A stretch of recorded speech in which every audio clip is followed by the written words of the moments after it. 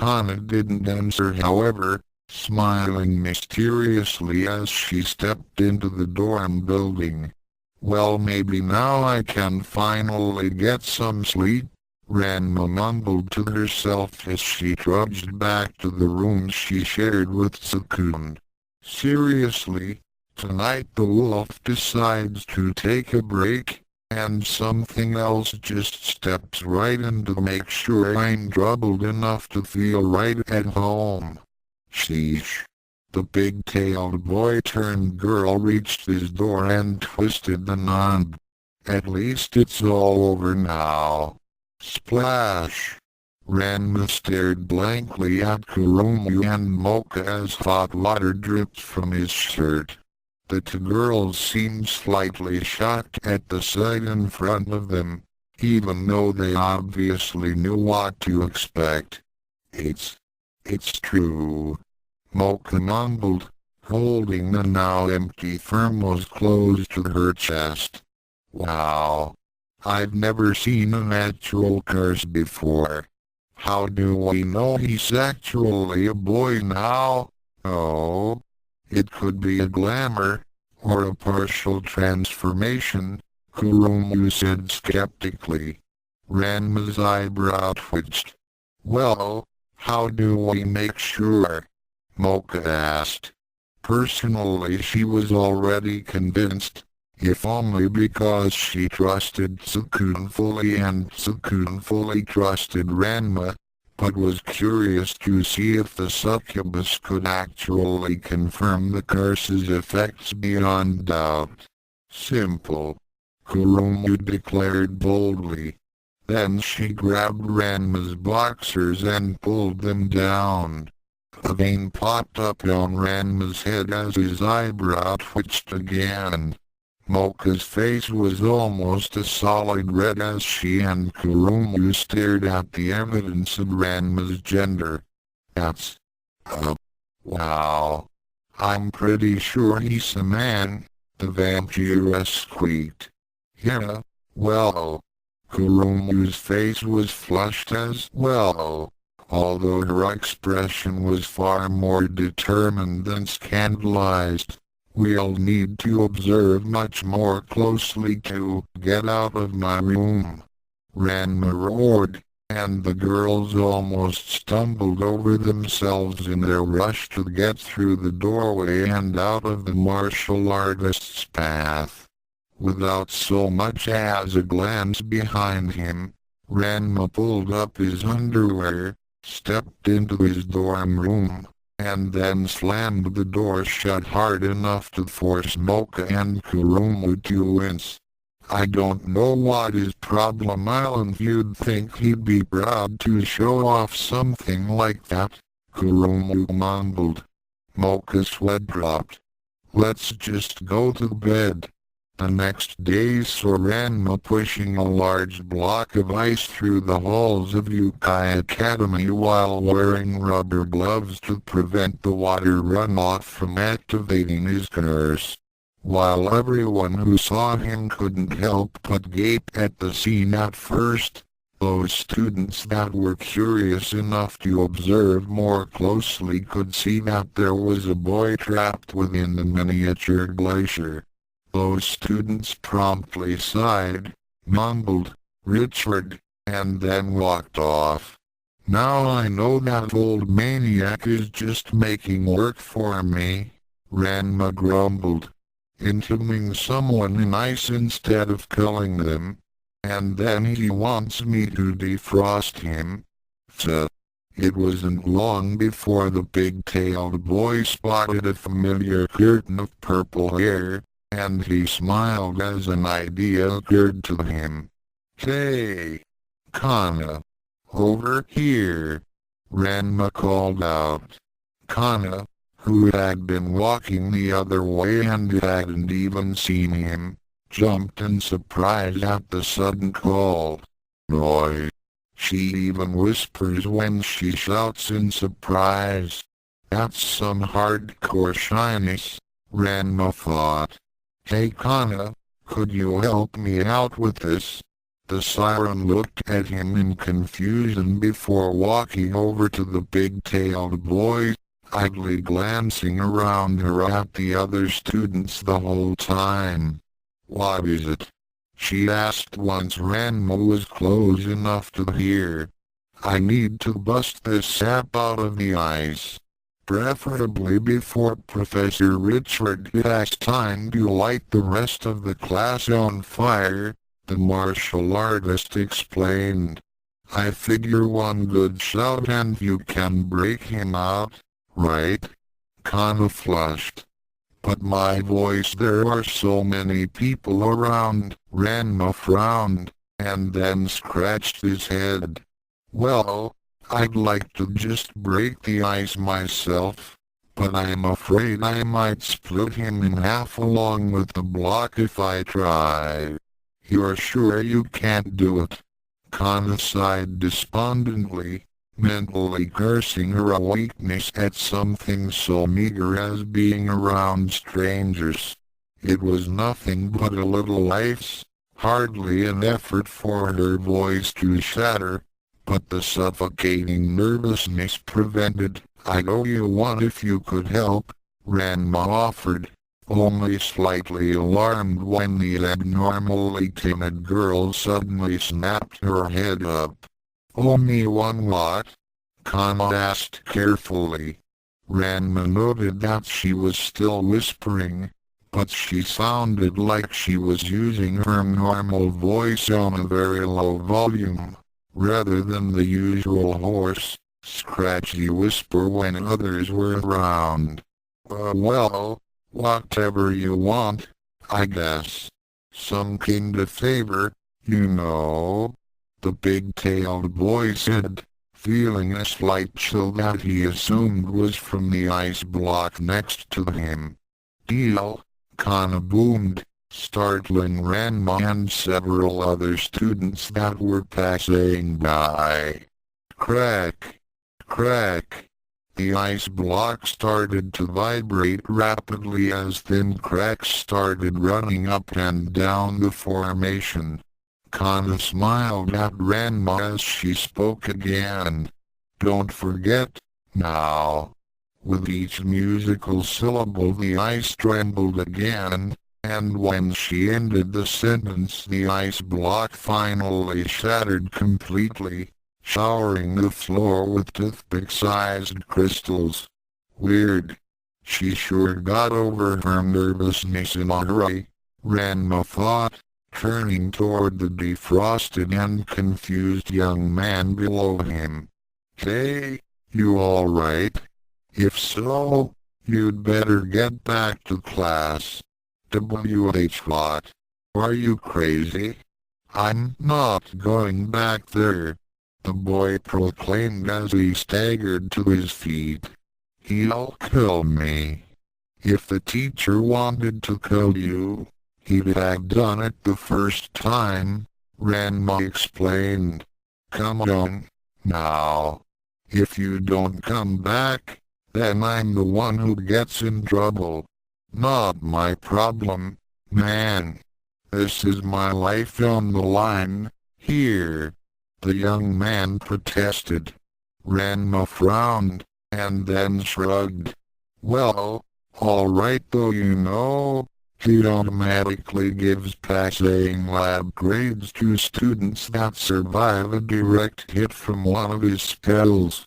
Richard's most recent victim was silent for several seconds. "Physical science is a required course, isn't it?" "Yep.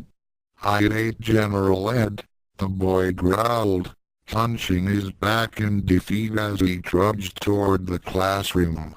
Kana raised her eyebrow. "Of course I was lying," Ranma said, shrugging. "Although Professor Richard does tend to favor people that survive his attacks, I think. That's how I ended up as his aide, anyway." The big-tailed boy turned a grin toward Kana. "Anyhow, it's too bad you had a hard time using that voice of yours. You can really do some amazing stuff with it." Kana felt her heart swell slightly at the thought that someone like Ranma, a monster who could evidently throw boulders with no trouble and emit energy blasts at will, thought that her own powers were impressive. Obviously you can shoot sonic blasts and sing and stuff, but can you do anything else with it? Ranma asked. Kana hesitated for a moment, and then turned sharply to the side as two familiar figures emerged from the hall behind her. Tsukune, come on. I baked these cookies for us to eat together, Kurumu said, pouting adorably as she tugged on her would-be lover's arm. Tsukune winced slightly as he tried his best to reject the succubus gently.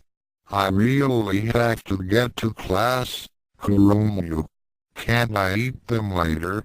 Oh, come on.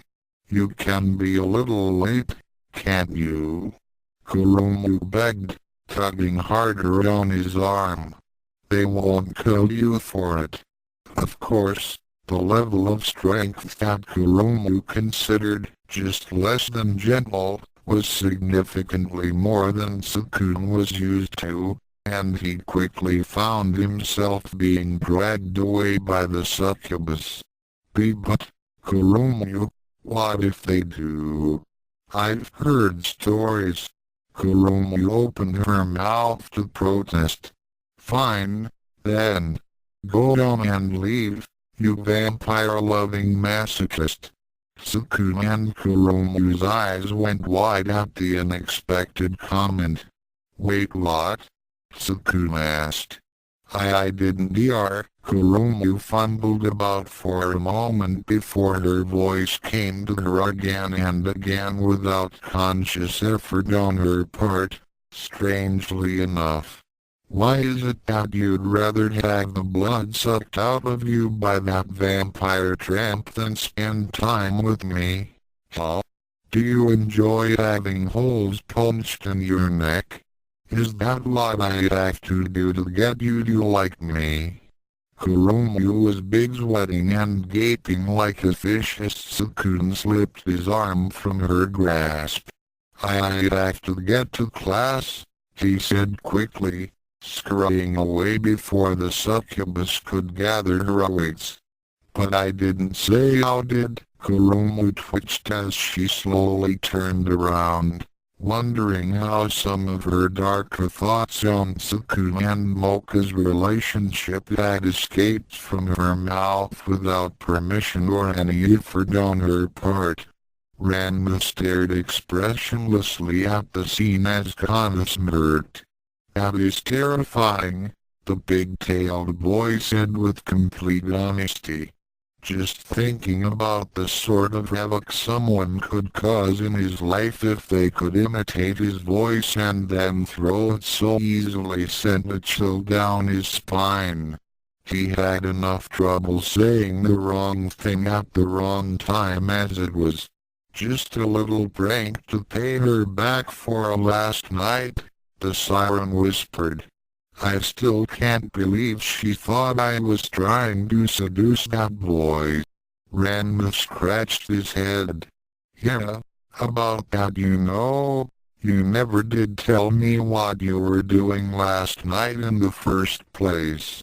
I mean, how did me and Tsukune get? Shouldn't you get back to class? Kana interrupted quickly. Oh. Shoot. You're right. Thanks. Ranma said quickly, turning around and dashing away to get back to his science class. Kana sighed in relief and then turned around, her smile returning as she walked off to her own class. Any favor I want, HMM? I'm going to have to put that promise to good use. And Chapter 2 note, the Dark Lage is a character from Nora, the last chronicle of Devil Dawn. As a manga series, I like it a lot. Mostly because Kazuma is my favorite kind of protagonist, an entirely human level of power and fighting ability who kicks ass by staying calm and outsmarting his opponent, at least at first, anyway. Extra. So you can even charm people with your song? Kurumu asked as she, Mocha, and Ranma all clustered around the siren girl. Kana frowned slightly. It's not really a charm, it doesn't use magic or anything like that. Really? How can you do things like make people come to you, then? Mocha asked curiously. Certain variations and patterns of sound waves can actually activate and influence certain parts of the brain, Kana explained hesitantly. With instruction and a lot of practice, you can put people to sleep, temporarily paralyze them, get them to move while unconscious, or just bombard them with pleasure. She paused. There's even a certain song that causes the brain to shut down completely, killing the victim. Although I don't know it, she added quickly. That pleasure one sounds kind of cool. What's that like? Ranma asked. Kana looked like she was about to explain it, when she hesitated and then shrugged. Well, since it's you, since it's me. What do you? Ranma trailed off as the siren girl emitted a dull, barely perceptible hum, and immediately felt a strange, tingly sensation envelop his body. Mocha and Kurumu observed with rapt attention as Kana hummed a series of low notes in Ranma's direction, causing the big-tailed boy to shudder slightly and start to breathe rapidly. And hey, wait, Ranma mumbled weakly as Kana's voice started to rise, and then he quickly covered his crow's nest with his hands, eliciting raised eyebrows from the two spectators. No, Kana's voice dipped lower again, and then built even faster, causing Ranma to flinch. Hold it. I see, can't you? The martial artist's body convulsed, and he promptly whipped his head back and forth. Gotta go. Bathroom. Now! He shouted, immediately dashing toward the nearest facilities with his hands still over his nether regions. Mocha and Kurumu stared after Ranma with wide eyes and reddened cheeks as Kana took a deep breath, a smug smile on her face. Did you just give him a sound job? Kurumu asked in reluctant pause. Kana snorted. Sirens were seducing skilled sailors into shipwrecking themselves long before your kind even learned to force yourselves on men in their dreams, she taunted. Be thankful we're not after the same boy, succubus. Chapter 4 Eight-legged freaks, and welcome everybody to the next session of guessing Ranma's species. Tsukune cheered as she bounced about energetically. Today we'll discuss the big-tailed beast with his physical science teacher, Professor Richard. The cat-like instructor said, gesturing to the undead warlock sitting next to her silently. Richard remained silent for several seconds, and Shizuka's excited demeanor slowly wilted as it seemed like her guest wasn't going to speak. Finally, Richard glared at Shizuka and coughed into his fist meaningfully. Shizuka sighed as she realized what it was that the warlock wanted. Sorry, Professor Richard, Chief Warlock of the Brothers of Darkness, Emperor of the Black, Master of the Bones, Lord of the Undead, etc., etc. Richard raised an eyebrow at her. Is that all? You didn't even mention the union. Also, I'm the lord of the dance, now. Does it really matter? The homeroom teacher complained, her cheery mood thoroughly wrecked. I believe your contract is up for renegotiation next year, is it not? Just get on with it. Shizuka yowled. Richard snorted. Fine. But you can kiss your tenure goodbye. He then shifted into a thoughtful pose with his hands clasped over one knee. If I had to guess at Saotome's species, I'd place him as a spider person, actually. Probably some kind of jumper species. A spider monster? Why? Shizuka asked, her ears twitching. 2 reasons, really. 1. He adheres quite well to the ceiling when he wants to. Secondly, his agility and senses seem to mirror a spider's abilities, at least insofar as Marvel Comics is concerned. In addition, he has a rather proud, yet stubbornly indifferent pairing that reminds me of the spider. The spider nests freely and carelessly where it wishes, often in the abode of large, dangerous creatures that consider it a pest. The way Saotome continues to act as my aide with grudging resignation yet persists in defying and resisting me reminds me of the noble arachnid. Really?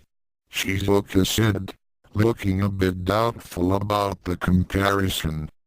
Well, it's mostly the ceiling thing, Richard admitted. Though he does seem to get along well with lesser spiders. I think I heard him say he was training them as guards or something. Fascinating, Shizuka said. Now go away. Turning on her heel, the cat-like teacher grinned as Richard slunk away. Another chapter, another bold guess. What will events reveal to us? Stay tuned.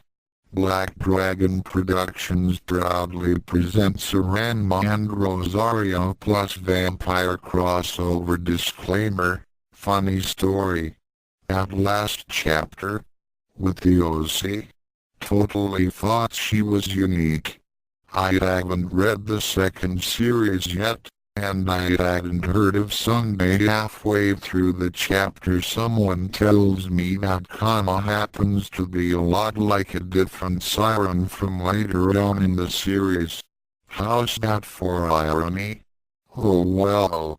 Key, writing/emphasis, sounds, thoughts, speech, comments that you can freely ignore. Big Human on Campus Chapter 3 Eight-Legged Freaks Ranma considered himself, above all other things, to be adaptable.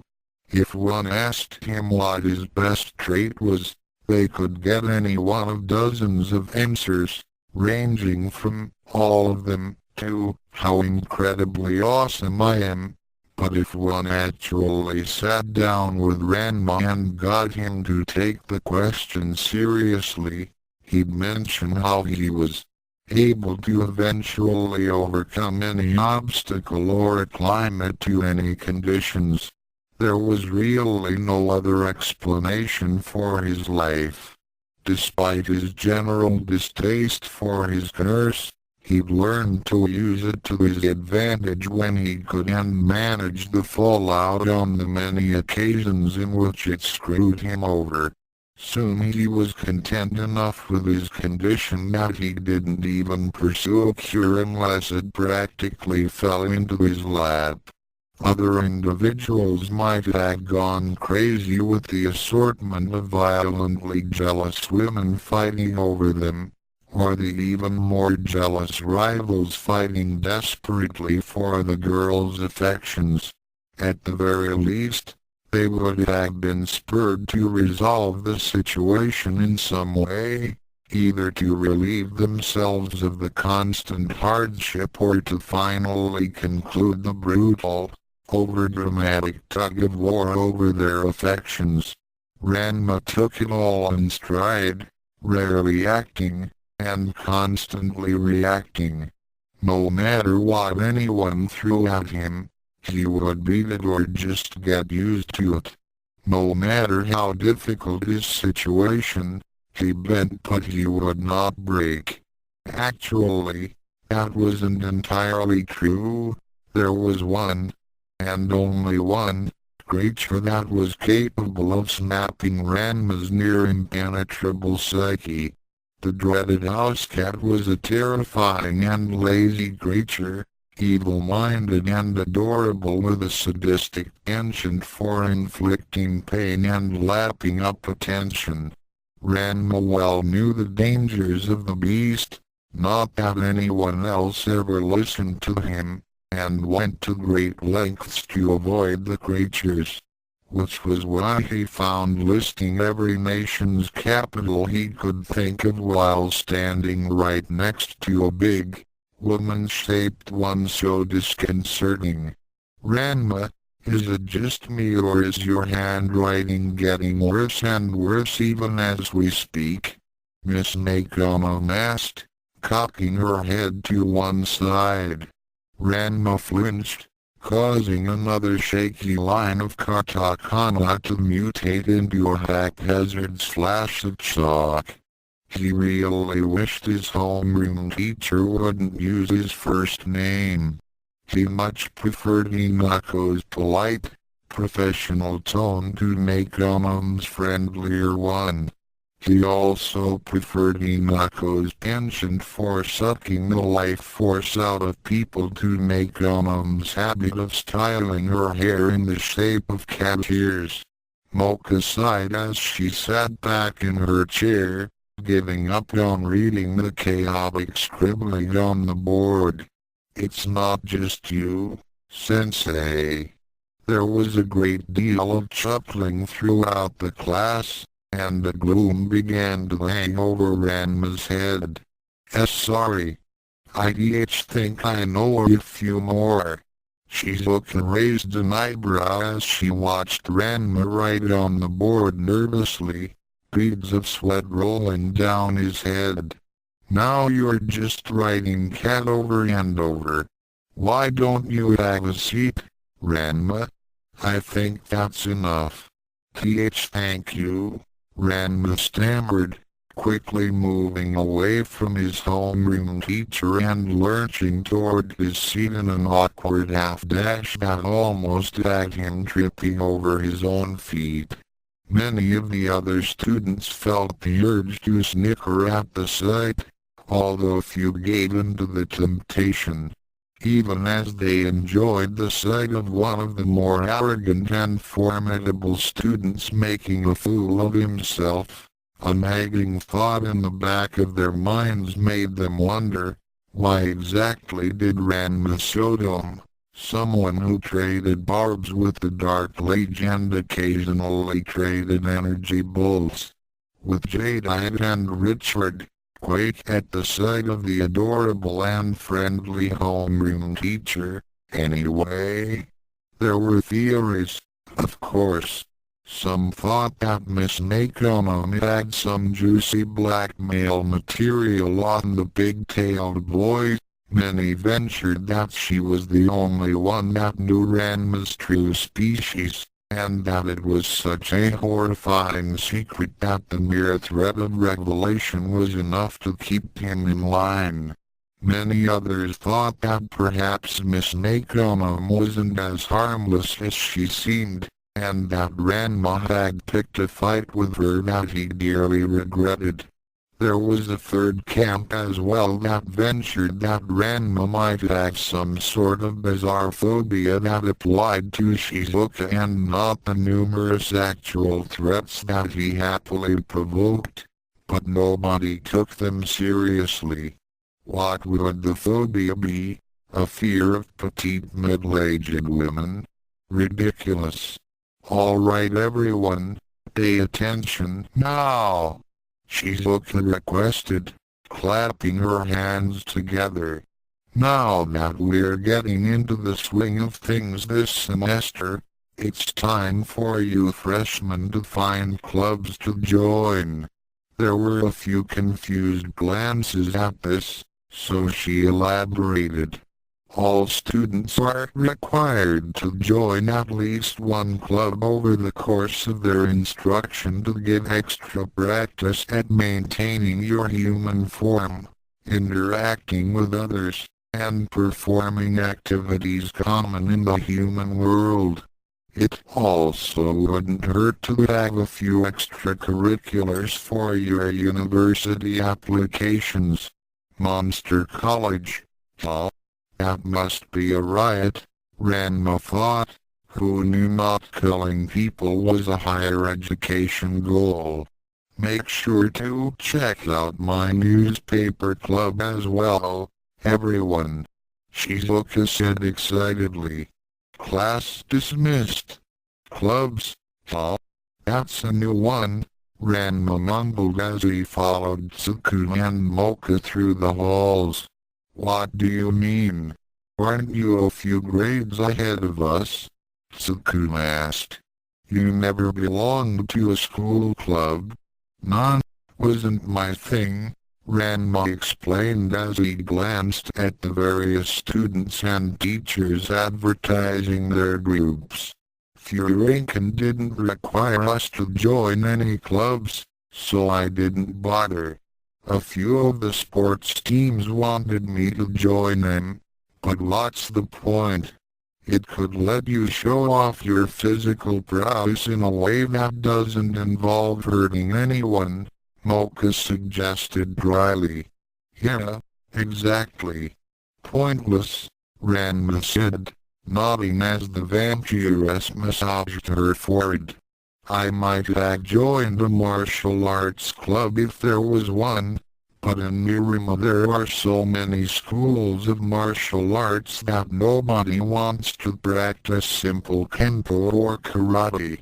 And while martial arts tea ceremony was kind of fun, it's not the kind of thing I want to do every week, you know. Tsukune stared incredulously at the big-tailed boy. Martial arts what? How can tea ceremony? Never mind that, Tsukune, Mocha insisted, grabbing the boy's arm and tugging him along. We have to find a club to join, right? But martial arts tea ceremony? If you think about it too much, you might catch Ranma's crazy, Mocha warned, ignoring said boy's indignant look and orienting Tsukune toward the milling crowd. Look at all the groups on display. Ranma was gratified to see that at least the student clubs seemed to have a great deal of variety and a human touch to them, even with most of the classes seeming mostly ordinary and mundane, Richard's homicidal streak notwithstanding. There was a club based on mummies and another one that seemed to be populated with ghosts. The science club toted a few limbs that moved on their own and seemed to have a definite dissection focus, while the debate club featured rather amusing topics such as the health benefits of eating meat while it's still alive. However interested Ranma was by the colorful array of monsters touting their individual interests, Tsukune was, however, an extremely ordinary person, and naturally he wanted to join the first ordinary club they found, the swimming club. Look you guys, the younger boy said excitedly as a small parade of girls wearing swimsuits marched through the crowd, waving to the students. Swimming sounds like fun, right? Why don't we give this one a try? Tsukune had to fight down a sigh of relief at finding a club that was both very normal and involved the one physical skill he was actually good at. It certainly didn't hurt that joining the club would oblige Mocha to attend wearing a swimsuit, either. Swimming? Mocha asked, her voice betraying a remarkable lack of excitement that immediately cut down Tsukune's optimism. Yeah, swimming's a lot of fun, Tsukune said with some desperation, the girls in bikinis nodding happily behind him. Don't you think so, Ranma? The younger boy's face darkened as he saw that Ranma was facing away, avoiding eye contact as a sweat drop rolled down his head. Oh, right. Cold water, Tsukune said miserably. Why don't we go look for something else? Mocha said as she grabbed one of Tsukune's hands. Ditto, Ranma said simply as he took the younger boy's other hand, and the two of them quickly dragged Tsukune away from the pouting scantily clad girls and down the hall. So if swimming is out, is there any other club around here that's normal? Tsukune asked, his voice depressed. Why are you set on a normal club? Ranma asked, glancing back at his younger friend. I mean, as long as we're going to a monster school, doesn't it make sense to do something special? But some of these clubs look dangerous, Tsukune insisted. What do you mean? Mocha asked curiously, looking back at Tsukune with Ranma. In response, Tsukune wanted ahead of them. Ranma and Mocha turned, and the former's face darkened as he saw Professor Richard standing at attention next to a sign that said, Orphan Club. Most of the students were giving him a wide berth, and as a result he looked rather out of place with a large bubble of empty hallway around him amidst the throng of excited students. Mocha cocked her head to the side. Orphan Club? Do you help children who have lost their families? PFFFT. Richard snorted violently, his head shaking before he erupted into incredulous laughter. Fa fa fa fa fa fa fa fa. Fa fa fa fa. Fa fa fa fa fa. No, he said suddenly, straightening as Mocha's expression darkened to match Ranma's. Then what's the point of the club? Tsukune asked cautiously. It's not a club about orphans, it's a club for orphans, Richard explained plainly, clasping his hands behind his back. So, what? Only orphans can join your club? Ranma asked.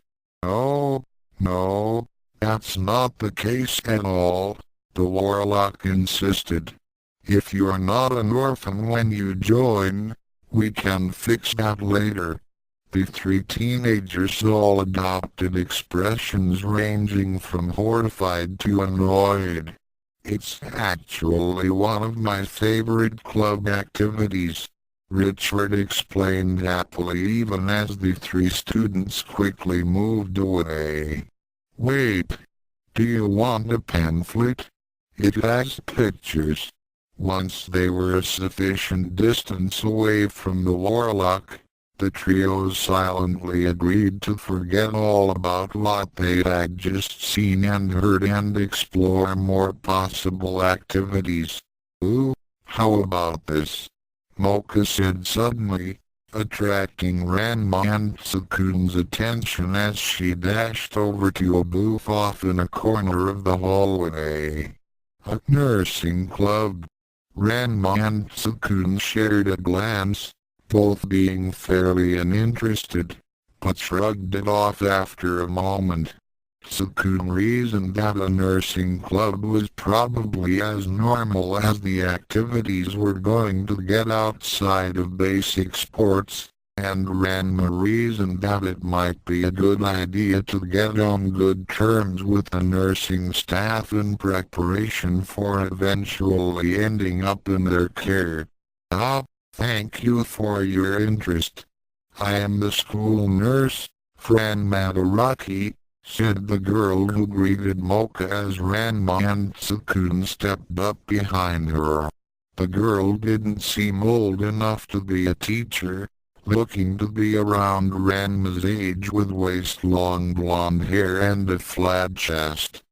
Her most noticeable characteristics, however, were definitely the giant iron bolts sticking out of the sides of her head and the numerous stitchings around her face and hands, with the most prominent ones being all around her neck and two more that ran from the corners of her mouth and disappeared behind her hair. Of course, the strangeness of the nurse hardly distracted from the strangeness of the numerous people behind the nurse. Many were of enormous or unusual stature, and all were fully covered in big coats, hazmat suits, or in one case, bandage wrappings that completely concealed their faces as well as everything else. "What's up with those guys?"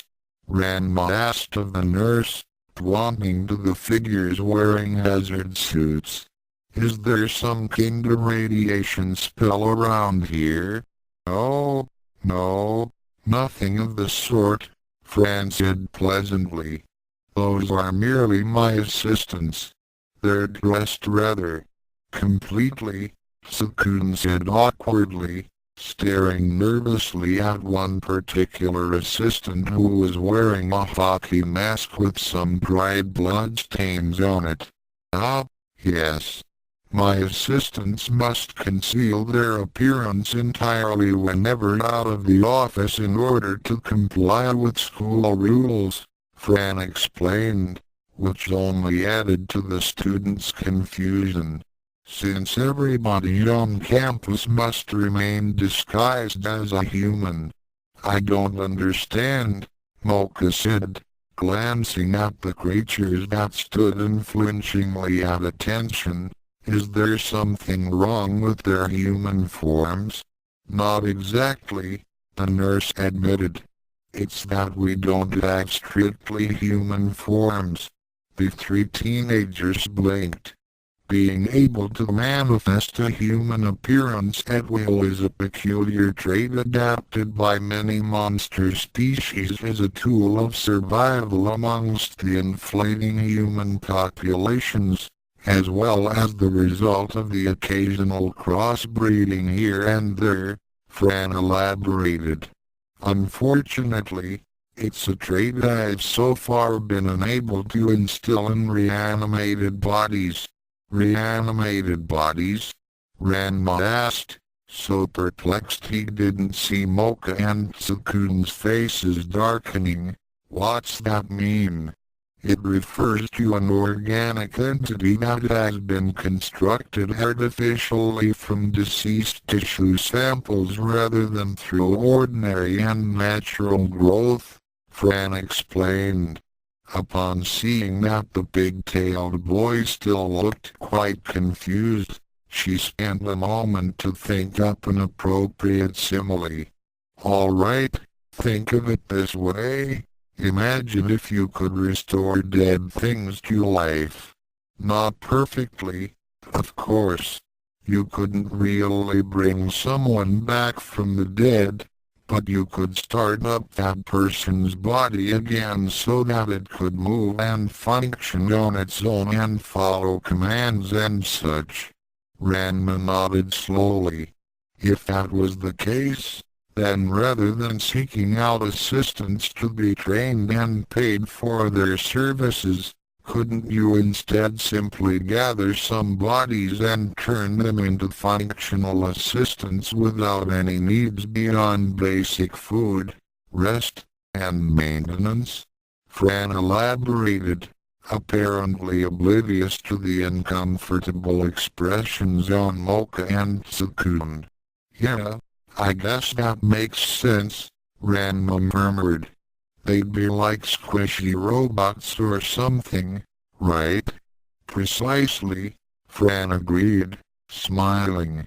And if you could do that, it makes sense that instead of simply reanimating random bodies, you'd try to select bodies that are best suited to what you want the assistant to do. And with study and practice, you might as well go a step further and actually build entirely new bodies from different parts to make them even more effective, wouldn't you? Ranma nodded more quickly, actually becoming somewhat intrigued. Fran smiled angelically. That's a good example of the nursing club's activities. We do plenty of ordinary medical practice as well, but it's the goal of the nursing club to not only fix, but improve. Wow, that sounds pretty. Before Ranma could finish his sentence, he felt each of his arms grabbed from behind, and suddenly found himself being dragged backward away from the nursing club booth. Hey, what's the big idea? Thank you, Miss Madaraki, Mocha said quickly as she helped Tsukune escape the area with Ranma. We have to go now, but we'll definitely consider joining. She lied. Hey, let's go this way. This way looks interesting, Tsukune insisted, turning a corner to get themselves out of sight of the school nurse. A few moments later, Ranma was walking on his own again, looking rather disappointed with his hands stuffed in his pockets. I don't know what the big deal is. She seemed really nice. And that's like the first time I've ever heard someone make science sound interesting. That's one kind of science you probably shouldn't look into, Tsukune said nervously. Hey, here are some of the sports clubs, Mocha pointed out, seeing several students carrying baseball bats with nails in them and hockey sticks that looked suspiciously like scythes. Tsukune grimaced and turned away, uninterested. He wasn't the most athletic person on the best of days, and he just knew that a sports club was going to be populated with monsters whose natural traits made them superior players. Being a human on such a team would be emasculating enough. Being a rather lousy human would probably get him kicked out or beaten up. As he looked over the other side of the hall, a rather large, poorly written sign grabbed his attention. It was posted in front of a set of large double doors and bore the simple words, Fight Club. Huh? Fight Club? What kind of a club is that? Ranma promptly whirled about to see what Tsukune was talking about. What do you mean? It's pretty self-explanatory, don't you think? Mocha rolled her eyes. No, he's right. These clubs are supposed to teach students about ordinary human activities, although it seems a lot of the administrators are missing that particular point. So shouldn't this be the judo club or the martial arts club or something? Wham! Ranma barely had time to pull Tsukune out of the way as a rather hairy student flew painfully through the doors and slammed hard into the ground, rolling into an uncontrolled tumble that sent him hurtling into the basketball club and knocking them over like bowling pins. Ranma helped a rather stunned Tsukune back onto his feet and then shrugged. Well, maybe they're trying to be more inclusive. Let's go check it out. Sad, complained a woman standing in the middle of a mostly empty classroom and dusting off her hands. Come on now, I saw that move a mile away. Try it again. She had short, dark red hair and a thin but muscular physique, and she wore a shortened black t-shirt along with loose-fitting cargo pants. When Ranma stepped in followed by a reluctant Mocha and Tsukune, she blinked and jabbed a thumb toward the wall behind her. Oh, new people, eh? Find a spot to watch. I'm in the middle of a tryout. Tsukune flinched. What? Seriously? You knocked that guy out cold? The redhead raised an eyebrow. Really? Him and half the basketball club? Ranma said, glancing out the damaged doors.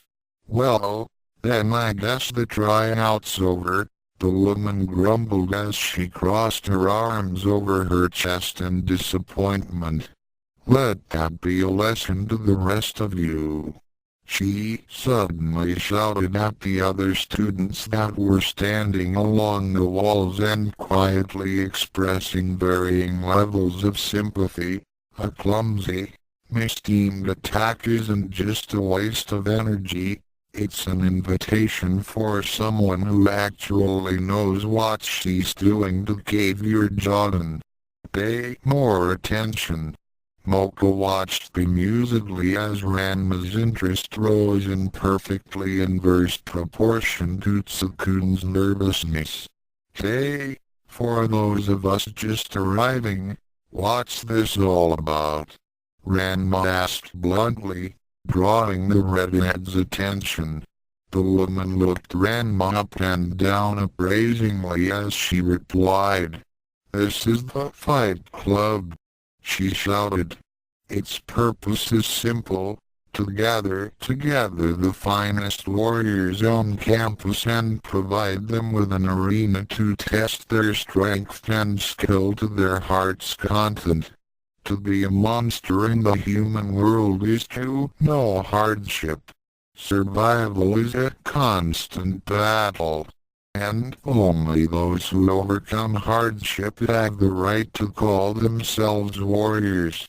Ranma had to admit he was quite impressed with the redhead's passionate outburst, although he couldn't quite see the connection she was trying to express. Apparently, neither could Mocha. But Youkai Academy teaches us to coexist peacefully in the human world, the vampiress pointed out. Aren't you just indulging the violent impulses that we're being taught to ignore? There was a long, deep silence in the room as the redhead gaped uselessly, trying to come up with a comeback for that.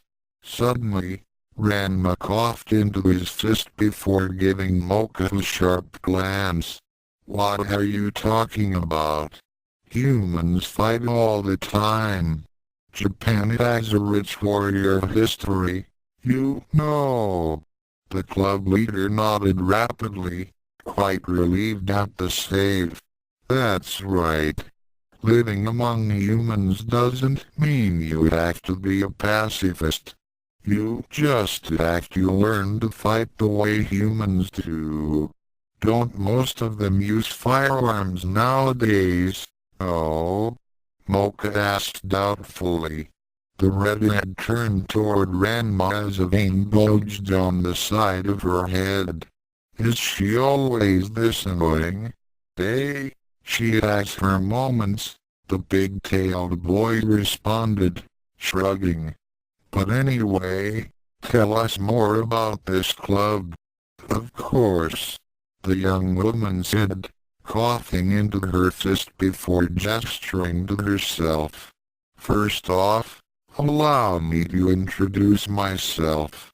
I am the assistant gym instructor at Youkai for the first years, Ryza Wildman. After glancing about, Riza spread her arms to gesture to the room in general.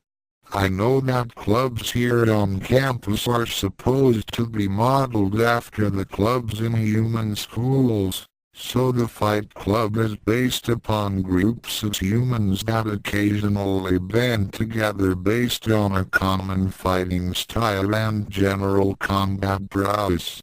Ranma nodded. That description was pretty well in line with martial arts clubs. These human warrior clubs would then assert their dominance over the rest of the school, Riza continued, with the ultimate goal of gaining glory and reputation. Eventually many of these clubs even had their own territories, and as the primary power of the region, exacted tolls from other students that wished to use their land. By this point Ranma was scratching his head, perplexed, and Tsukune groaned. Mocha gently poked the younger human in the side before whispering to him. Hey, isn't she describing schoolyard bullies? Yes, Tsukune sighed. Being unremarkable and timid, he'd had plenty of experience with the sort. That's the sort of club the Fight Club is, Riza said proudly, hands planted on her hips. We train and battle to compete with the other greatest powers on campus, such as the enforcers or even the monstrals. Our path is dangerous, but a warrior knows nothing else. What do you say? Doesn't that just make you a formalized gang of street thugs? Mocha asked, frowning. Riza turned to Ranma. Okay, seriously, can you get her out of here? Ranma gave the redhead an apologetic look before stepping over next to his two companions. I think I'm gonna look into this club a bit further. If you guys aren't interested, you can head out without me. Mocha looked quite ready to do just that, but Tsukune looked fairly devastated as the vampiress started pulling him out of the room. Hey, are you sure? I mean, we haven't even looked over all the clubs yet. Don't worry about it. I'll catch up with you later, the big-tailed boy assured him, smiling as he turned toward Riza. So, who's next for tryouts? Riza waited until the annoying girl and the rather timid-looking guy had left the room, and then she coughed into her hand. All right, people. Since we've had 6 knockouts so far, let's try a different approach. My knuckles are starting to hurt and beating you all to a pulp one by one is taking too long. With that declaration, she pointed to random students in the far corner of the room. You two. You're first. You'll fight each other until one of you achieves knockout or until I say stop. I'll decide then and there if you're Fight Club material. One of the chosen students, a short boy with a bald, shining head, cracked his knuckles as he grinned. Are we allowed to reveal our true form? Riza snorted. First rule of Fight Club, she declared as all the students stared at her expectantly. You will not reveal your true form. The redhead noted that all the students around her mostly looked perplexed. Second rule of Fight Club. You may not kill your opponents. I know it's not necessarily the warrior's way, but this is all for the purposes of your education, and that means you have to feign being civilized. And being civilized means that you have to stop attacking before you crush any important organs. After a few seconds, Riza raised an eyebrow. Why does everybody give me weird looks when I explain the rules of Fight Club? I think most of us were expecting something else, Ranma mumbled, shrugging. Whatever. You two. Get to it. The first match was shorter than Ranma had expected, and fairly one-sided. The short boy charged his much larger opponent, seemingly unfazed that there was almost 2 feet difference in sheer height between them. He struck quickly and sloppily, striking the larger student a good 3 times before he caught a glancing blow to his cheek and had to back away for fear of being overpowered. His opponent seemed completely unfazed by the attack at first, idly brushing the spots where he had been hit with his hand. Just as he was about to launch his own attack, however, the taller student hesitated and glanced down at his hands, which had small streaks of blood on it. Ranma raised an eyebrow as he watched the larger student start to sway unsteadily on his feet, looking dizzy. Those weren't pressure points, and those punches didn't look strong enough to topple a 6th grader. Then, poison? His guess was vindicated when the bald kid's opponent fainted, crumpling to the floor in a pale, twitching heap. Don't worry, you won't die. I only tapped you, the little man hissed smugly, idly rubbing his bruised cheek. What the hell was that? Ryza demanded, looking disgusted. Are you serious? That's your technique? Hey, I won, didn't I? The student retorted. And I didn't change. A win is a win. Don't be stupid. The redhead roared, almost knocking the surprised student over from the sheer volume. You can't win all your fights with cheap tricks. What are you going to do when it doesn't work? You have no strength and your stance leaves too many openings. The bald boy bristled irritably. Oh yeah? I'd bet on my cheap tricks against any muscly-headed punk here. Ryza promptly turned her head to scan the room. Her eyes narrowed. Well, any muscly-headed punks want to take that bet? Ranma raised his hand. Oh man, I was really hoping we could all join the same club, Tsukune complained as he and Mocha walked down the crowded halls. Mocha rolled her eyes. Well, Ranma doesn't have very much in common with us. It's only natural that he'd jump onto the first opportunity to beat someone up. Tsukune sighed at the description. Mocha and Ranma seemed to be getting along a little better recently, but they still had plenty of barbs for each other.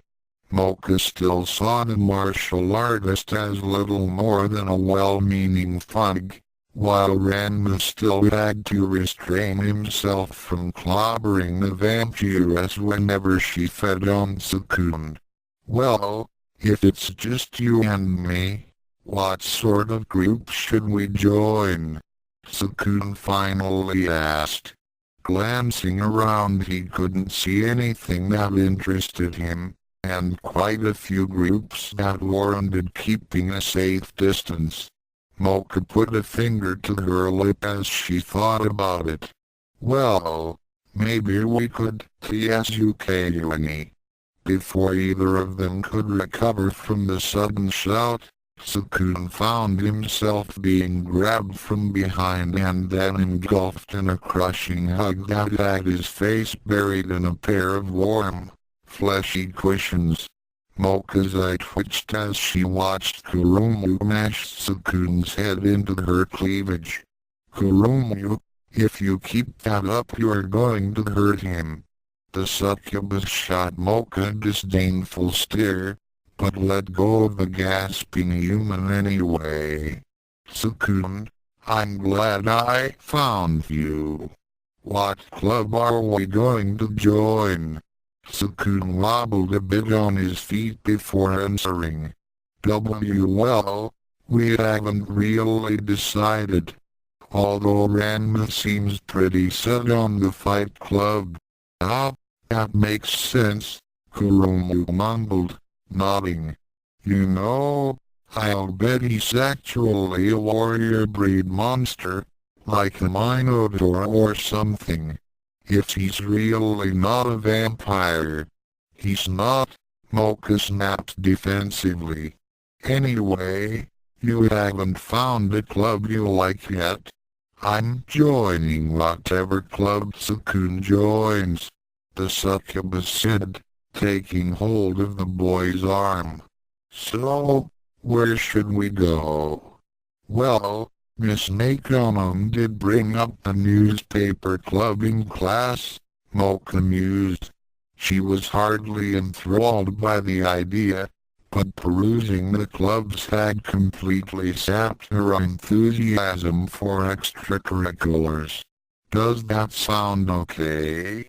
I guess I could. Tsukune's response was interrupted by the sound of someone clearing his throat behind him, and he quickly turned around even as a cold tingle ran down his spine. Standing behind the group was a man that none of them had seen before, although Tsukune figured out his identity from a few of the descriptions Ranma had given of the man. Professor Jadeite? The lone human asked somewhat nervously, noting that the blond man was staring down at them rather disdainfully with his arms crossed over his chest.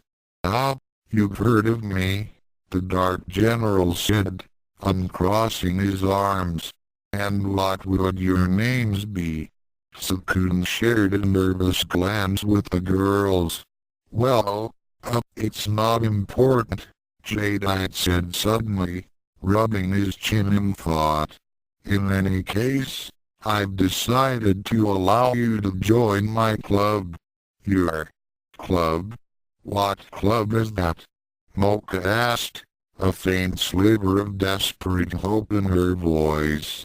She had to fight to remain optimistic about the club's activities, as she had the distinct feeling that their joining was not strictly voluntary. I host the Youkai Exploration Club, Jadeite explained, briefly sweeping his cape behind him. Exploration Club?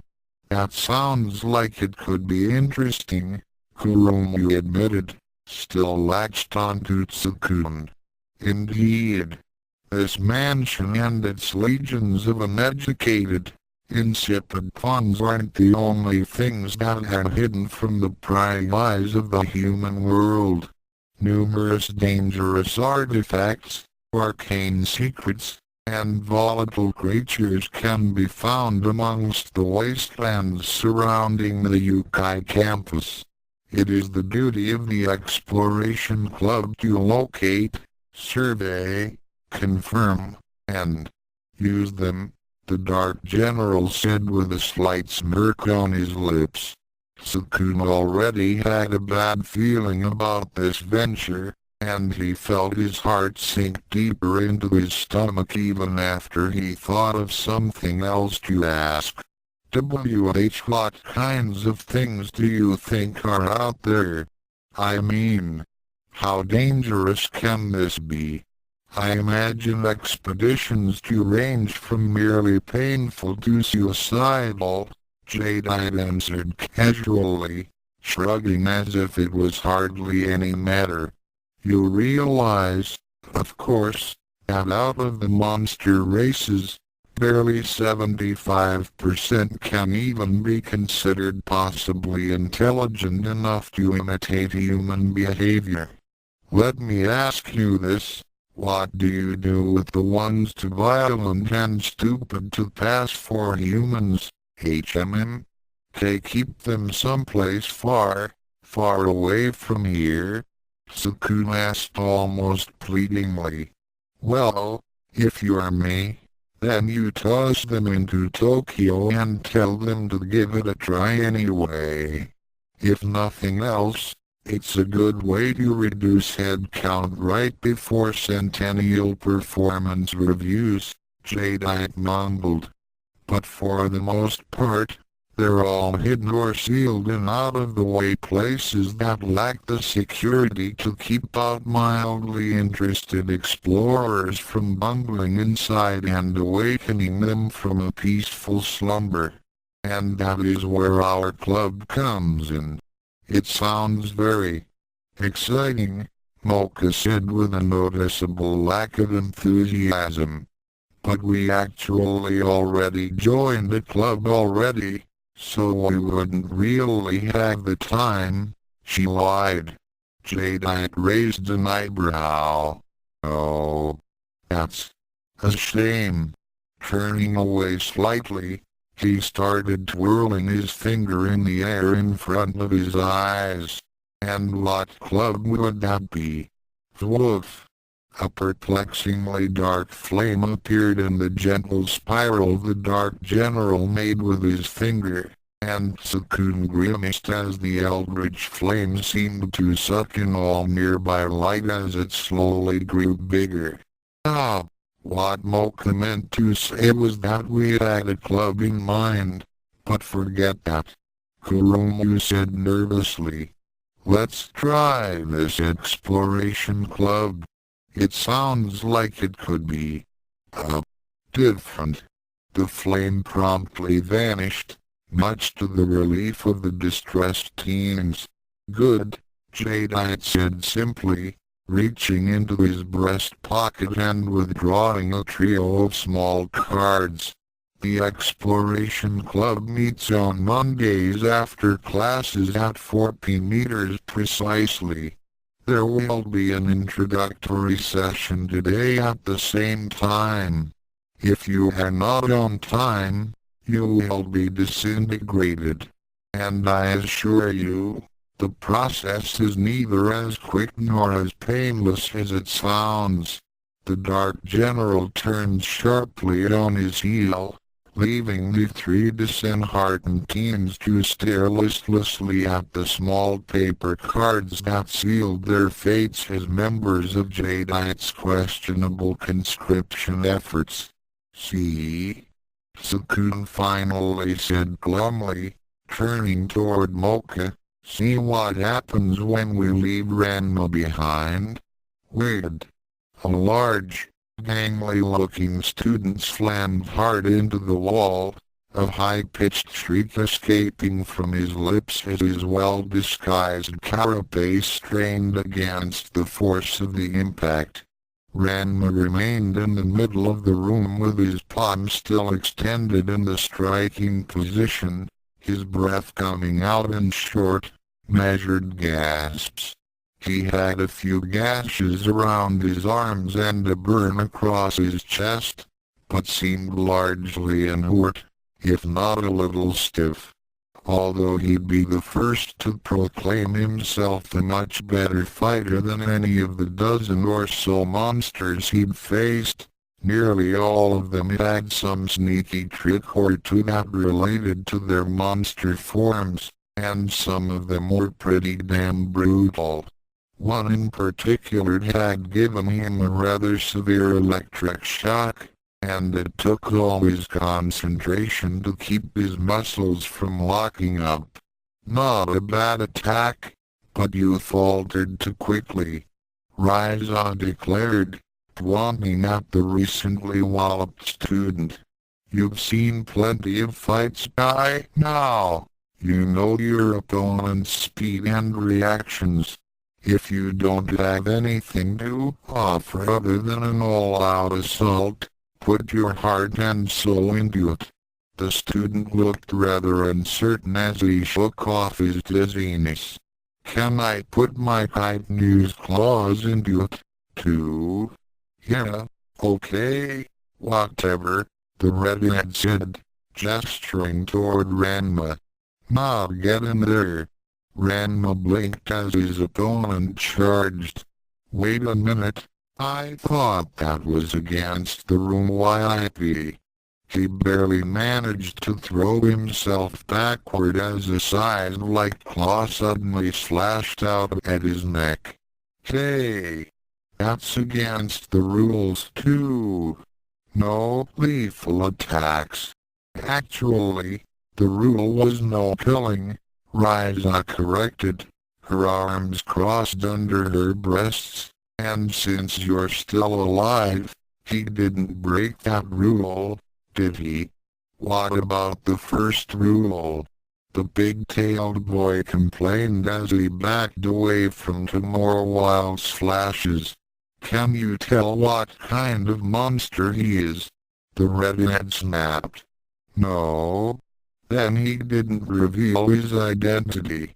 Now stop whining and get back to fighting. People I barely know are trying to rip my throat out while some angry chick yells at me from the sidelines. If it weren't for the lack of Amazons, it'd be just like home. Ranma mused as he bounced over a blade sweep that could have sliced his ankles off. Still feeling a bit stiff from that electric shock. Geez, how much electricity was that, anyway? I landed on a power line once, but it didn't seem that bad. He idly noted that he had dodged backward all the way to the edge of the room, and Ranma dodged into a roll to one side as his foe's next attack sliced a nice long cut into the wall. The scythe-handed student had just pulled his arm free when Ranma turned around and grabbed his wrist, promptly sticking the curved blade back into the wall. Why, you... The insectoid snarled as he tried to stab his free scythe under the arm that was stuck. Unfortunately, the awkward position combined with the unwieldy size of the limb sapped all the strength and precision from the desperate attack, and Ranma easily grabbed his foe's other wrist before cramming the other side into the wall as well. Hey! Stop that! The hapless student complained as he tried to tug his limbs free. In response, Ranma grabbed the back of his head.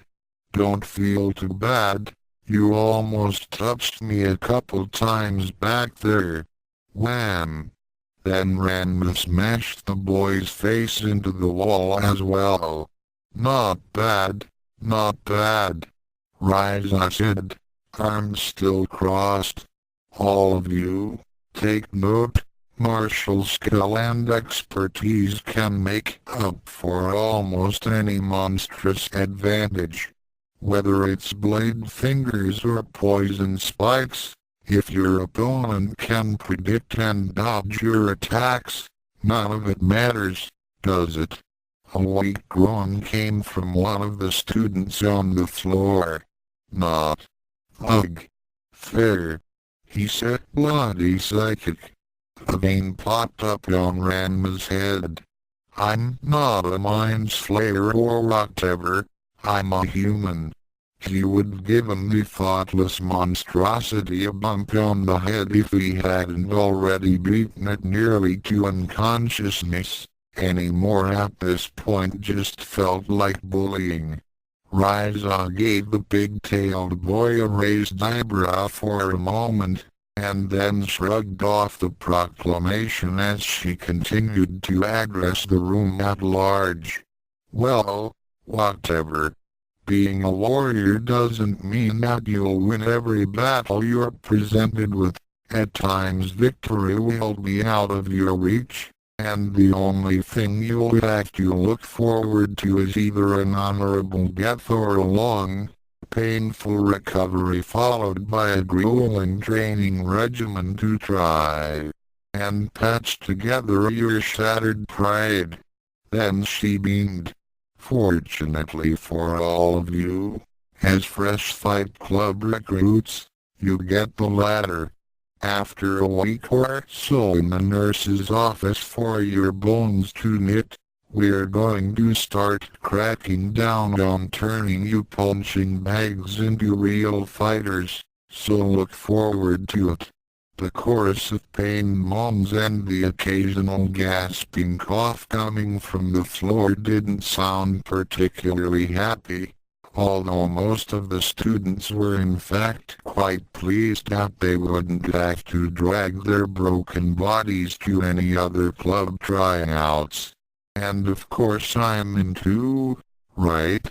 Ranma asked, wanting to himself as he finally let his body relax. In response, Ryza poked him in the forehead.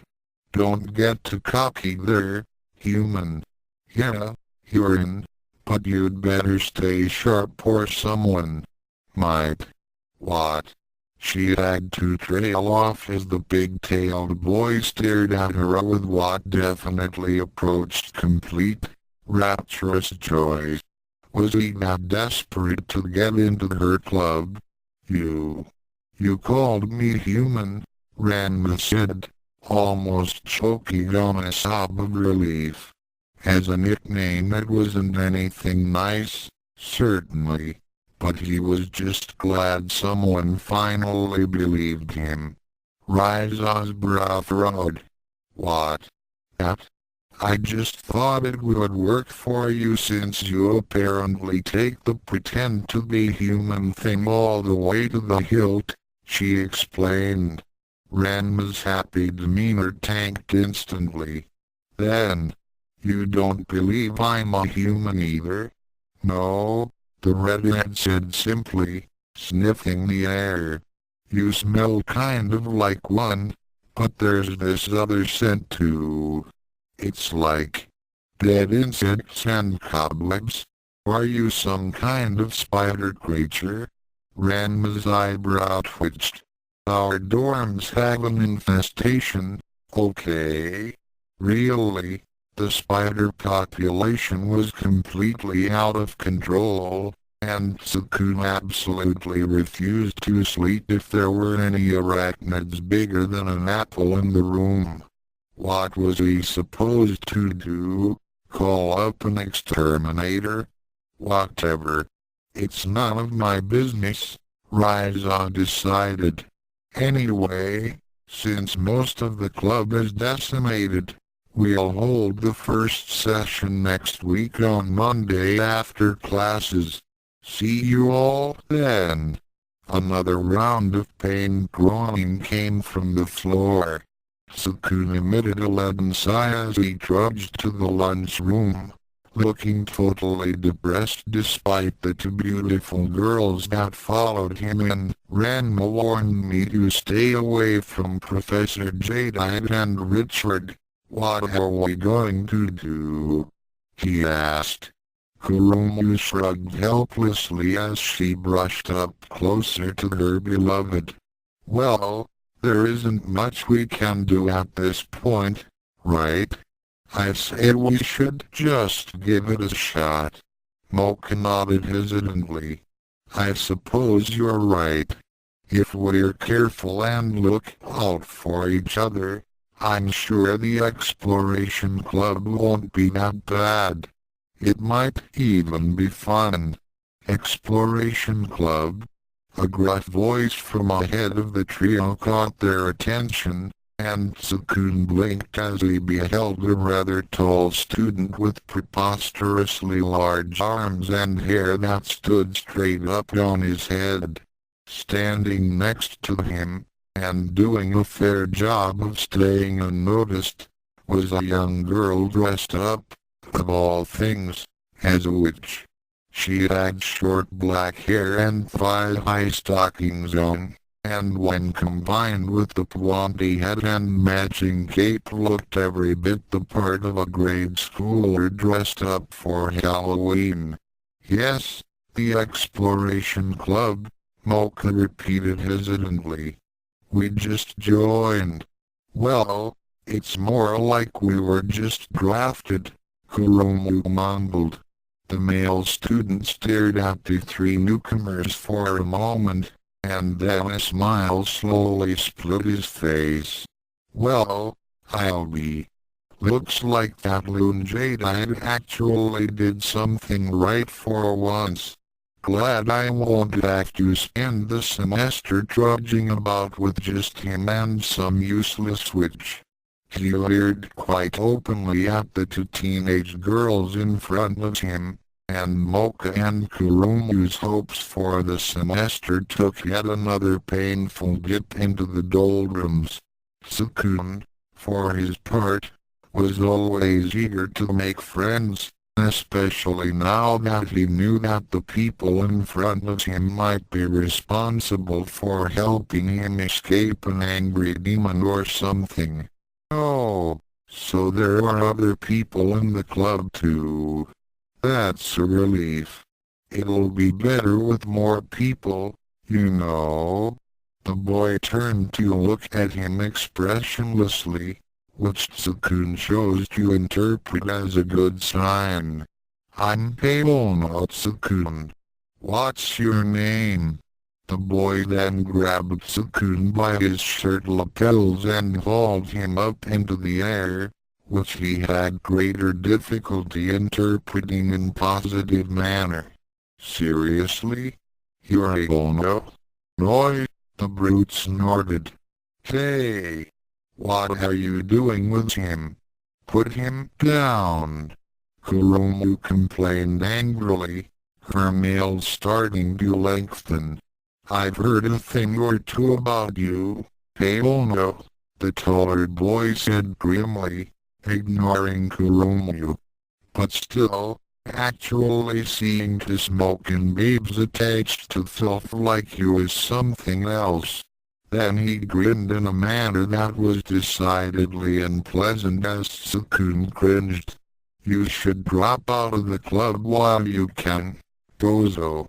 Out there, in the middle of nowhere, people can just disappear, you know. It'd be a shame if something like that happened to you. Catch my drift? What are you saying? Leave Tsukune alone. Mocha complained. While you may have a point about quitting, Tsukune admitted while trying not to look too helpless. Professor Jadeite did say that he'd kill anyone who didn't show up, and I'm a lot more scared of him than I am of, well, you. The hapless human grimaced as the student holding him grew visibly angrier. Wait. You shouldn't start a fight in the lunchroom. You could get hurt. Why? You gonna tell the teacher on me? The boy mocked as he reared a fist back. No, it's because my roommate always gets to the cafeteria before I do, Tsukune admitted. The brutish student didn't have much time to ponder what that meant before he realized that his arm wasn't moving, as if it were locked in place by something. A quick glance behind him revealed that it was, in fact, locked in place by a big-tailed boy who was glaring at him for some reason. Kuromu, could you get Tsukune free so I can start hurting this guy? Ranma asked blithely. The succubus was only too happy to comply, and the confused brute yelped and released the young human as she slashed at his wrist. Thanks, the big-tailed boy mumbled as he started dragging the larger student through the double doors that Tsukune had entered from. Hey! Wait! Who are you? Mocha and Kuromu started fussing over Tsukune immediately, though he did his best to reassure them quickly that he was unhurt. His attention was mostly on the young girl that had been standing behind his assailant. The entire time she hadn't spoken a word, but rather had observed them carefully. Oddly enough, even with what had happened, The girl's attention wasn't Ranma or the maiming that was going on outside the cafeteria, but rather it was focused on Mocha. "Hi there," Tsukune greeted, sounding bizarrely upbeat for someone who had nearly been smashed into the wallpaper. "Are you in the exploration club too? Another dimension to which, and, well, you look the part." Tsukune wilted slightly as the little girl gave him an annoyed frown, but before she could respond, Kuromu piped up. "Oh, I've heard of you. You're Youkai Sendo," the succubus said, snapping her fingers. "You've been rated one of the top students in our grade level despite being only 11 years old." Youkai promptly shifted the irritated look to Kuromu. "Actually, I'm the top student in our grade level," she corrected sharply. Tsukune thought it was pretty arrogant to declare oneself the best student in a class before there had even been a proper round of tests and class rankings, but he wasn't about to argue the point. "Wow, that's amazing. I'm Tsukune Ono." "I know," Youkai interrupted before negligently pointing to Kuromu. "And you're Kuromu Kurona," a dumb succubus who was making a scene right at the start of the semester. Kuromu's attitude soured instantly, not that Tsukune could blame her. "Who are you calling dumb, you little brat?" "Wait, Kuromu, calm down," Mocha said nervously. While she thought that Youkai was being needlessly rude, she didn't want anybody to start picking on the poor little girl. She'd heard all sorts of stories about how bad witches had it among monsters, and she was sure this one didn't need any more enemies. Ranma finally came up from behind the group, raising an eyebrow as he dusted off his hands. "Now what's all the fuss? Don't tell me a little girl is picking on you too." Youkai turned to regard the new arrival, favoring Ranma with a decidedly bored expression.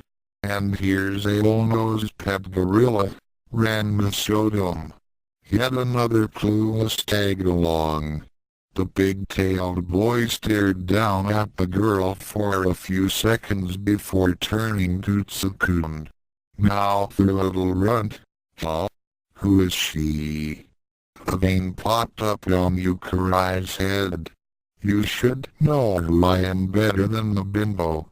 At least we have a class together.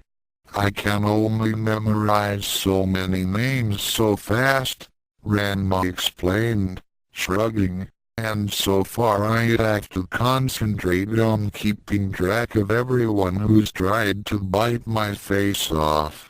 "It's nice to see that you're at least making use of the little brain power you have," Youkai said dismissively, finally turning back to Mocha.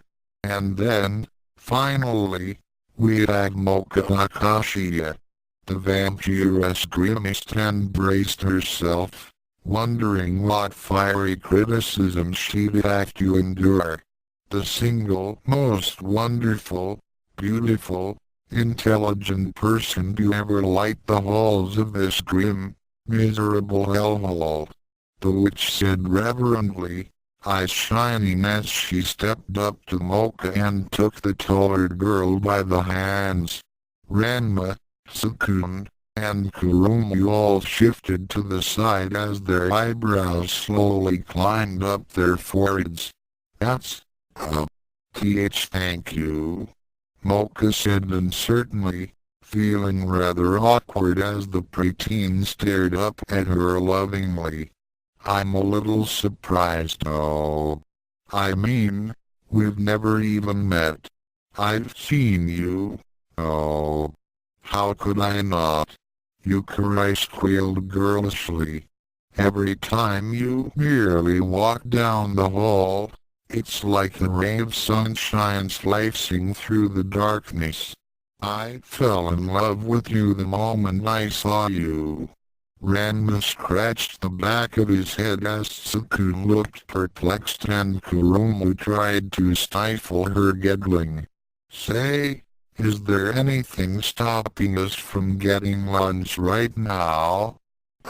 Not as such. No, Tsukune admitted. I still locked down the love confession playing out before him. Then let's get something to eat.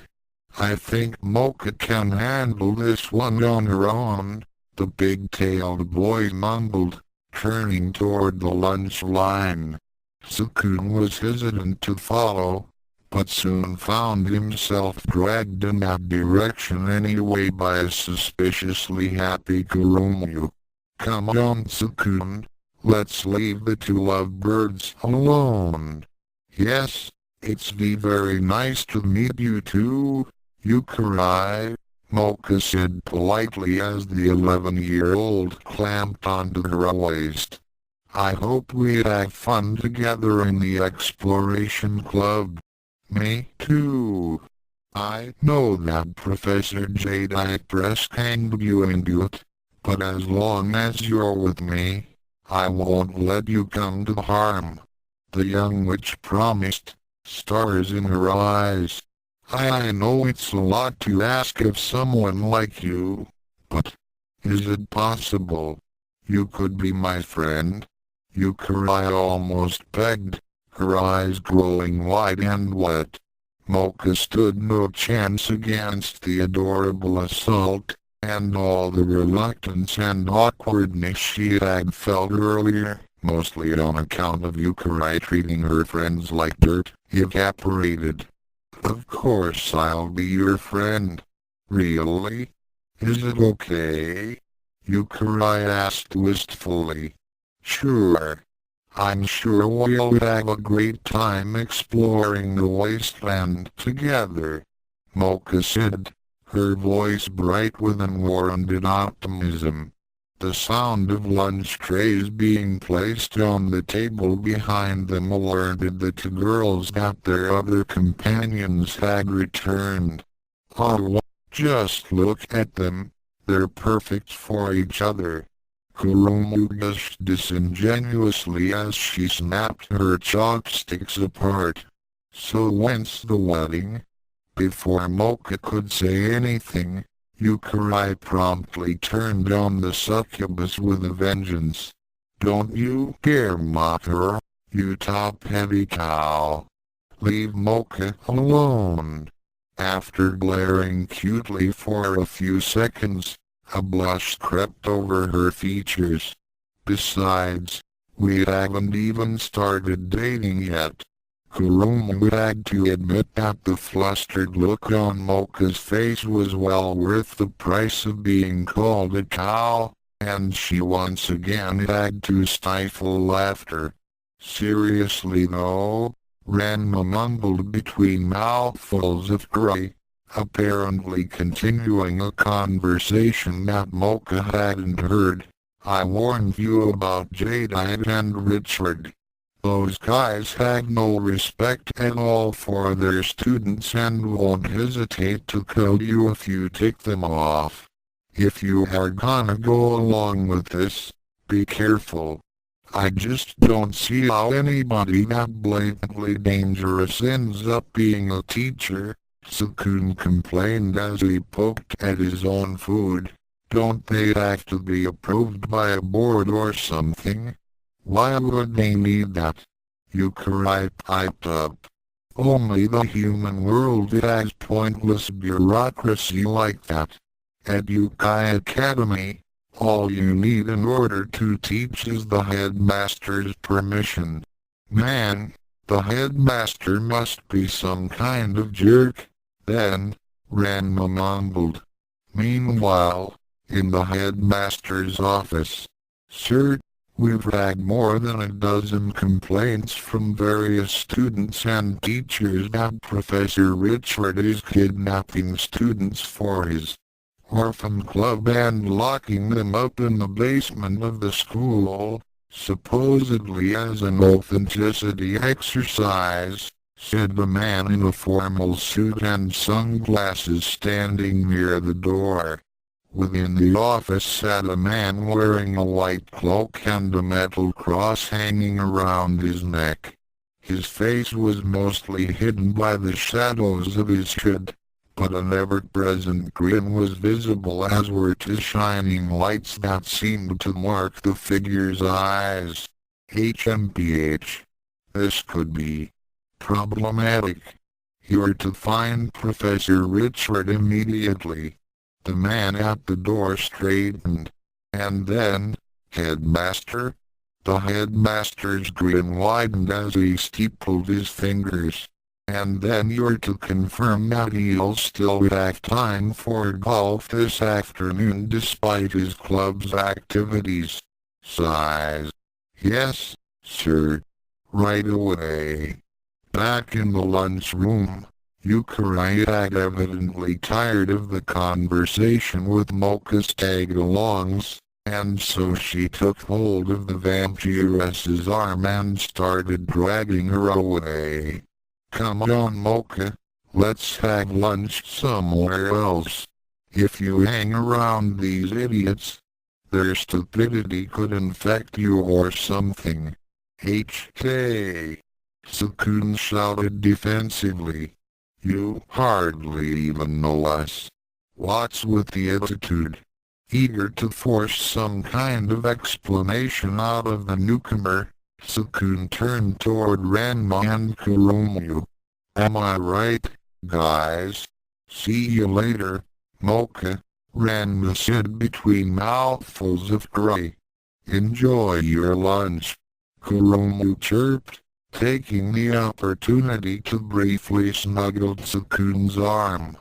Mocha's sweat dropped as Tsukune's face fell, and she managed to stop short of Youkai pulling her out of the lunchroom. Now, Youkai, be reasonable, she said placatingly. Tsukune is a really nice person. You should give him a fair chance before saying something like that.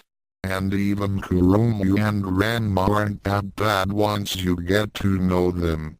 The aforementioned pair briefly stuck their tongues out at the vampiress before they went back to their meals, not particularly caring where Mocha spent her lunch hour. Youkai, for her part, would have none of it. Ha! You can't be serious. This menagerie of parasitic dimwits is a bleak shadow across your glorious presence.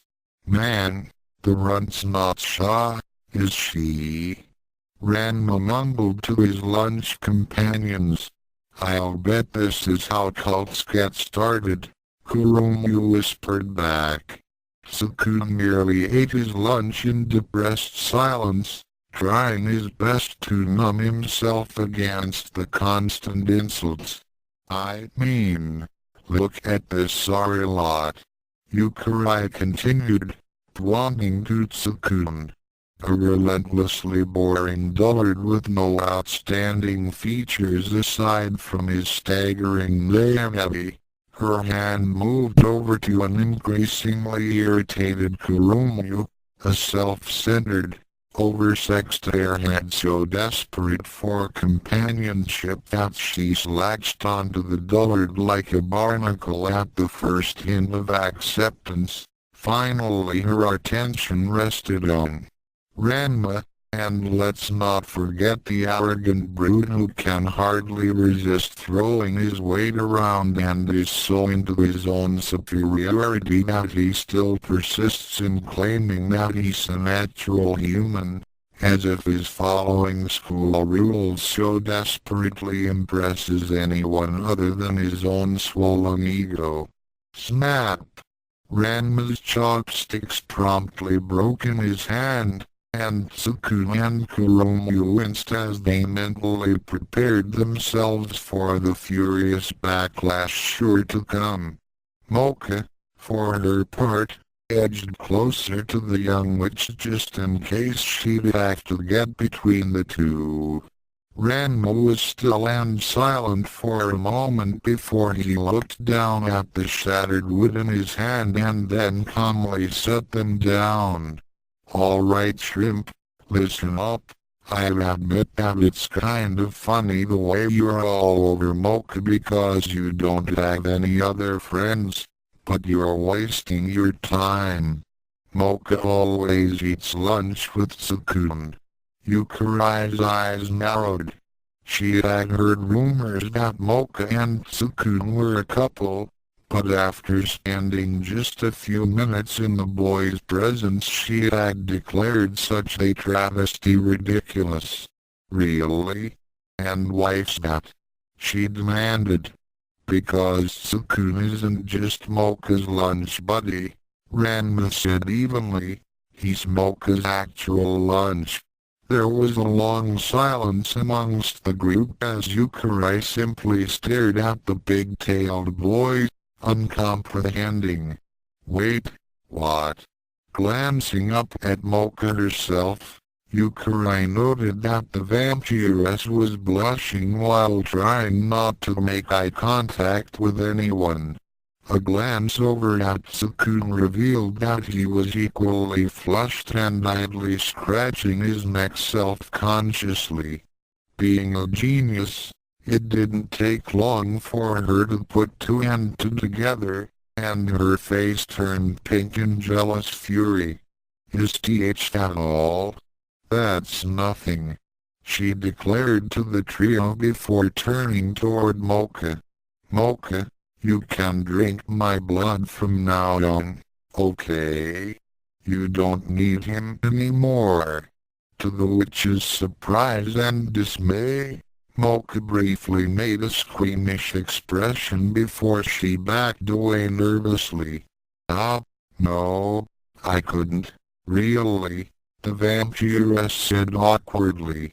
She didn't really know how a witch's blood would taste, but she had absolutely no desire to drink from anyone but Tsukune.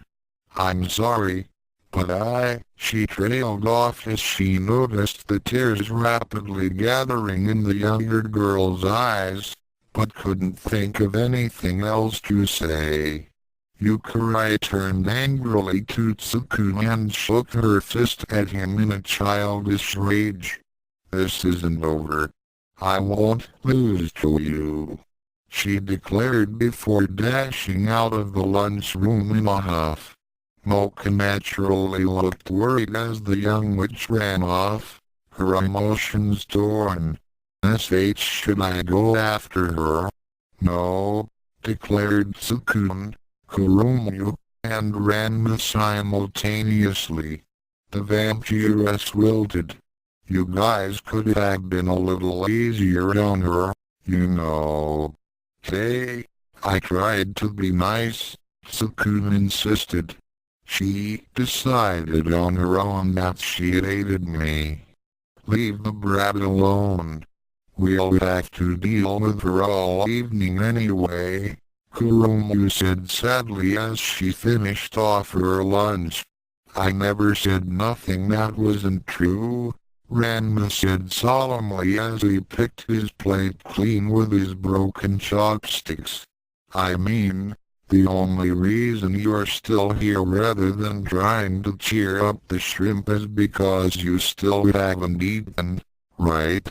Mocha's face reddened again and she turned pointedly away from Ranma's gaze and nervously glanced over at Tsukune. Tsukune sighed and stood up. Okay, let's just go somewhere without so many people, alright?" He could feel the heat of Kurumu's envious glare, but there wasn't much he could do about offering his blood up for Mocha, especially after it drove away Youkai so quickly.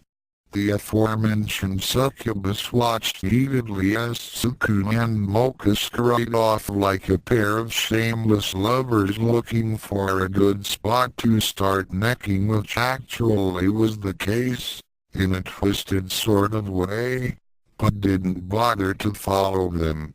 Why does Tsukune let her get away with that, anyway? Ranma shrugged as he leaned back and sipped a soda. I've seen guys go through much worse to impress women. Granted, Ryoga and Moose had never had Akan and Shampoo asked to eat them, but despite all logic he wasn't completely convinced they'd refuse. Kuromu sighed and shifted a quick glance at Ranma. The big-tailed boy had at first struck her as wrathful and intimidating, but she'd found that he was surprisingly easy to talk to outside of a fight.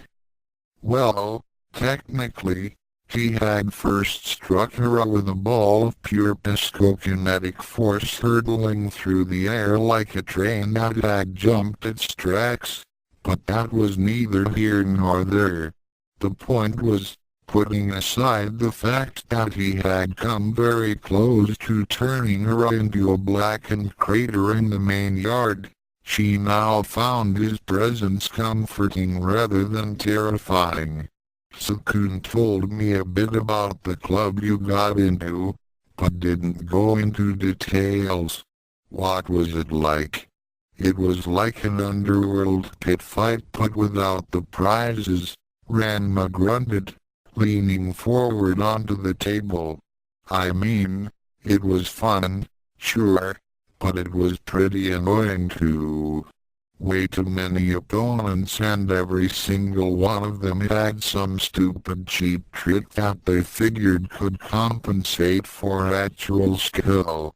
He took a sip of cola before rethinking his statement and adding, not that I have anything against cheap tricks, but if that's all you have it doesn't keep a fight interesting for very long.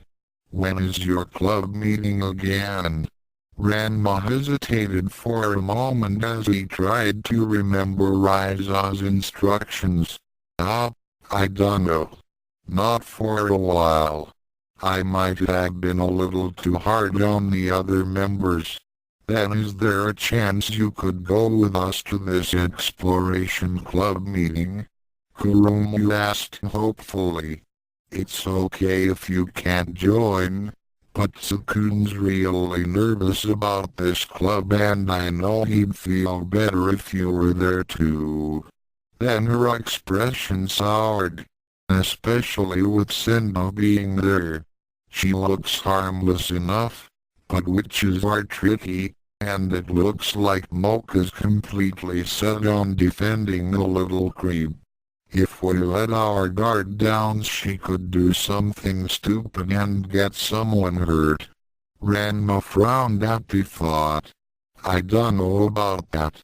Seems to me like she's got more bark than bite. Besides, I actually had plans for this evening with Kana. Kuromu was about to protest when she processed what Ranma had said. Wait. With Kana? The siren girl? A grin crept over her face. Oh, I see. She kept you up all night and now you are going to return the favor, HMM? Ranma favored the girl's lewd smirk with rolling eyes. It's not what you think. Oh? Then what is it? Kuromu pressed eagerly. I can't say. It's personal, Ranma hedged nervously, which only served to confirm the succubus assumption. Anyway, if you're really going to follow that moron Jadeite around, take this. Ranma glanced around to see if anyone was paying particular attention, and then carefully removed something from his pocket before quickly dropping it into Kuromu's palm and wrapping her hands around it. Kuromu stared at the object in her hand, uncomprehending. I don't get it. What is this supposed to be? I'm not completely sure, but I have a hunch, Ranma mumbled. If it looks like Blondie is about to go off the deep end, try throwing it as a distraction or something. And what will that do? Kuromu asked. Jadeite doesn't seem like the type to fall for such a stupid decoys, especially not a ragged one like this. He's a lot less stable than he looks, Ranma confided. And I know it's in bad shape, but I actually had to fix it up myself. When I found it on his desk, it was really beaten up and torn. Kuromu nodded uncertainly, and then blinked. Wait. What were you doing around the teachers' desks? Looking for things to steal that can be used against them. Obviously, Ranma said. Kuromu gave him a long, hard stare. Look, my teachers are jerks, all right. Ranma snapped. Granted, his math teacher seemed somewhat normal and his government teacher, if not normal, wasn't especially evil at least, but he couldn't see any reason not to be prepared. Oh no, oh no, oh no. The Dark Lady mumbled to herself as she rifled through the piles of paperwork and various makeup cases scattered around her desk. I can't find them anywhere. Oh, this is positively awful. One of the art teachers, a woman with thin braids that were gathered up under a bandana tied over her head, sighed as she turned away from her own desk toward the government teacher. What did you lose this time, Liege? The buxom teacher pouted as her shoulders slumped. Ishigami, I just can't find my soul shards. Soul shards? Miss Ishigami asked as she raised an eyebrow. You mean those jewels that you needlessly crammed your soul into so that you'd ostensibly be harder to kill? The Dark Lady sniffled and nodded her head. I warned you that those things were a liability, Ishigami murmured as she massaged her forehead. More so if you're going to keep them all in the same damn drawer. Stop being mean and help me look. The blonde demon shouted, returning to her fruitless search. All right, all right. Once 4 o'clock rolled around, Mocha, Tsukune now with a fresh pair of puncture wounds on the side of his neck, Kuromu and the sulking Youkai were all gathered in Jadeite's usual classroom, although at this time of the day it was empty as would be expected.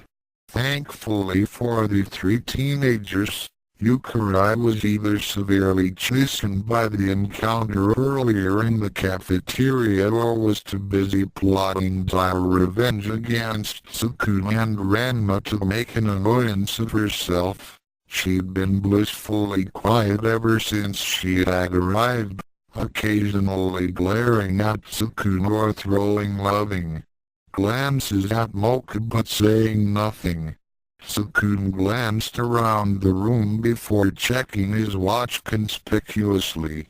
Well, it's 4 o'clock exactly. How long should we watch? Whoa! He jumped back as a pool of inky darkness silently yawned open in front of him, and was only slightly surprised and not at all relieved when Jadeite stepped out of it into the classroom. Each of the students stiffened as the Dark General looked them over one by one, and they fought the urge to cringe when the man frowned deeply. There are only 4 of you. Where's the other one? Jadeite demanded. Other one? Kuromu asked, perplexed. Oh, you mean that other guy? Kind of tall, with the stupid hair and big shoulders? Him?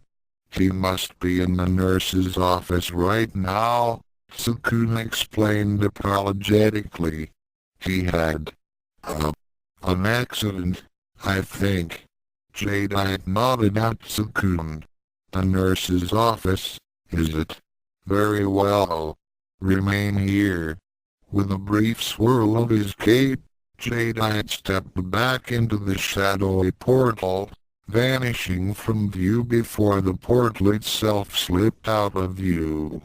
There was a long, morbid silence as the four students all stared at the spot where Jadeite vanished to.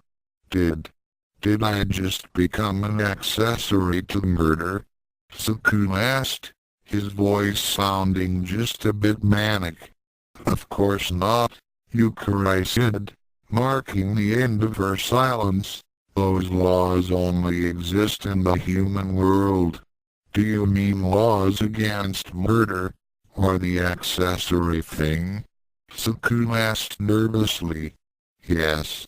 Before that train of thought could proceed any further, the dark portal once again spilled into existence in front of Tsukune, causing him to leap backward yet again as Jadeite once again entered the room.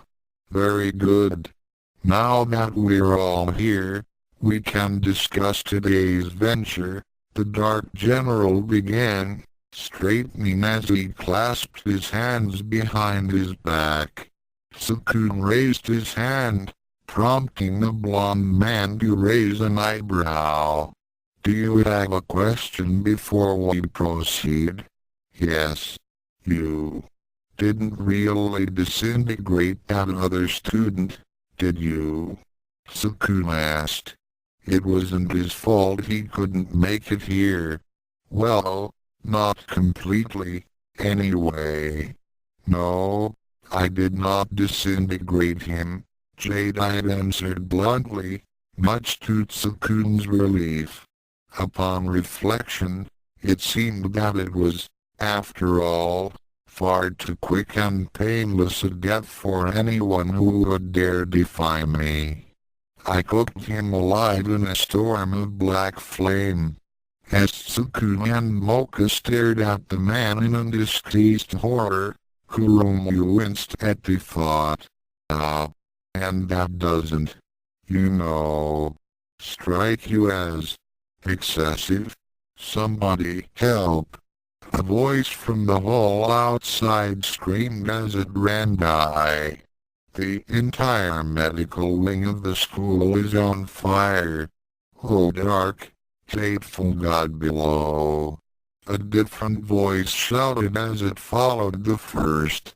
Cruel though you may be, what have the sick and helpless done to warrant such a slaughter? Jadeite cast an annoyed glance toward the hall before turning back to Kuromu. Perhaps a little more restraint might have been wise.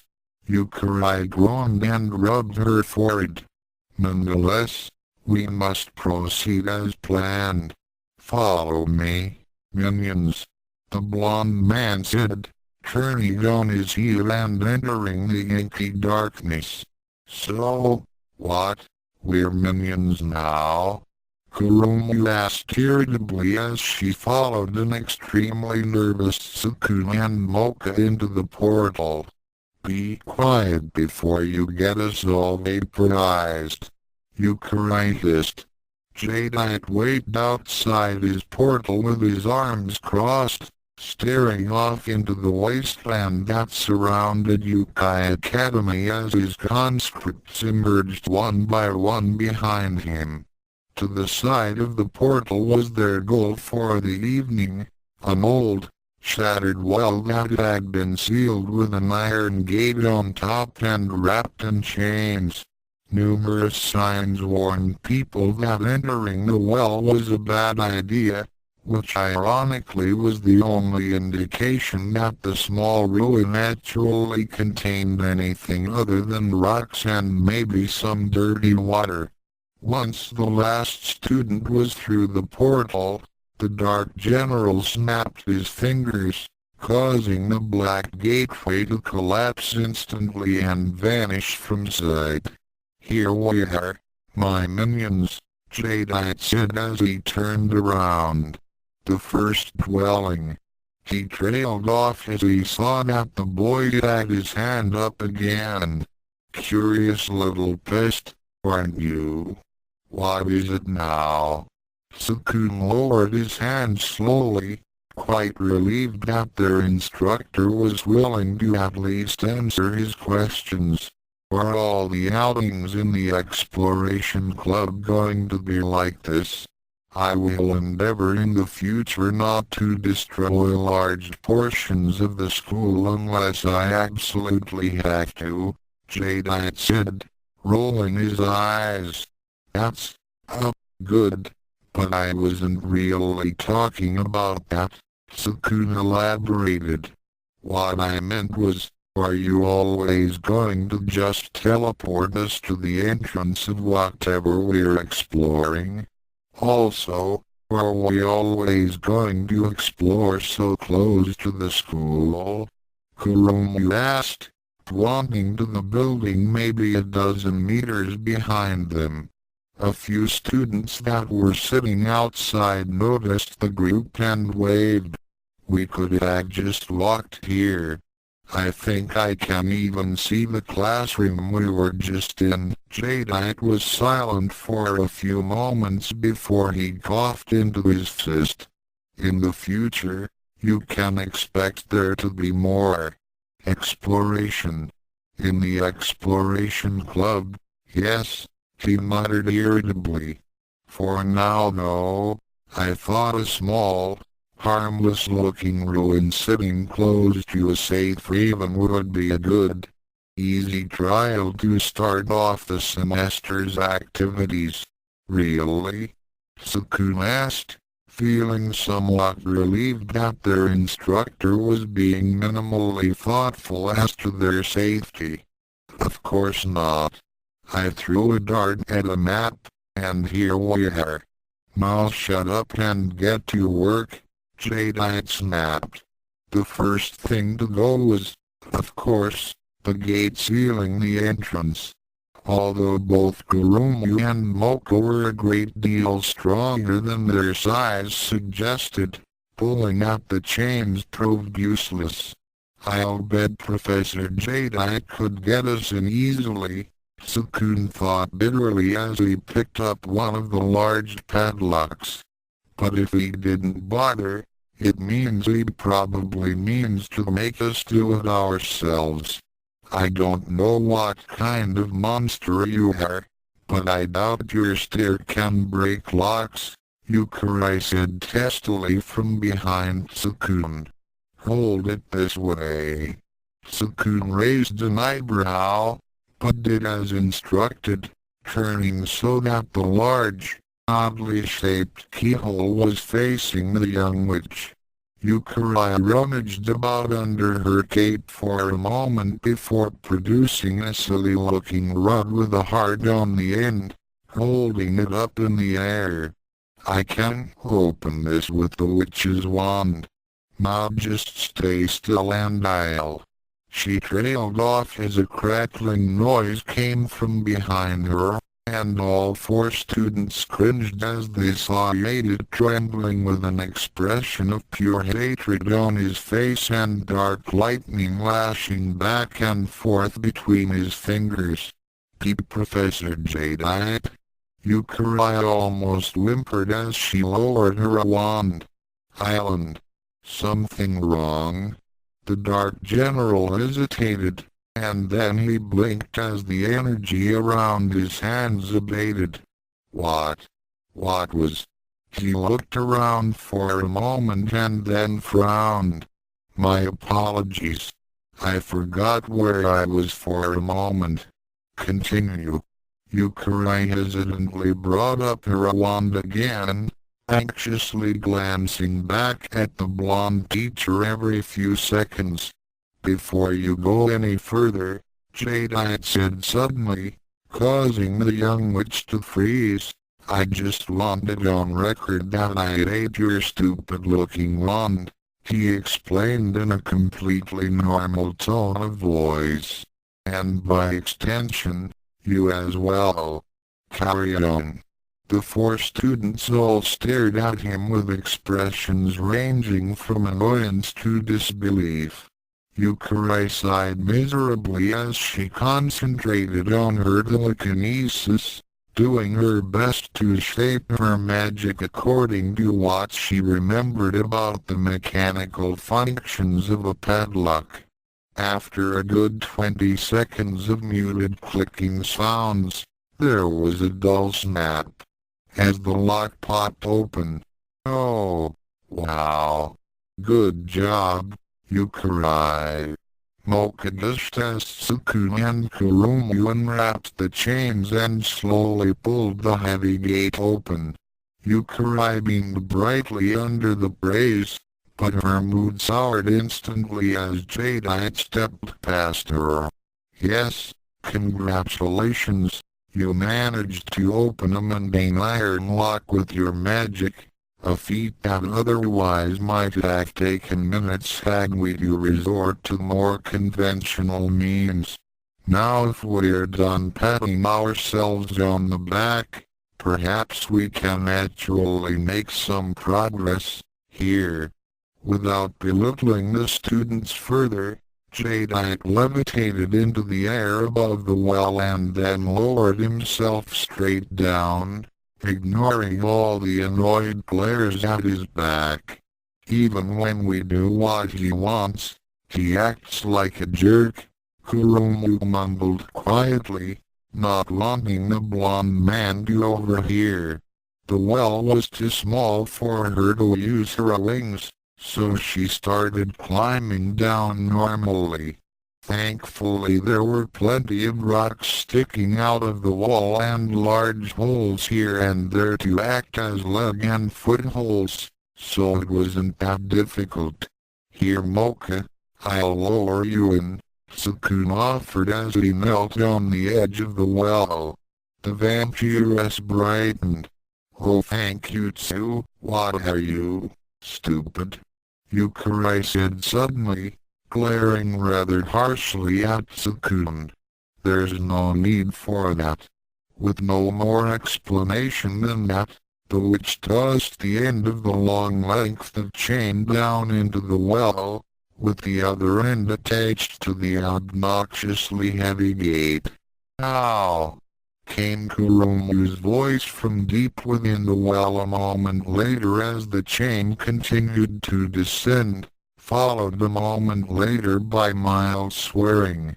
"Oh, thank you, Youkai. That will make it much easier." Mocha gave Tsukune an apologetic look before she grabbed the chain and started climbing down.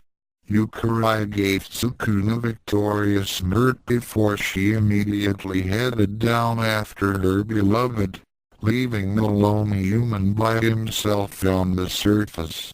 Tsukune, for his part, wanted to be angry about being bested but pushed aside the petty feelings. At least this way he was at much less risk of falling and breaking his neck. Still, this is all off to a terrible start. I wish Ranma was here. I wonder what he had to do that he couldn't come with us. Kurumu never did give us any details. Meow. A large scruffy tomcat mewed noisily as it padded across the rocky outcroppings that surrounded the Youkai Academy dorms. Stopping for a moment, it sniffed the air for several seconds before meowing again. Mew! The tomcat's ears perked up at the sound that had drawn it this far, the faint, playful mewing of another cat, a crystal-clear plea for attention and companionship that had echoed all over 4 miles. Somehow, with a delighted bounce in its step, the horny little feline bounded over some piled-up deadwood, dashed up one side of a small hill of jagged rocks, and then hopped its way down the other side, desperately sniffing the air and glancing about for any sign of another cat. Meow. It called again, its tone delighted as it waited for the seductive call once again. Several seconds passed, however, and its mood wavered as no call came to it. Meow. It tried again, sniffing about in agitation and glancing every which way. Eventually, the tomcat turned around completely, and then it froze as it noticed for the first time that there was a large, dark, eight-legged shape crouched by a crevice in the rocks it had just crawled over, its night-black eyes glistening as it remained motionless barely a foot away from the hapless feline. Meow was the last thing the tomcat had to offer before the spider launched its ambush, tackling it to the ground in a flurry of legs and fur. After a few seconds of pointless struggle, the conflict was over, and the arachnid slowly began wrapping its morbid prize in webbing. Ranma emerged from where he was hiding up in the bare branches of one of the wasteland trees, and didn't even try to hide his grin as he walked up to the busy spider. "That's the way. That's how you do it," he cheered, eventually crouching right next to the spider and actually petting the hairy creature across its abdomen as it worked. "Who's a good girl? Who's a good girl? You are. You're a good girl." Up in the tree from where he had emerged, Kana released a board scythe from where she sat on a branch wearing a rather daring miniskirt and a tube top. Of course Ranma had explained in full detail why he wanted her help when he had approached her earlier that day, but she was still surprised that she had been expected to mimic kitty sounds to lure in local felines as bait for a bizarre training exercise. The explanation had just seemed so ridiculous when he had given it that she was sure he was just making a stupid excuse to lure her to a secluded place and have his way with her. No such luck, she thought to herself as she stared down at several other large spiders lounging at the base of the tree and scattered among several cat-sized web cocoons. After about a minute Ranma finally finished showering the latest victorious hunter with praise and strolled back to the tree, walking among the numerous large, hairy, and very poisonous spiders with no apparent fear of having his ankles chewed on. "Hey Kana, how much longer can you stay out here?" Ranma asked, stopping at the base of the tree and crouching again to pet another spider. "If you want to leave, I think we've done well enough for today." The siren favored him with a hesitant expression. "Well, I don't really have anything else to do, so I suppose another hour wouldn't hurt." "Okay, great," the big-tailed boy responded as one of the larger arachnids crawled up his arm. "I just want to say again that I really appreciate it. I didn't want to use you like this, but I had no idea where I'm supposed to get raw fish around here." "No, it's fine," Kana replied, "though I still don't understand why you're doing this." Ranma shrugged as the big hairy beast crawled over his shoulder and across his back, tickling his neck as it passed. "It's just pest control. Most people would consider the spiders the pests, rather than the cats," Kana pointed out. "Well, most people are wrong," Ranma said stubbornly as another spider crept up his foot. "Granted, too many of them got into their dorms at night, but part of this training was to help the creatures find more food out in the wilderness. Do we even have a lot of cats around here? Kana questioned, not having seen a single one around campus before today. Not for long, we don't, the big-tailed boy replied. There was a moment of silence between the two before Kana's sweat dropped. Are you okay with those things crawling on you like that? It's fine. They just like the body heat, Ranma explained. So, we ready for another go? Kana's shoulders slumped, a slight tear coming from the corner of her eye, the one that was visible. That is, so much for my exciting, romantic rendezvous. How boring. Not that she would wanted to cuddle or make out so long as her partner had a bunch of large, hairy arachnids clinging to him. Alright. I'm starting again. Mew. Easy. Easy. Kurumu said through clenched teeth as she tiptoed through the bleak, underground cavern. She gently shifted her weight onto the next tile, and then slowly moved her other leg onto the tile after that, her breath coming out in shallow gasps. The next tile to be tested promptly sank into the floor the moment Kurumu's foot tapped it, and the succubus barely managed to lurch backward before a blade attached to a pendulum swung past right in front of her. A few seconds later the blade swung back in the other direction, and then there was a dull clanking noise as some mechanism in the wall reset and the pressure plate slid back up. After a few more seconds to give her heart time to start beating again, Kurumu turned to the others behind her. Found another trap. Tsukune and Moko were huddled together immediately behind her, the latter looking simply terrified while the former nervously kept them on the same narrow path that Kurumu took. Youkai followed behind them, her witch's wand glowing brightly to illuminate the cavern, and alternated between giving Tsukune jealous glares and looking sadly at the tip of her head, which she had held in her free hand ever since an earlier trap had sliced it clean off.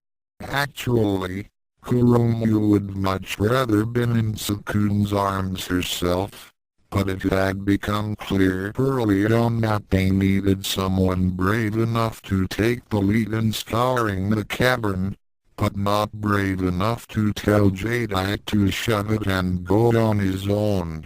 When they were discussing it amongst themselves earlier, Tsukune had actually gathered up enough courage to suggest the second option, which led Kurumu to agree to take the first before her beloved got the life force yanked out of him. Speaking of their club sponsor, Jedi had simply sat down near the cave entrance with a book before telling them to call him when they reached the end. Not that they had any reasonable way to contact him once they got to wherever they were going, but none of them really cared about what happened to the Dark General so long as they got out of this well alive. Besides, the bastard was the only one that could fly even within the claustrophobic confines of a narrow tunnel in which Kurumu's wings were useless. He was the last thing any of them needed to worry about. This would be so much easier if you'd just let us use your stupid stick, Kurumu growled as she stepped over the pressure plate, gingerly testing the next floor tile. I don't care. I already lost my yet. I'm not going to put my wand at risk too. Youkai complained as she hugged the implement to her chest. You think your wand is more important than my leg? Kuromu growled back. Guys, calm down. Tsukune insisted gently. Look, we're in a tough situation, but we can get through this, right? Kuromu, you're doing great. And if it weren't for Youkai giving us light, we wouldn't stand a chance. How much farther can this go? The two girls simmered for a moment, with Youkai being much more reluctant to listen to Tsukune, but having much less to complain about so long as she was in the back. After a few seconds they both nodded and fell silent.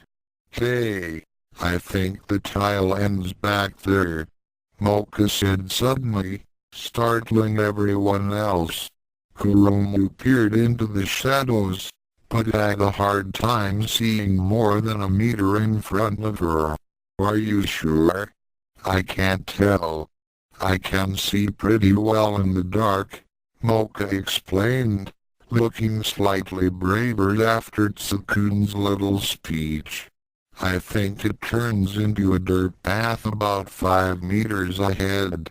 Well, at least you've got something to help, Kuromu mumbled under her breath as she continued forward cautiously. Really, if it weren't for her biting onto Tsukune every once in a while, Kuromu would start to wonder if the girl was really a vampire at all. Immortal ultimate monsters, my ass. Chick! Kuromu yelped and hopped backward as a trio of arrows flew from one wall to the other, and in doing so ended up hitting Tsukune and Mocha, who promptly stumbled back into Youkai, who barely caught herself from falling with an audible clack. Clack. Youkai big sweated as she glanced at her foot, which had strayed from the path Kuromu had checked and was now planted on a sunken pressure plate. Wham! Mocha barely managed to pull the young witch out of the way as a huge stone block descended from the ceiling, and she had barely caught her breath from the close call before she felt her left leg sink slightly into the floor. Run! Tsukune screamed as he pulled Mocha, and by extension Youkai, out of the way of a giant buzz of blade that rose up from the floor. Chuck! Click! Clop! The 4 students made a mad dash down the tunnel, flailing in a panic as spears, arrows, blades, and pieces of masonry flew at them from all directions. Jai!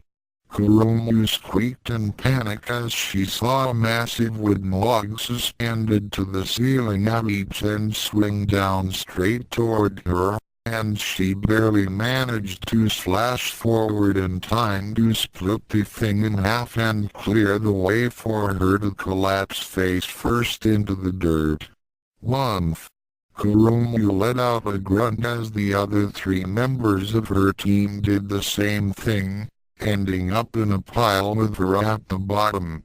Not that it was a very heavy pile, being composed of rather scrawny specimens, and Tsukune was the one immediately on top of her, so she chose not to complain. Are we there yet? Youkai groaned as she got up, raising her wand into the air to illuminate their immediate surroundings. They had landed on a small length of dirt floor that led up to a large stone door that blocked any further progress into the tunnel. Stepping closer to it, the young witch could see several stylized markings on the door arranged on a tilted axis and still visible despite layers of dust and the ravages of time. At first she thought it was some form of writing she just didn't recognize, but after analyzing it further, the markings seemed more artistic, and she became convinced she was looking at some sort of crest or emblem rather than a message. "Hey Mocha, this door is..." Youkai trailed off and her eyes narrowed in annoyance when she saw that the others were still back where they had all collapsed, wasting time as usual. "Oh, Tsukune. I was so scared," Kuromu wailed, crushing the boy's face into her cleavage. "Hold on to me a little longer, okay? Kuromu, get up. You're not fooling anyone," Mocha demanded, looking flustered as she tried to pull Tsukune free from the succubus grip. "Never mind," Youkai mumbled, tracing the outer edge of the image with her finger. After a few seconds she could tell that the picture was set on a separate piece of stone set into the door, and after a few more seconds of toying with the thing, she found that it rotated. With only a vague idea of what she was doing, she turned the wheel about until the markings were straight and symmetrical instead of tilted. And then, with an experimental push, the door creaked open. The three students behind her promptly fell silent at the sound of stone grinding against stone, and Kuromu finally gave up her charade as they saw that the door had been opened. After a few seconds they followed Youkai wordlessly, passing through the decrepit doorway and into the next and final room. The room was circular and much larger than the rest of the tunnel, being about 50 meters in diameter and about just as high before one reached the rocky, crumbling ceiling. The walls were covered in all manner of glyphs and runes that Youkai immediately pegged as extensive script and everyone else supposed was the result of a 5-year-old's doodling after it had gotten a hold of some very long-lived and disturbingly glowy crayons.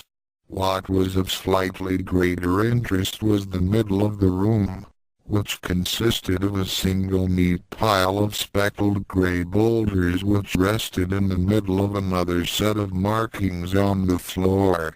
These were of interest not only because they were glowing much more brightly than the scribbling on the wall, but also because Youkai actually recognized them.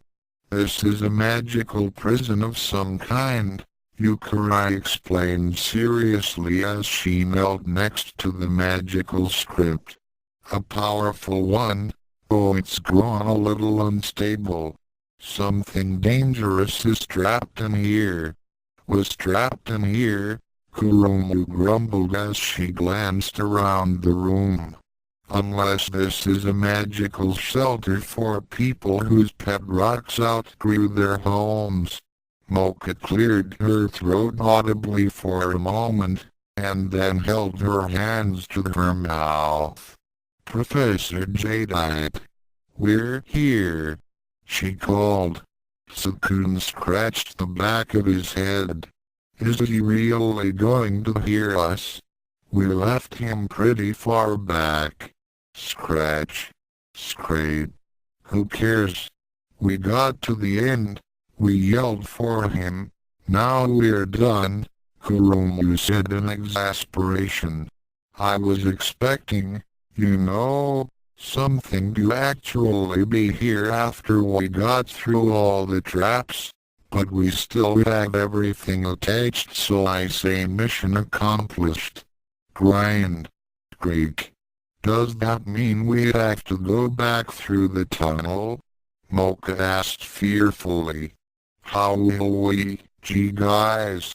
Youkai squeaked suddenly, interrupting Mocha. "Help." Turning around, the teenager's eyes bugged out as they found the source of Yukai's distress. The pile of boulders that they had dismissed earlier was slowly expanding and unfolding itself with alarming stealth considering its size. One by one, large, sized like legs spread over the interior of the magical prison, revealing a huge, bulbous head with about a dozen gleaming eyes set into it like polished onyx gems. An oblong, swollen abdomen with a point at the end uncurled from under the rest of the body as a pair of short, curved fangs wiggled from underneath the head, completing the massive spider's array of appendages. There were also a long pair of floating, two-dimensional rectangles floating over its head. Oh God! Run! That one has him on a bar! Tsukune screamed, grabbing hold of Mocha and trying to drag her toward the exit. Wait! Youkai! Mocha cried out, reaching for the young witch as the enormous arachnid lurched forward to tackle its prey. Hi everyone!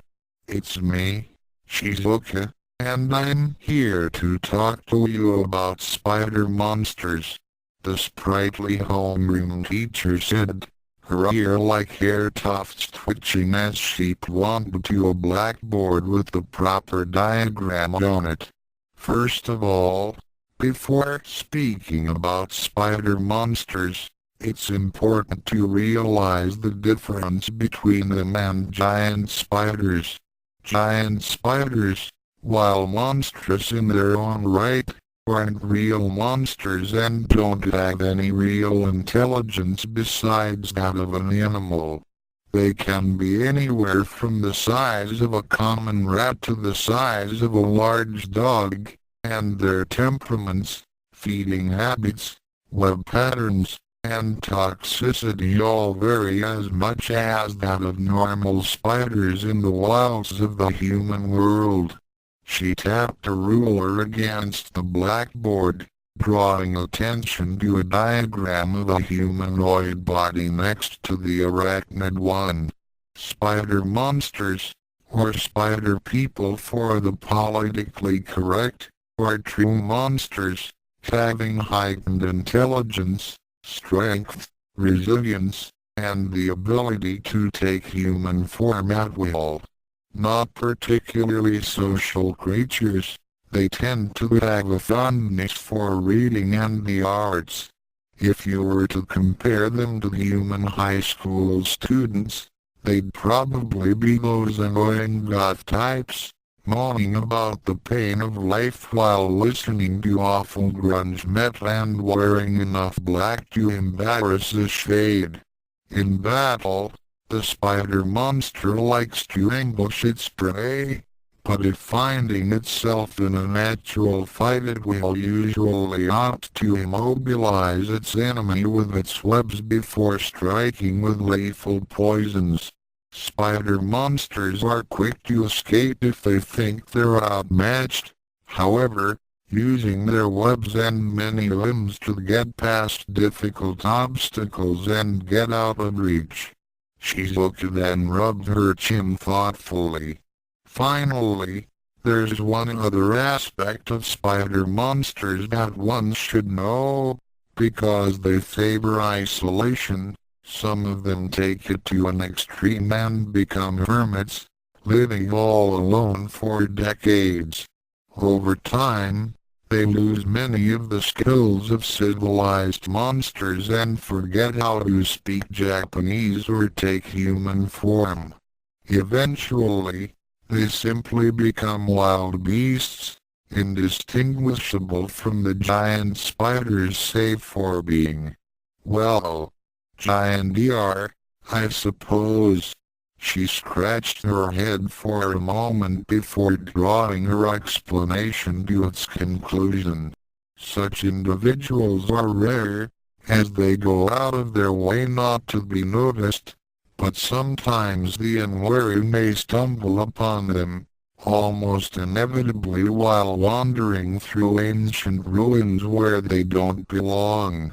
Anybody stupid enough to do such a thing should prepare to battle the creatures, as you're sure to be mistaken for a hapless adventurer looking for gold or dragons or something. The homeroom teacher straightened and then bowed. And now, back to the story.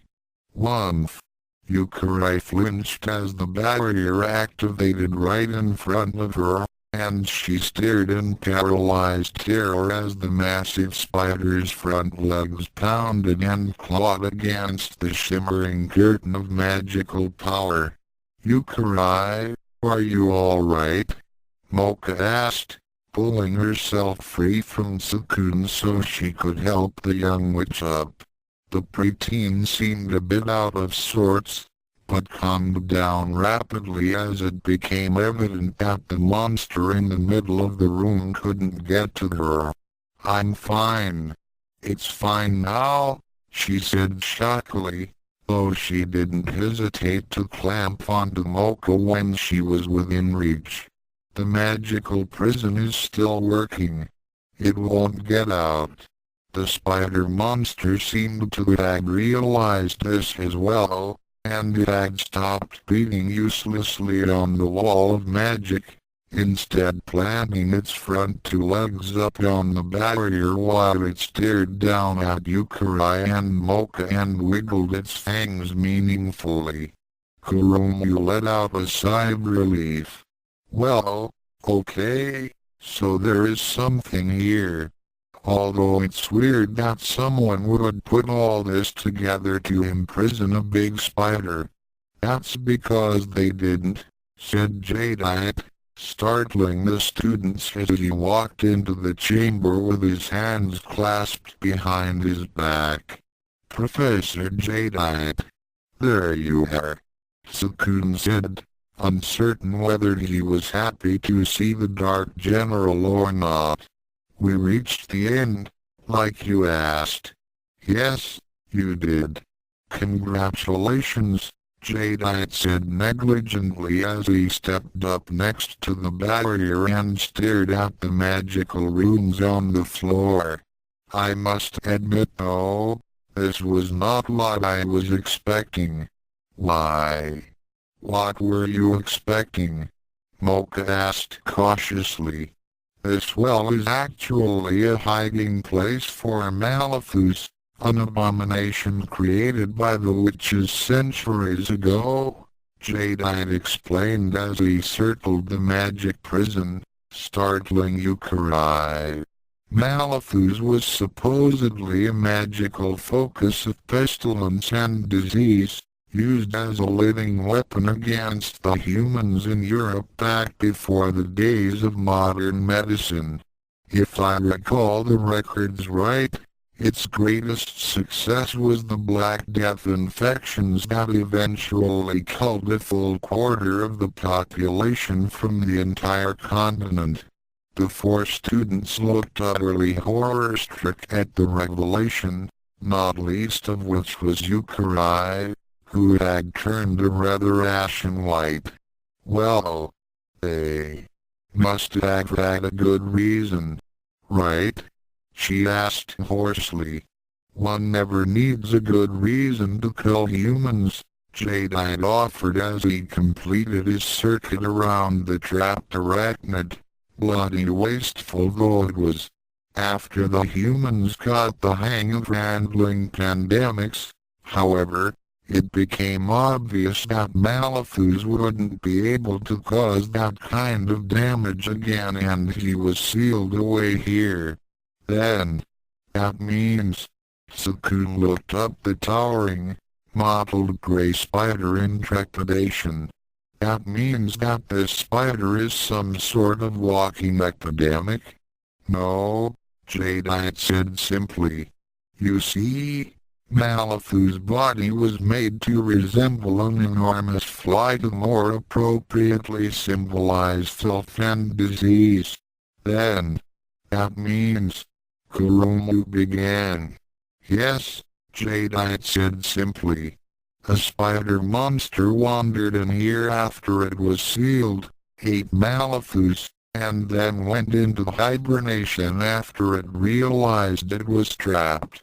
The students' sweat dropped as they stared up at the spider monster, who still hadn't budged from its earlier threatening pose over Youkai. "So, now what?" Tsukune asked, scratching the back of his head. "Well, my original plan is no good, but we do still have an enormous spider monster. That's something, I suppose," Jadeite mumbled before snapping his fingers and pointing to the beast. "Capture it. WH. What?" Tsukune asked, his mouth agape. "This magical wall is one way. It will keep things in, but you should have no difficulty entering. Once you are inside, I will wait until you have subdued the beast and then destroy the barrier," Jadeite said calmly, crossing his arms over his chest. The four students all stared at the club host, then stared at the massive arachnid towering over them. It was easily bigger than any cart Tsukune had ever seen, and each of its legs were bigger than he was. He had seen quite a few unnaturally large spiders in his time at Youkai, but never one that could step on him rather than the other way around.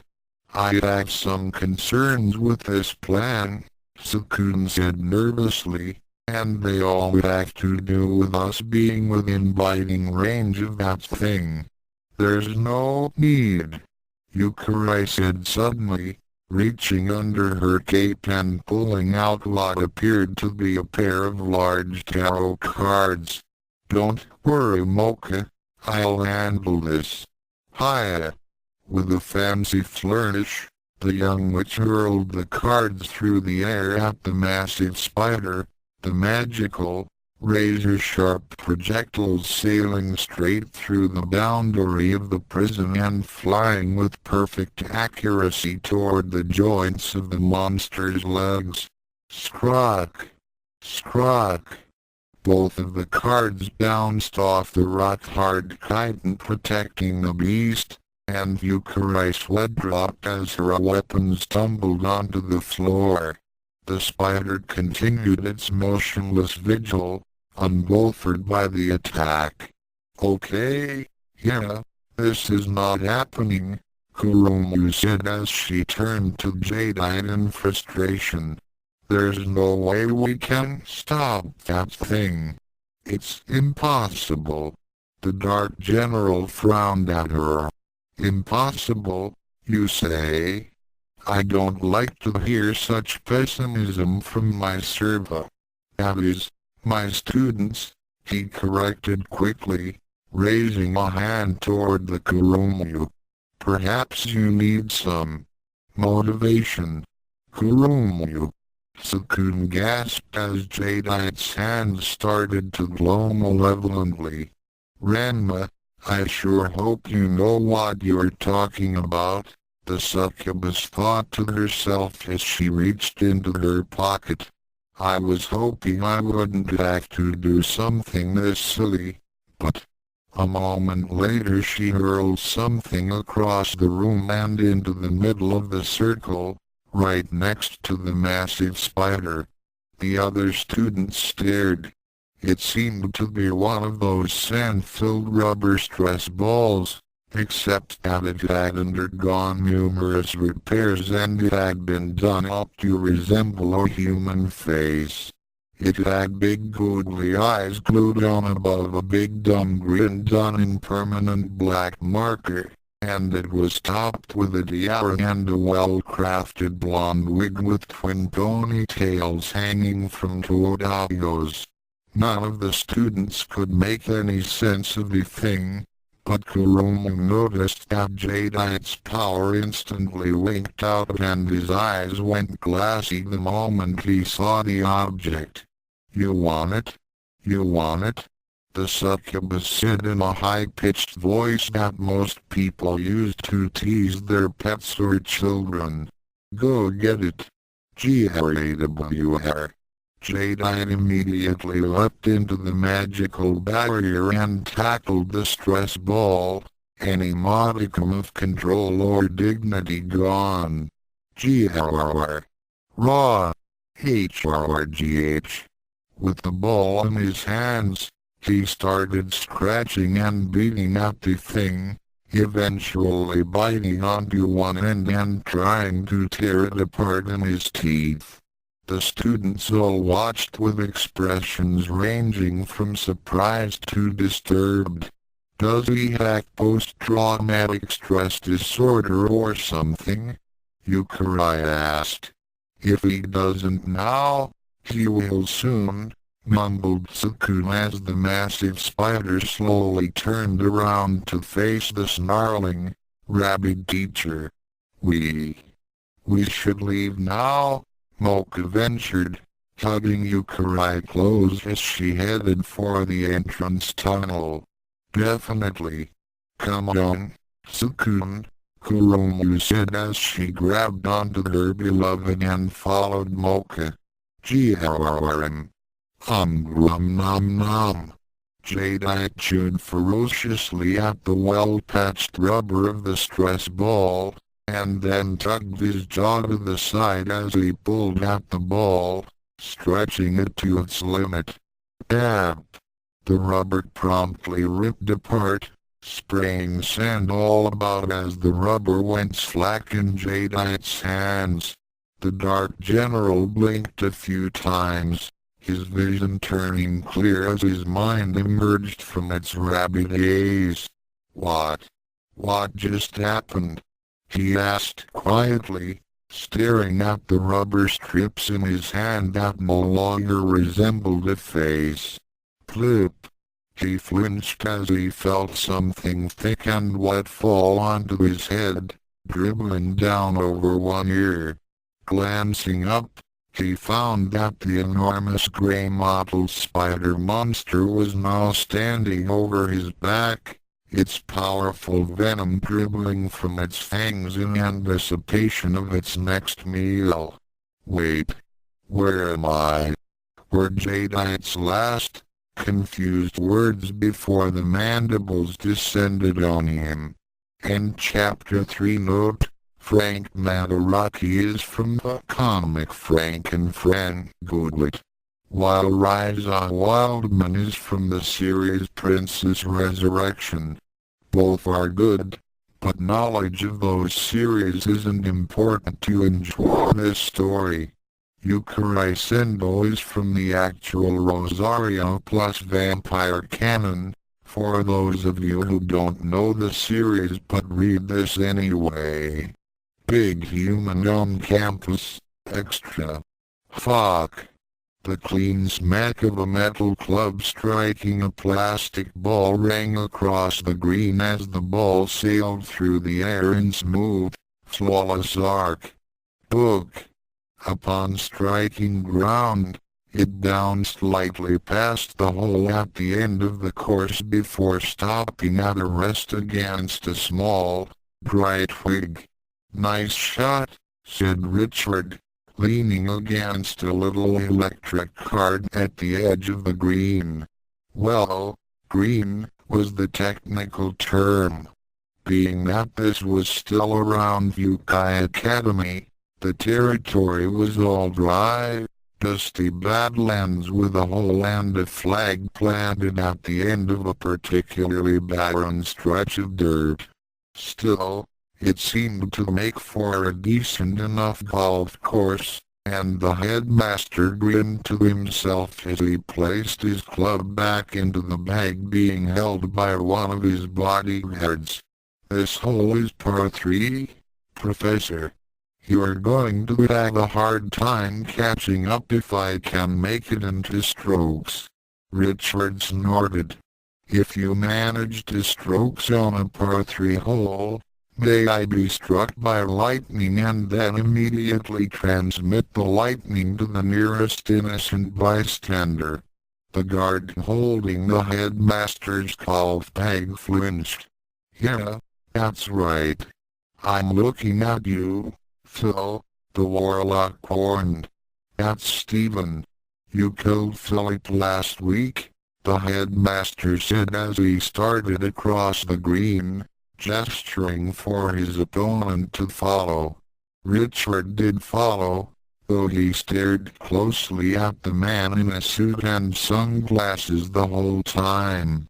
"Do you grow these people in tats or something? How do you even tell them apart?" Now, I can't reveal all my secrets, old friend," the headmaster said gently, his eyes gleaming from deep within the shadows of his head. "You do grow them in tats, don't you?" Richard deadpanned.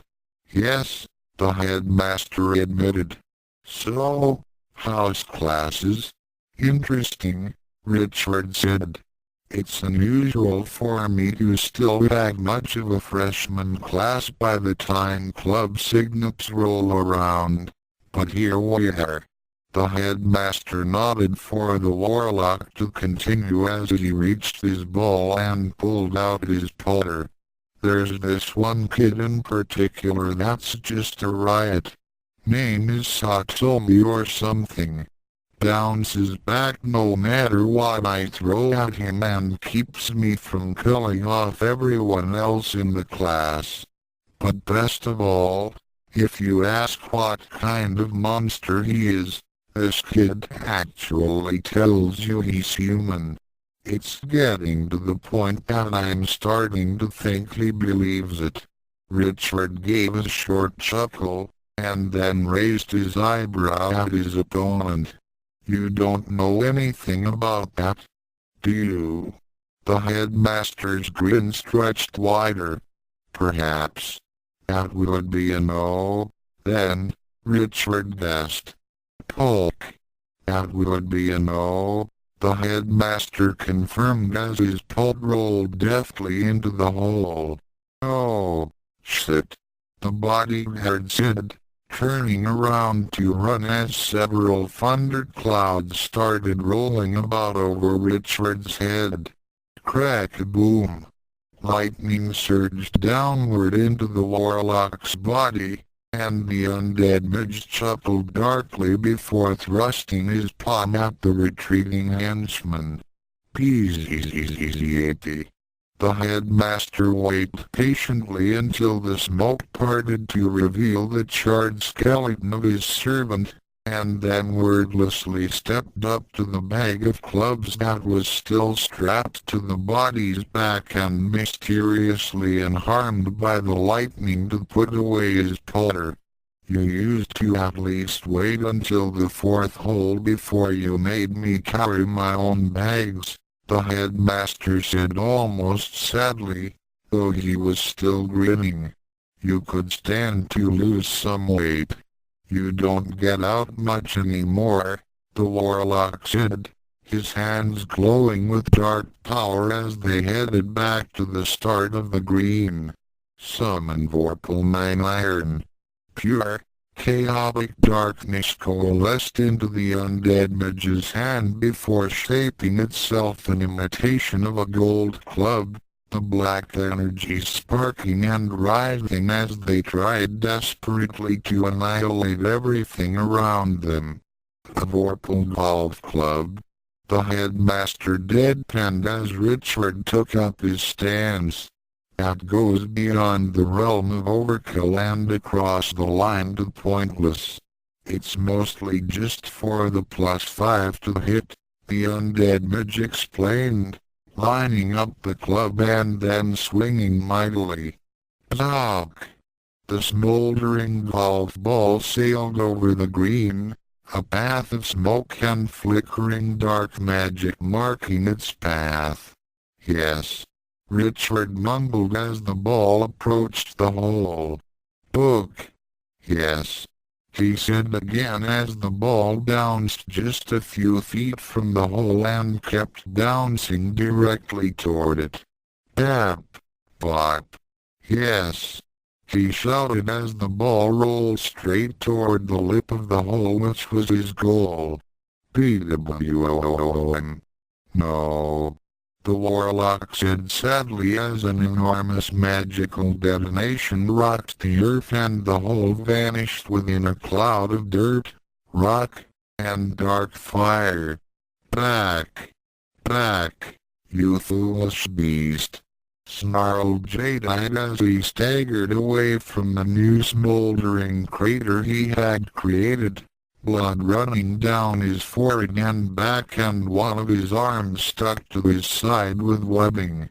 His free hand was freely releasing small bolts of darkness behind him haphazardly, trying to cover his escape. Charging through the rain of black magic and weathering the assault surprisingly well was a gigantic spider with a gray-mottled carapace that resembled rock. Much of that carapace was charred and there were more than a few bloody cracks here and there, but for the most part the arachnid seemed in good enough shape to keep trying to kill its wily foodstuff. Blop! Richard didn't move immediately when his golf ball bounced off of his head, although his eye twitched when he heard it land behind him. HMM. It looks like you actually lost 2 meters in that drive, the headmaster said, his grin widening again. Oh well. If you can manage a shot like that again, I'm sure you can match me. Give me a minute to clear the green of hazards, Richard said dangerously, taking up the Vorpal golf club in his hands as it thirsted for destruction within his grasp. Chapter 5 Pranks. A lot of grinning Tsukune waved happily. Hello everyone. I can't believe it's chapter 4 already. And that means it's time to take another crack at guessing Ranma Saotome's true species. The Nakomata gestured next to her, where several large machines were crammed next to each other in their effort to maintain the life of what appeared to be a large, shriveled black husk. Today we'll be asking the opinion of the nameless victim that dropped out of the exploration club before its first expedition. He's not in the best of shape thanks to serious skeletal trauma, and Shizuka stopped speaking and looked over a clipboard that had been left on top of a pulse monitor. And 6th-degree burns? There are 6th-degree burns. It's a rare state of injury when a flame actually scorches the ambient life energy that sustains the body beyond the physical veil, calmly explained Fran Mataraki as she wheeled another machine up next to the iron lung that the brutalized student was kept in. Medical science has yet to provide a treatment for supraphysical psychemolation, or soul scorching as it's known in layman's terms, but I've contacted several priests for possible alternative medicine solutions. The reanimated blonde started attaching electrodes to what Shizuka was barely able to identify as the victim's head. And what's this, now? This device will translate the necessary nervous impulses that would normally allow for speech and translate them into writing for the convenience of communication, Fran said with a smile as she activated the machine. I have other burn patients to treat now. With a gentle bow, the school nurse turned on her heel and walked off, leaving the remains of the student alone with the doubtful-looking teacher. Well, let's give it a try, Shizuka said, tapping the machine. After your encounter with Ranma, what's your guess as to his species? The husk twitched and writhed slightly, and a whirring noise came from the communications device as a strip of paper started printing. Shizuka took the paper and read it aloud. More painkillers, please. She frowned at the burn patient. Come on, now. That had nothing to do with Ranma. The printer started up again, and Shizuka read it as it came out. If I never see that bastard again, it'll be too soon. I swear that freak must be a werewolf. The Nakomata brightened. Ah, a werewolf. Wife's that. She waited for more of the students' thoughts to print out before speaking again. Bastard's fast. Too fast. But lots more is that he's apparently pretty protective of his friends. You don't see a lot of that, but it's a common attitude among werewolves. Shizuka nodded solemnly. Ah, yes. A surprisingly thoughtful answer. Whatever your name is. The printer started spitting out more paper, but Shizuka had already turned away, ignoring the device and the injured monster attached to it. Another session of guessing Ranma's species comes to a close. See you next time. Black Dragon Productions proudly presents a Ranma and Rosario plus vampire crossover disclaimer. Yeah, I've got nothing. Key, writing/emphasis, sounds, thoughts, speech, comments that you can freely ignore. Big Human on Campus Chapter 4 pranks a lot. I'm still not quite clear on how this happened. Jadeite mumbled to himself. Kuromu whistled innocently to herself as she rocked back and forth on her heels, trying desperately to hide a victorious smile. Mocha and Yukari were on the left of the succubus, the latter clamped firmly onto the former, with Tsukune and Ranma at the front of the group that had come to visit the professor. As for the Dark General himself, he had bandages wrapped around his chest, but otherwise looked quite pristine and seemed perfectly lucid for a man that had suffered 6 hours of mostly experimental surgery and veritable cocktail of medical drugs and toxin reactants. Tsukune chuckled weakly as he tried to avoid eye contact with the patient. We're not really sure either. I mean, the exploration was over and we all headed back, just like you told us. Kuromu added quickly. Yes, just like you told us, Tsukune lied. We got back to school, and then the next day, we hear you're in the infirmary suffering from an icicle lodged in your chest and severe poisoning. We're just, glad you're okay. The last line was obviously false, but if Jadeite noticed, he certainly didn't care. Fair enough. Except that I'm not in the infirmary. Jadeite's eyes narrowed. Would someone care to explain why I'm being treated in the gym storage locker? Indeed, the Dark General was currently resting upon a stack of gym mats with a trio of pulse monitors stacked upon a cage full of basketballs. Dunno about that, Ranma mumbled, scratching the back of his head. He wasn't really involved in this incident directly, but had come along as moral support and physical backup for Tsukune's sake. I heard the medical wing had a fire or something, and any rooms that survived have probably being used by the people hurt in the fire. Lousy timing, that's for sure. Jadeite's face darkened appropriately as the members of his club stared at him knowingly. I see. I suppose it can't be helped, then. Professor Jadeite?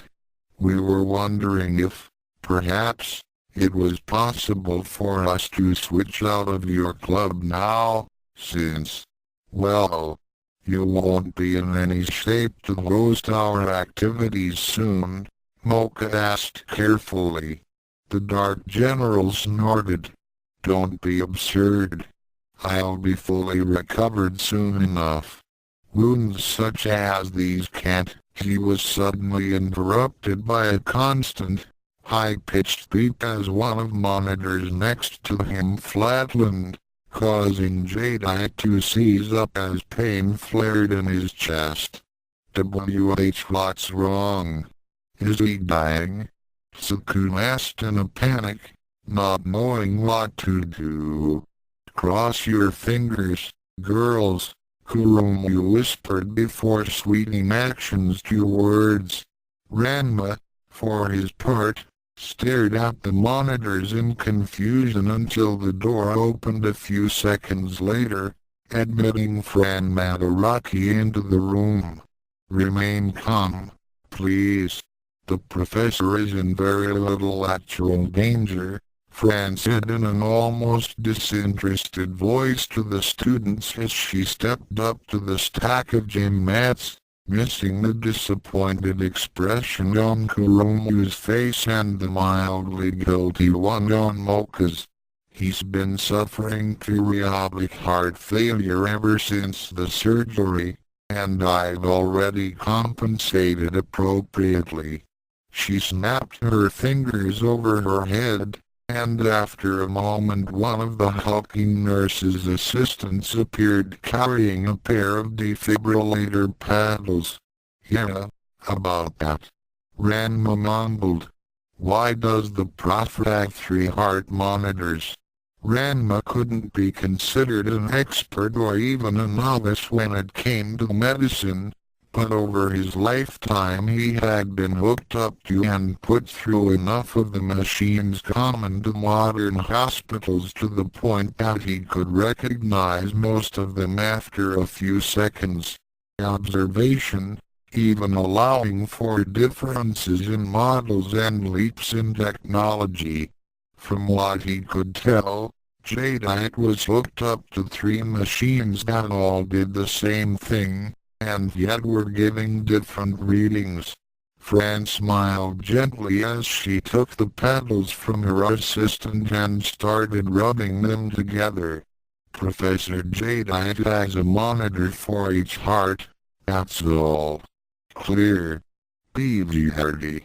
The students all shared a confused glance as the nurse pressed the paddles onto one side of the Dark General's chest. You're saying you put 2 hearts in him? Tsukune asked. He supposed it was possible that the man had 3 hearts to start with, but somehow it seemed unlikely to him. Fran nodded slightly upon seeing the first of the 3 monitors stabilize, and then turned toward the curious students. Technically, I put 3 hearts in Professor Jadeite.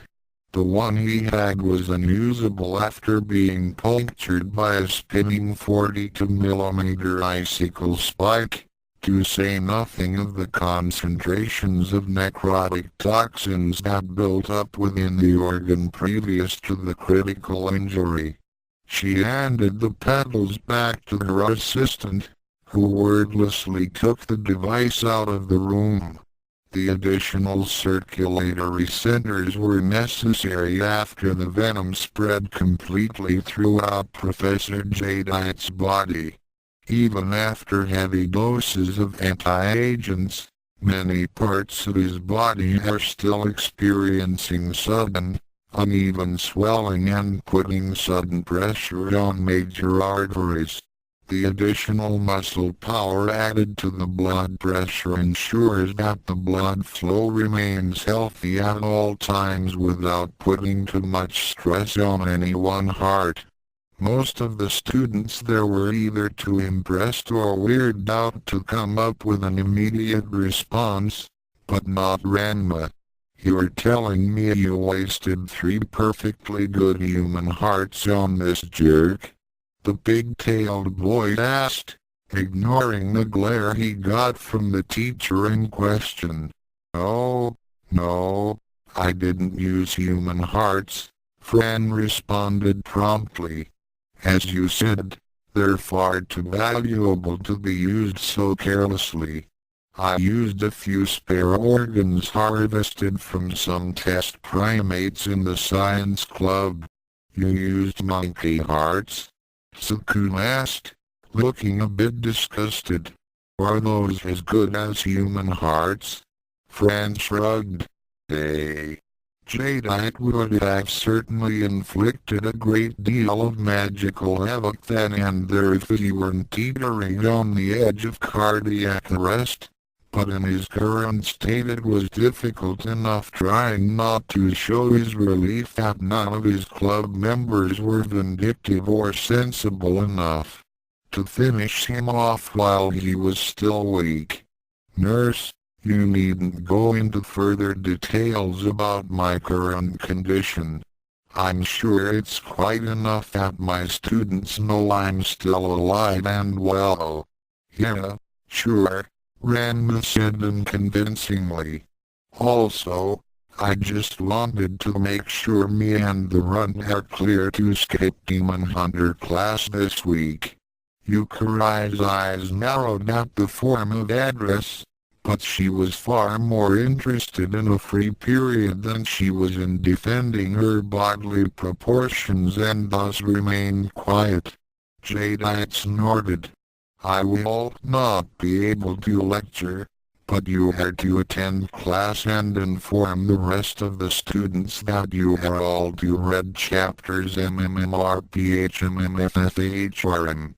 The Dark General's directions gave way to incoherent mumbling as Ranma crammed a handful of cotton balls in his mouth. "What was that, Prof? Sounded like you said free study period," Ranma lied, his unconcerned gaze meeting Jadeite's dark glare unflinchingly. "I'll let everyone else know. You just rest up. Okay. Mr. Saotome, please don't waste our medical supplies," Fran said disapprovingly. "We lost a considerable portion of our inventory in the fire, and large orders are difficult to get delivered here," she chided. "She didn't remove the cotton." "Oh. Okay, sorry about that," the big-tailed boy offered before turning toward the others. "You guys ready to go?" Several silent nods greeted the question, and Ranma led the small party out of the room, Kuromu clinging to Tsukune behind him and Youkai clinging to Mocha at the rear.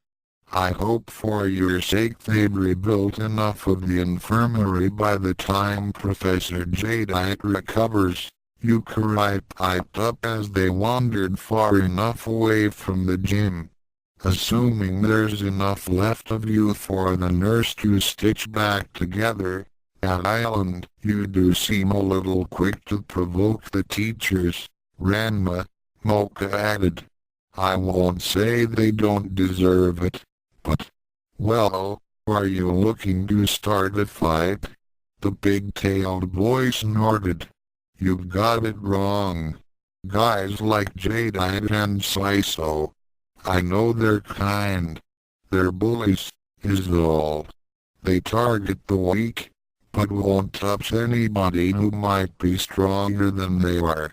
Standing up to them is the way to prevent a fight.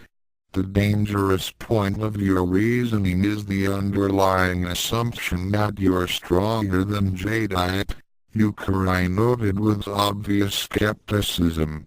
Ranma snorted and crossed his arms over his chest. "I can take that clown any day. Heck, I'd be happy to. Teach him to push my friends around and drag them into trap-infested ruins. Well, there's no point in dwelling on it, is there?" Tsukune asked, wanting to get off the topic.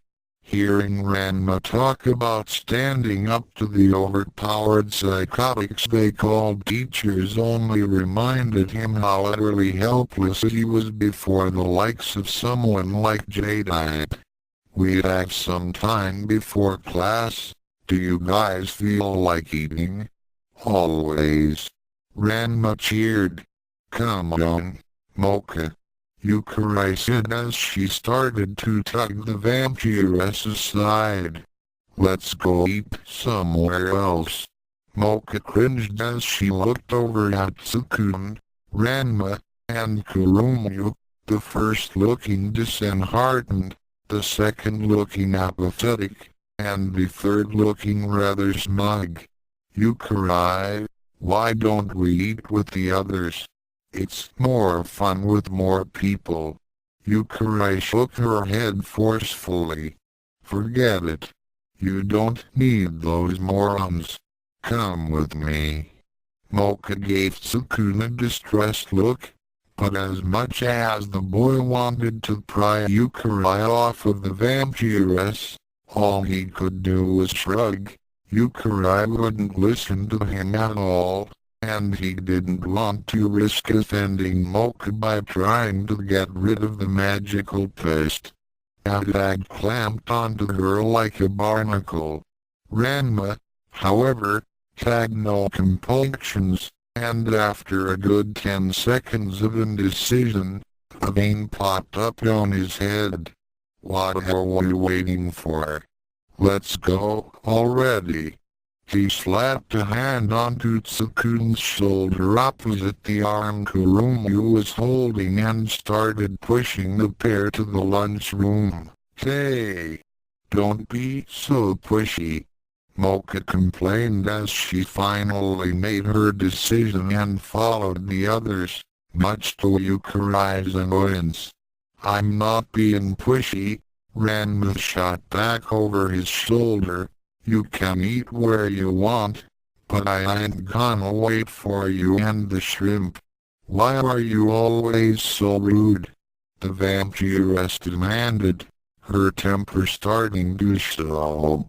Not that she had much in the way of temper, but if there was one person who could bring it out it was Ranma. Youkai snorted, eager to answer that question and belittle the unworthy parasites that Mocha had mercifully accepted as friends. "You shouldn't expect anything better from a clueless barbarian like him." Ranma snorted right back, accepting the preteen's unspoken challenge. "Then I guess I have an excuse, at least." "What's yours, misunderstood?" Yukai's eye twitched before she cleared her throat. "It's not my fault. I happen to have a crippling allergic reaction to idiots." Kurumu rolled her eyes as the witch and the martial artist locked glares, their fight intensifying. She would have gladly left with Tsukune and eaten with him alone, but it seemed that both he and Mocha were getting quite anxious about the confrontation. "Hey, Ranma, come on, let's just go." "It's not worth it," Tsukune said meekly from behind the pig-tailed boy. "Youkai, calm down, please," Mocha fairly begged, thoroughly regretting her earlier remark. Youkai seemed to pick up on her annoyance like a dog defending its owner, and seemed set on straightening out the older of the two humans. "I really can't fathom you at all," Youkai spat, staring almost straight upward into Ranma's eyes. "How a violent dolt like yourself could be accepted into Mocha's glorious presence and not weep in gratitude astounds me. I'm just as confused as to how a midget like you gets to class without getting stepped on." Ranma snapped back, his arms crossed over his chest. "You think you can get away with underestimating me?" the preteen demanded, kept wanding up at the big-tailed boy. You'd best apologize while you still can, you ate. And what are you gonna do, Pipsqueak? Ranma asked, smirking. Turn me into a newt? I wouldn't waste such an expensive nurse on the likes of you, Youkai snapped, backing away a step. However, your continued harassment of my beloved Mocha ends today. Ranma raised an eyebrow as Youkai rummaged about under her cape for a moment. Behold the key to your defeat, she shouted as she took out a pink rod with a jeweled heart on the end. The witch's K. Yukai's enraged shout came as a result of Ranma nimbly plucking the rod out of her hand and then holding it up out of the girl's reach as he inspected it. Ugh! How can a witch carry around something this girly? I thought you were supposed to be spooky and wise and stuff. Give that back, you gorilla. Youkai growled as she started hopping up and down for her item. No way, Ranma said, his eyes narrowing. He knew from experience not to let little girls come at him with harmless-looking objects if he could help it. Miss Hinako had at least managed to teach him that, if little else. I'm serious. Give it. Youkai howled, hopping up and down around the big-tailed boy as he held it up above his head. Ranma, stop being so mean. She's just a child, Mocha said disapprovingly. She's not just a child, she's a witch. Ranma scoffed. Who knows what she'll do if you let her run wild. Youkai tensed up at Ranma's words, and then she grit her teeth. I said, give it back. She punctuated her demand with a swift kick to Ranma's shins, which apparently surprised the martial artist such that he didn't even attempt to dodge. Not that it was necessary. Ranma's sweat dropped as Youkai bounced on one leg, grimacing in pain as she held her damaged foot. Ow! Ow! Ow! Ow! You screamed. Ow! Ow! OW. Our anime. Mocha almost snarled, causing the big-tailed man to flinch from the sudden change in tone. Mocha had been annoyed and disgusted with him before, but this was the first time she actually seemed angry. How dare you? How dare I what? Ranma asked, his voice wavering slightly. She kicked me. The defective assault had even hurt slightly, though Ranma didn't bother to say so. He doubted he was going to get any sympathy out of the vampiress, no matter what Youkai did to him. Mocha immediately snatched the witch's wand from Ranma's hand and then leaned down in front of Youkai, who looked like she was trying to hold back tears. There, are you okay? You didn't sprain anything, did you?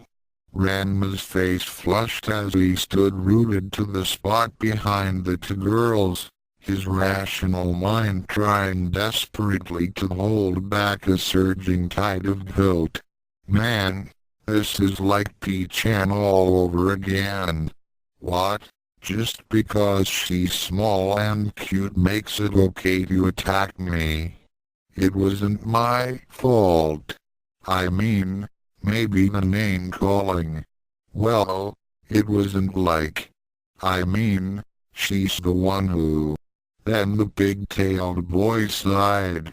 Oh, why do I even bother? I'm sorry, Ranma said suddenly, straightening and then bowing before the girls who suddenly gave him their full attention. "I didn't mean to. Well, I went too far, and that's that," he mumbled as he kept his eyes staring downward.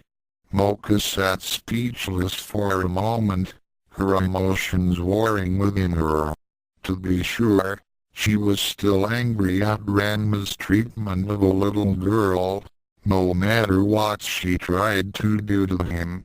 But on the other hand, he seemed genuinely remorseful in apologizing for his crude behavior. It was her policy not to forgive bullying, but then, Ranma wasn't really a bully, was he? It wasn't a particularly deep mental conundrum, but it was distracting enough that she was surprised to find that Yukai's wand had vanished from her grasp.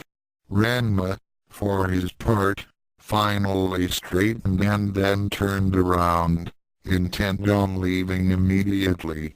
He could admit fault in a situation where it wasn't his own. It was a skill one acquired quickly when living with the Tenbos, but if Moko was seriously going to get on his case for defending himself so passively, then he'd rather avoid the irritating couple entirely. "Huh. That's weird. When did Tsukune and Kurumu take off?" the big-tailed boy wondered. Not that he blamed them for departing such a childish and awkward confrontation. "Wait, what's that noise?" Clang. Ranma winced as something large, flat, and metal landed on his head, and he cracked an eye open as the object slid off of his skull and dropped noisily onto the floor. "Hey, wash bin?" he asked, perplexed. He was in the middle of the hall. There was nothing above him but solid ceiling. Where did something like that come from?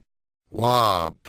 He winced again as he felt something hard smack him on the back of his neck, and then whirled around to grab the weapon before his assailant could retract it properly.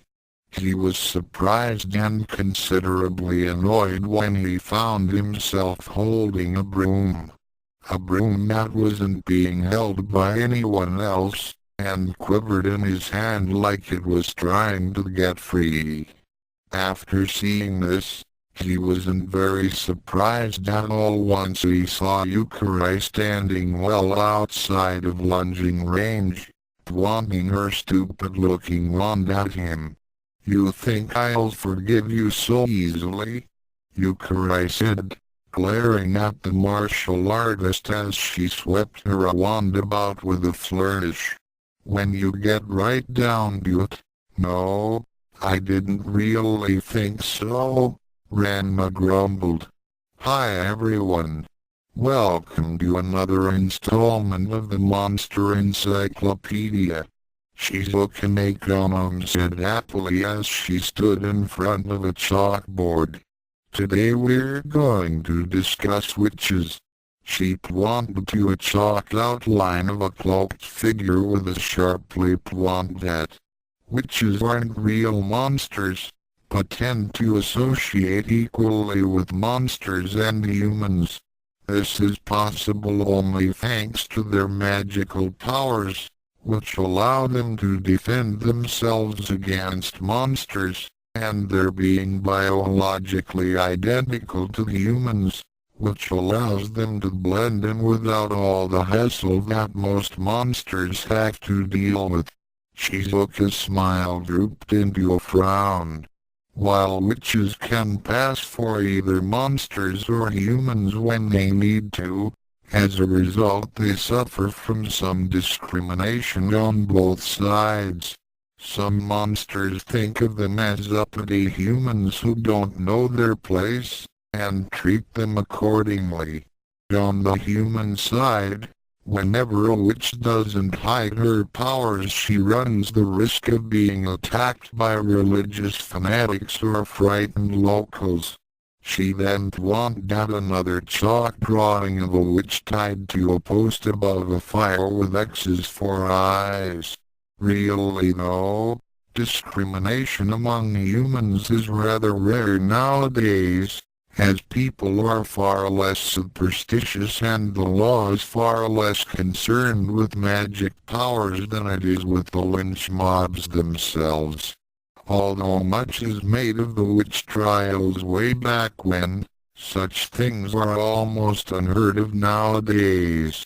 Besides, most of the people that were killed in witch hunts were humans anyway. Any half-decent witch could evade a bunch of humans easily, and even the ones who weren't half-decent could usually find a way out of those stupid witch tests.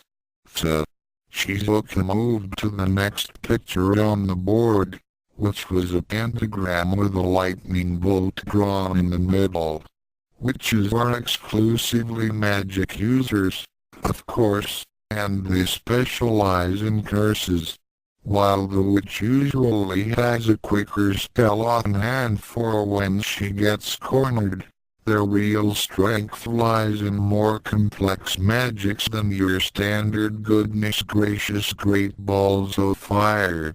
A skilled witch can utterly destroy an enemy she's never met with no more than a name, a photo, 5 minutes and a seemingly random collection of amphibian organs. They also have a number of other skills, ranging from potion brewing to magical beast husbandry, which at least makes them one of the more entrepreneurial monsters around, if nothing else. Shizuka shook her head. Of course, it's not recommended that you get into conflicts with any monsters, but witches can be particularly cruel and vindictive in their grudges, and can carry out their revenge with impunity, depending on the witch's individual magic skill. If you do manage to offend one, it's recommended that you take offensive action immediately, ideally to strip the witch of its magical item, which is the source of its power. Whatever you do, don't fall for any stupid sympathy ploys or hold back because your opponent is a beautiful woman or a child or anything like that. Doing so can be fatal, and it's not like the prejudiced, spiteful wenches deserve any of the fairness or sympathy they're always demanding while turning helpless victims into lizards and such. Don't hold back. The cat-like teacher smiled and bowed. And now we return the conflict already in progress.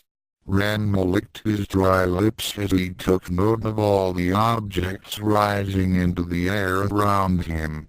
Okay. 2 buckets at 5 o'clock, 3 more brooms in front, and I think the locker next to me is about to lift off. This is totally doable. She isn't that real 3 Clang. His train of thought was viciously derailed as another metal wash bin descended onto his head. Ow! Where the hell do those things keep coming from? He shouted irritably as the other floating objects all converged on him at once. Hey! Stop! Wang! Whop! Thwack! Ow! Knock it off! Ranma managed to leap out from underneath the blanket of pain just before a much heavier bucket floated upward and upended a great deal of water, barely missing its target. Cut it out, you brat! The big-tailed boy shouted as he began a full retreat, dashing down the hall. You won't get away from me! Youkai shouted, giving chase as a veritable army of brooms, buckets, chairs, and a few other random objects floated, careened, or haphazardly bounced down the corridor after her victim. Mocha remained behind as the pair dashed down the hall, her expression carefully neutral. That didn't quite go as I had expected. I hope I did the right thing. In the lunchroom, the mood surrounding Kurumu and Tsukune was rather glum despite the former's persistent attempts to cheer up the latter. Kurumu had snuck the both of them away from the confrontation when she'd gotten the chance, seeing a crucial opportunity to eat alone with the boys, but it seemed his mind was firmly set on Mocha's behavior earlier. I don't know what to do about her anymore, Tsukune groused, poking at some hamburger steak half-heartedly. It doesn't bother me if Mocha has friends that don't like me, but Youkai just goes way too far. Kurumu shrugged as she swallowed a mouthful of noodles. She's switched alright, through and through. Petty and spiteful as they come. A less tactful person might have mentioned that Yukai's name-calling and vindictive protectiveness hardly seemed any more petty and spiteful than Kurumu's attempts to seduce him to get at Mocha, but Tsukune held his tongue. What do you mean by that? Is there something special about witches? Tsukune asked, turning away from his food. Witches are very unpopular among monsters, Kurumu explained solemnly. Because witches are so similar to humans, they suffer a lot of prejudice and some monsters treat them like outcasts.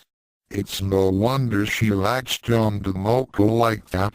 I seriously doubt she has any other friends on campus. Tsukune felt a bit guilty at hearing that, but the explanation hardly compensated for the abuse that the preteen witch heaped upon him and Ranma.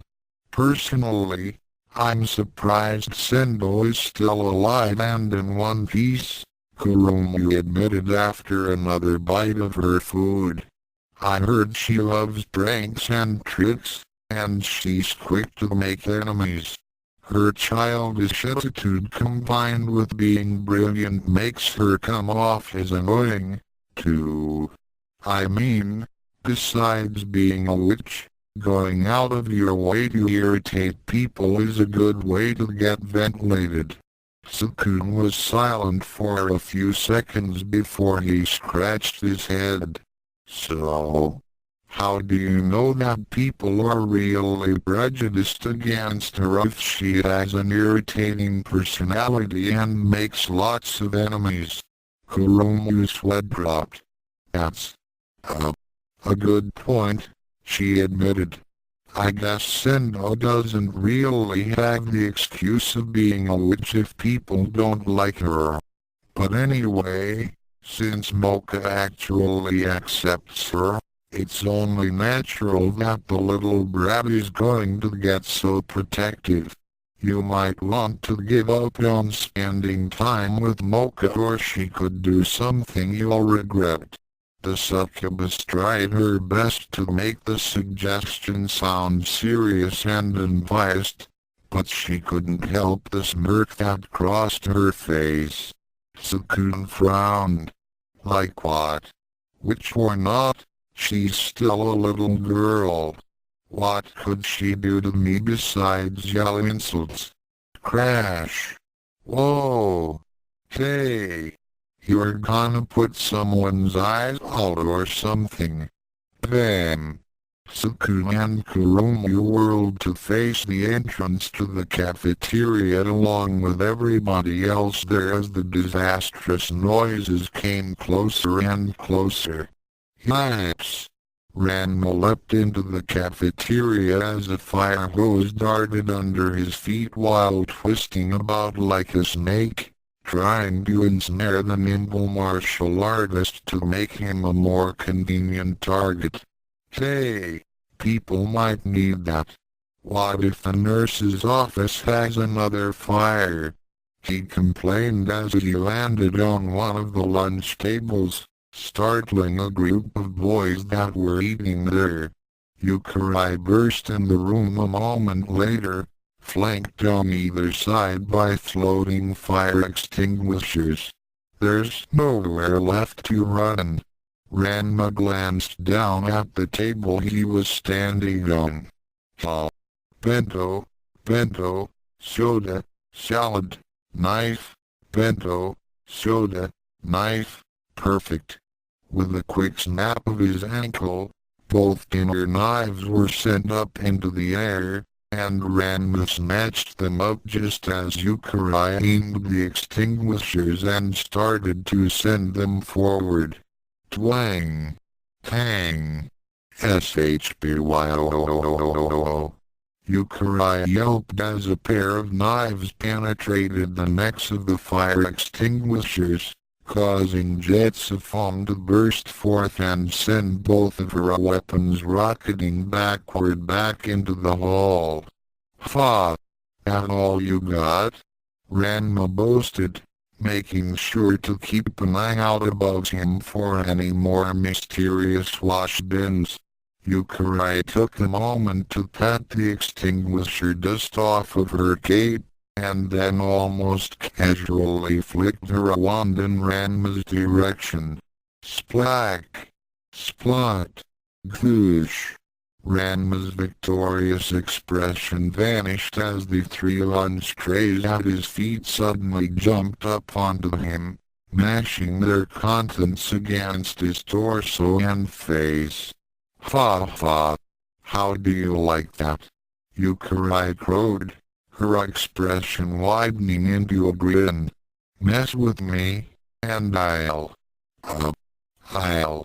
The young witch trailed off nervously as she saw the three students sitting around Ranma stand up and turn toward her, their expressions grim.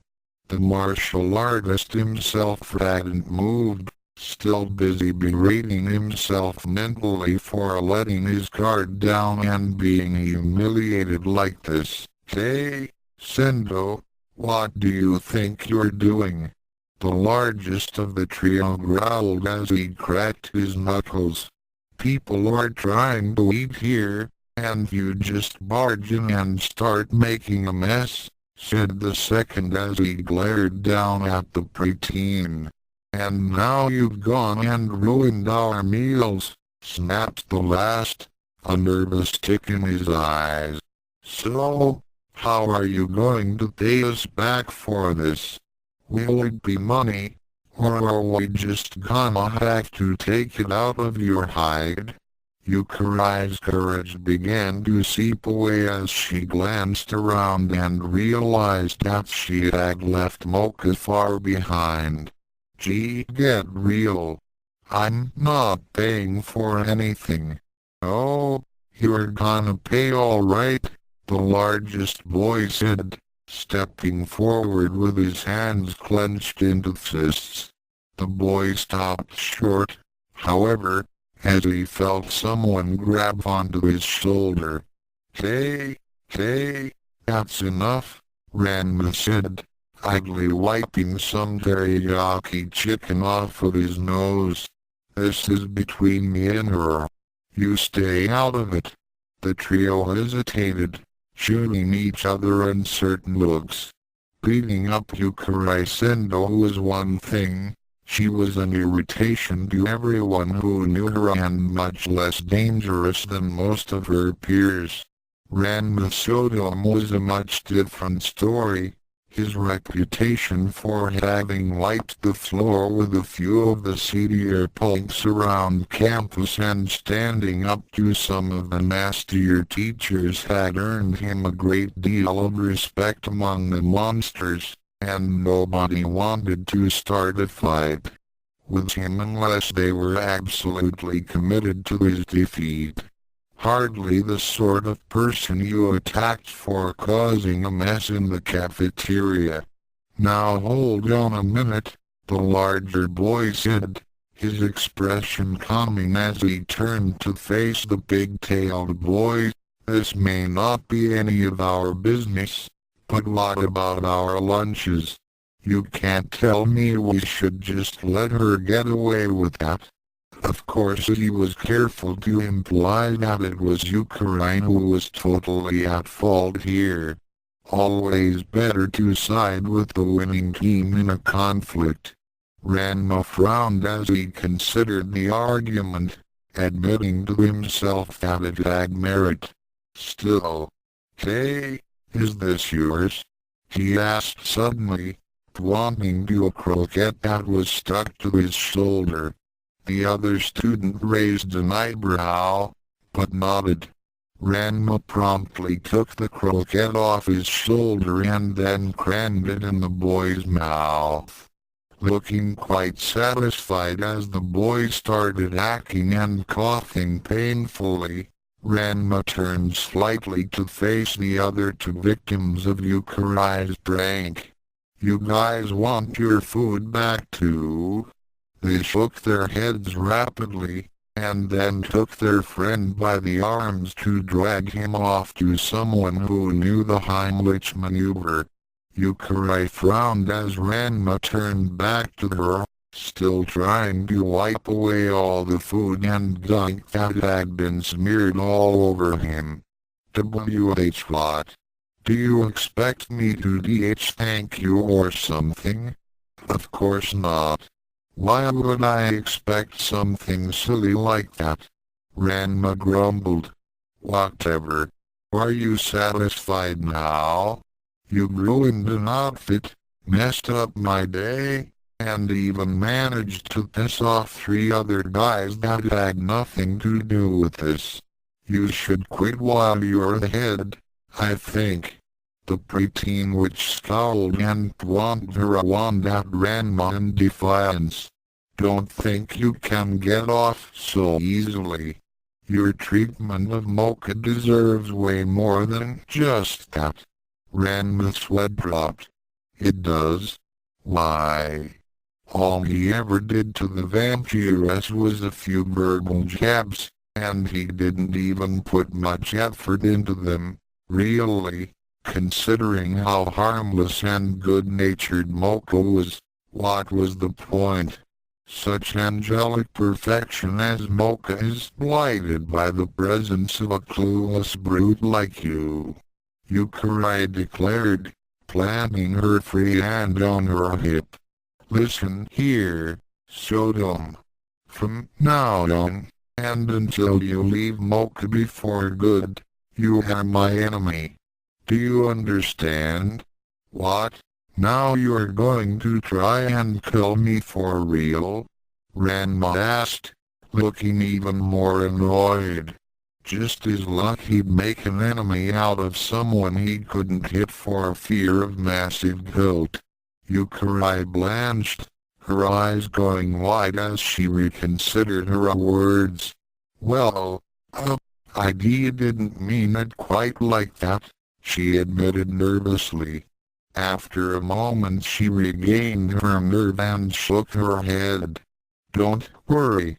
I'll make sure you live to regret your actions, she declared, pointing at the big-tailed boy menacingly before turning on her heel and dashing out of the cafeteria. Ranma scoffed at the young witch's back before taking a long look at his clothes, still smeared with food. Then he made a disgusted face and left for the exit himself, doubtless to go wash and change. Tsukune's cheek twitched as he watched his roommate leave the room, the big-tailed boy having apparently failed to notice his friends. You're absolutely right, he said to Kurumu. How has she survived this long? Hanging off of Mocha and irritating her friends incessantly was one thing, but picking a fight with Ranma was, well, it wasn't necessarily deadly, as Tsukune had faith that Ranma would only do something drastic to an enemy if they really deserved it, but deliberately targeting and then declaring open hostilities against someone like Ranma, who excelled at violence and never shrank from trouble, seemed like an extremely genius-like thing to do. Huh. I wonder what she has in mind, Kuromu mumbled, her thoughts mirroring Tsukune's. The difference was that she didn't have as much faith as he did that Ranma would stay lenient and forgiving forever. Very few monsters were. I mean, I've always heard of witches doing very high-level stuff, turning people into little animals, causing their targets to age decades in a few days, things like that. Tsukune tried to imagine a horrifying death curse coming from Yukai's bejeweled, heart-shaped scepter, and almost bit his tongue to keep from laughing. I should talk to Mocha and see if she can nip this in the bud. I'm pretty sure she doesn't want Youkai starting a blood feud in her name. Kuromu snorted. Yeah, good luck with that. Mocha might as well be that brat's real mother for how she acts. If any of us so much as lift a finger against her, she goes ballistic. But the twerp has free rein against us. I'm sure if I talk to her, she'll come around, Tsukune said, sounding far more optimistic than he felt. I'm sure the last thing she wants is Youkai and Ranma at each other's throats. Mid-afternoon saw a distinctly annoyed and freshly bathed Ranma entering his government class several minutes early. He rarely came early to his classes, as he actually had friends here at Youkai who he'd rather spend time with rather than catch up on sleep. But he didn't particularly feel like seeking out Tsukune at the moment. Tsukune was probably with Mocha, or at least near enough to her that Youkai wouldn't be far behind. While he had little fear of Yukai's silly campaign against him, he didn't feel like seeing the irritating witch again so soon. Most of his peers seemed to follow the same principle about punctuality, because the room was nearly empty as Ranma took his seat and fumed silently to himself. Youkai doesn't bother me nearly as much as Mocha does, he admitted, crossing his arms over his chest as he thought over the recent encounter. I can handle anything that brat throws at me. But having Miss Fangs shout me down like that is humiliating, and I don't want to get a reputation for picking on kids or anything. It's like P-chan all over again. Well, really, it's worse. I never had a problem with slugging Ryoga in the chops if he got annoying. It did occur to him that such a reputation didn't have the stigma attached to it among monsters that it did with humans, but that hardly made a difference. Ranma Saotome was a paragon of manhood, a martial artist of impeccable skills and morals, not some punk who beat up women and children for calling him names. His concern slipped away from him as he noticed someone familiar enter the room, and the big-tailed boy leaned back and grinned as Kana approached her desk. Hey Kana, thanks again for helping me out yesterday. I think the training went great. Kana immediately ducked her head, intensely aware of the other people in the room. I'm still not sure about that.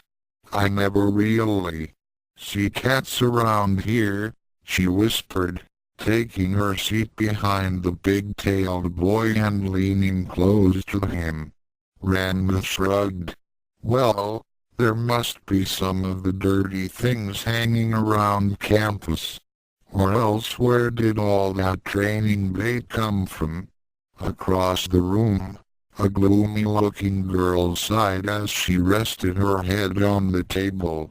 It's been more than 24 hours. I just know that something's happened to Mikhail. I can feel it. Well, being that he's your familiar, yeah, you should be able to feel it if he's hurt or something, another girl replied.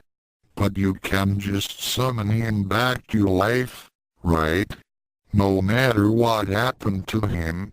Yeah, but it's such a pain, the first girl mumbled, and I never get the ritual absolutely perfect. So Mikhail always whines that his fur is the wrong color, or that he's nearsighted, or something dumb like that. Frankly, it serves the pipsqueak right if he wanders off into somewhere dangerous. Animals are like that sometimes, said the rather burly boy sitting behind the girls. Heck, I don't have lunch today because it got out of my dorm window and wandered off sometime last night.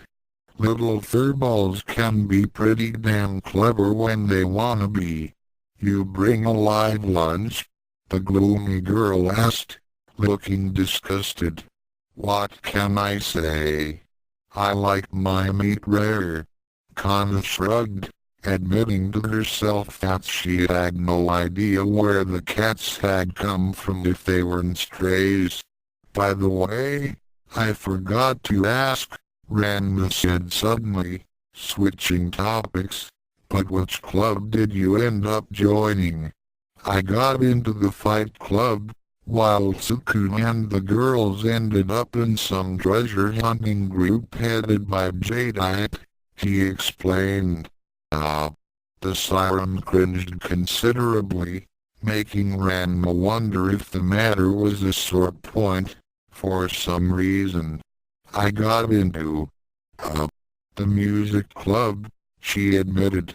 Oh, well, sure, that'd make sense, right? Ranma said, grinning. You've got a great voice, so of course you'd make a perfect singer. Kana winced, which was not lost of the big-tailed boys. I work the stage lighting. Ranma was silent for several seconds. Huh? I have wings, Kana explained timidly, and I'm light, so I can get into the scaffolding easily. It's not very sturdy, and most of the other club members are pretty heavy, so... But you're a siren. Why wouldn't they have you sing? Ranma protested. Kana glanced around at the other students in the room meaningfully, looking miserable. Right. Your voice seizes up. Yeah. That could do it, Ranma mumbled lamely as he scratched the back of his head. If he'd thought about it, the problem was quite obvious. Even if Kana got used to the people in the club to the point that she could speak and sing normally, performing in front of an audience, which the music club did regularly, would have been an exercise in failure and humiliation. Well, maybe you could learn to play an instrument. Yeah, Ranma said, trying to cheer the girl up. HMPH. I could just voice the sound of most guitar notes perfectly. If I could speak normally, she groused. It was true, too. Kana's rendition of Stairway to Heaven, one of her favorite songs to sing in the shower, was so faithful and complete that her neighbor had been completely perplexed when Kana insisted that she had no stereo for her to borrow.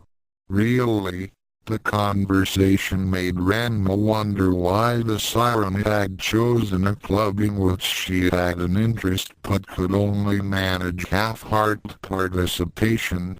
but Kama obviously felt bad enough about the state of affairs without him sticking his foot in his mouth.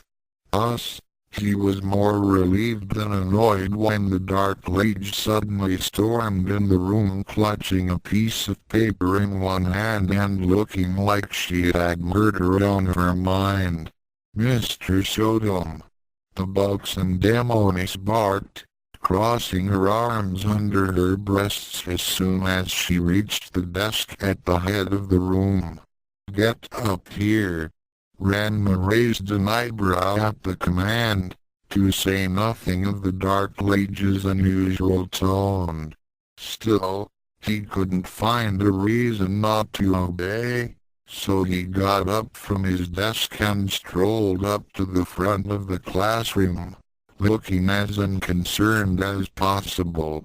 Better to get whatever she wants done with now, before class starts. Less people to get caught up in it. "Do you know what this is?" the Dark Lady asked, holding up the scrap of paper as her two normal eyes narrowed and the third one in her forehead squinted or something. It was hard to tell, really. Ranma glanced at the folded piece of paper. "I'd say it's a good start to a paper airplane. What's this about?" "Ha ha!"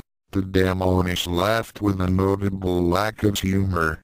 "Allow me to read you this fascinating article, dear liege. I have in my possession 5 lovely jewels that I understand are very valuable to you. One might even see you'd sell your soul for them."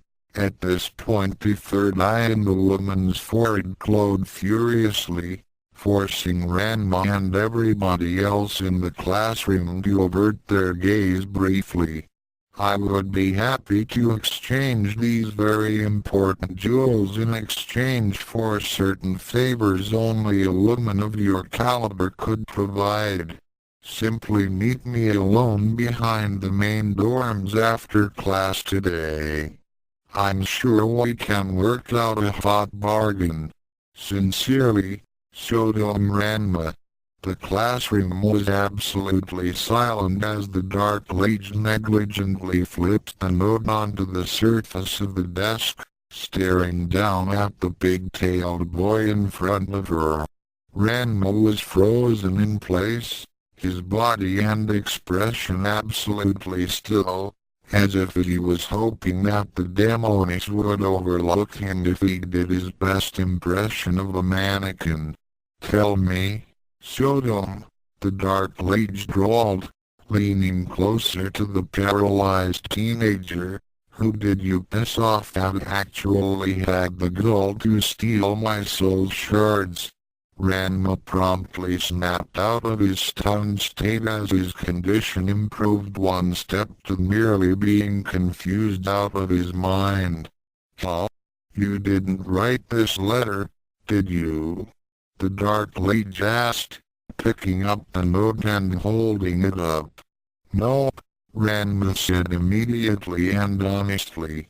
For one thing, he hadn't known how important the jewels were before just now. For another, he didn't have any reason to blackmail the Dark Lady. He had only taken the gems because he'd assumed that he'd eventually end up having to save some helpless girl from the woman's clutches and fight a titanic battle in some doomed castle on some rotten island or something.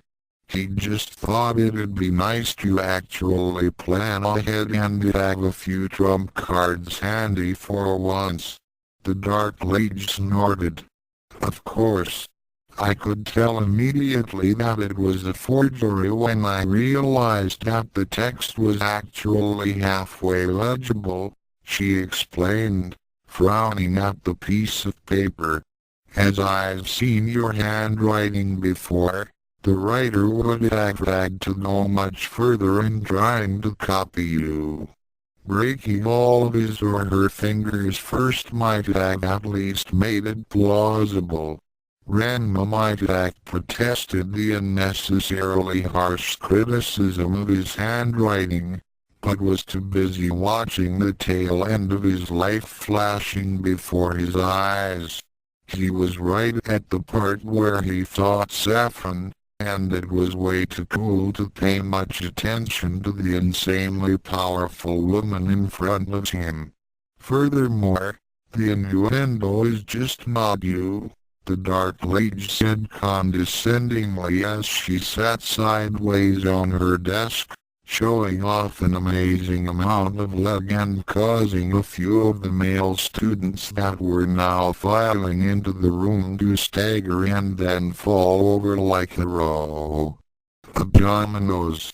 Frankly, with all the reaction I get from you, I doubt you'd know what to do with me if you had me. Ranma's mind snapped back to attention as his annoyance at the situation overwhelmed his sense of self-preservation. I know exactly what I'd do.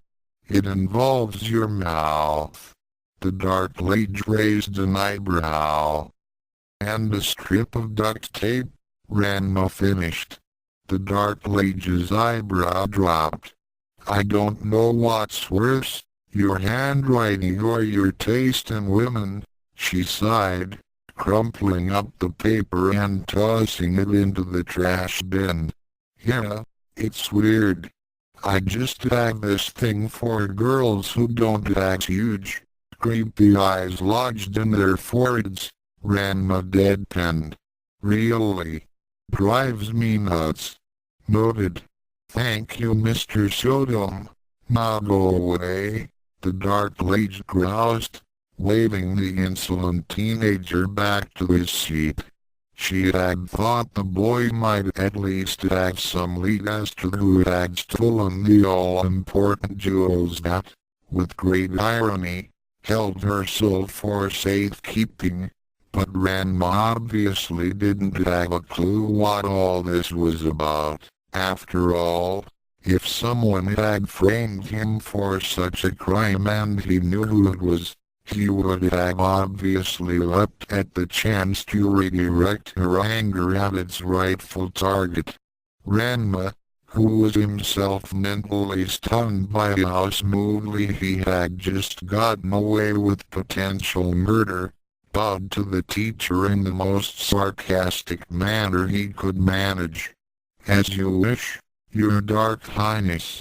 Without another word, and ignoring the heated glare on his back that felt like it actually was slowly burning holes in him, he walked back to his seat. Well, that went pretty well, actually, he mumbled to himself as he sat down. Naturally, he could only think of one person at Youkai Academy who would both want to cause him harm and had the brains to do so in a manner more subtle than a rampaging boar. He had no proof that Youkai was the culprit, of course, but frankly he wouldn't have bothered naming her if he did.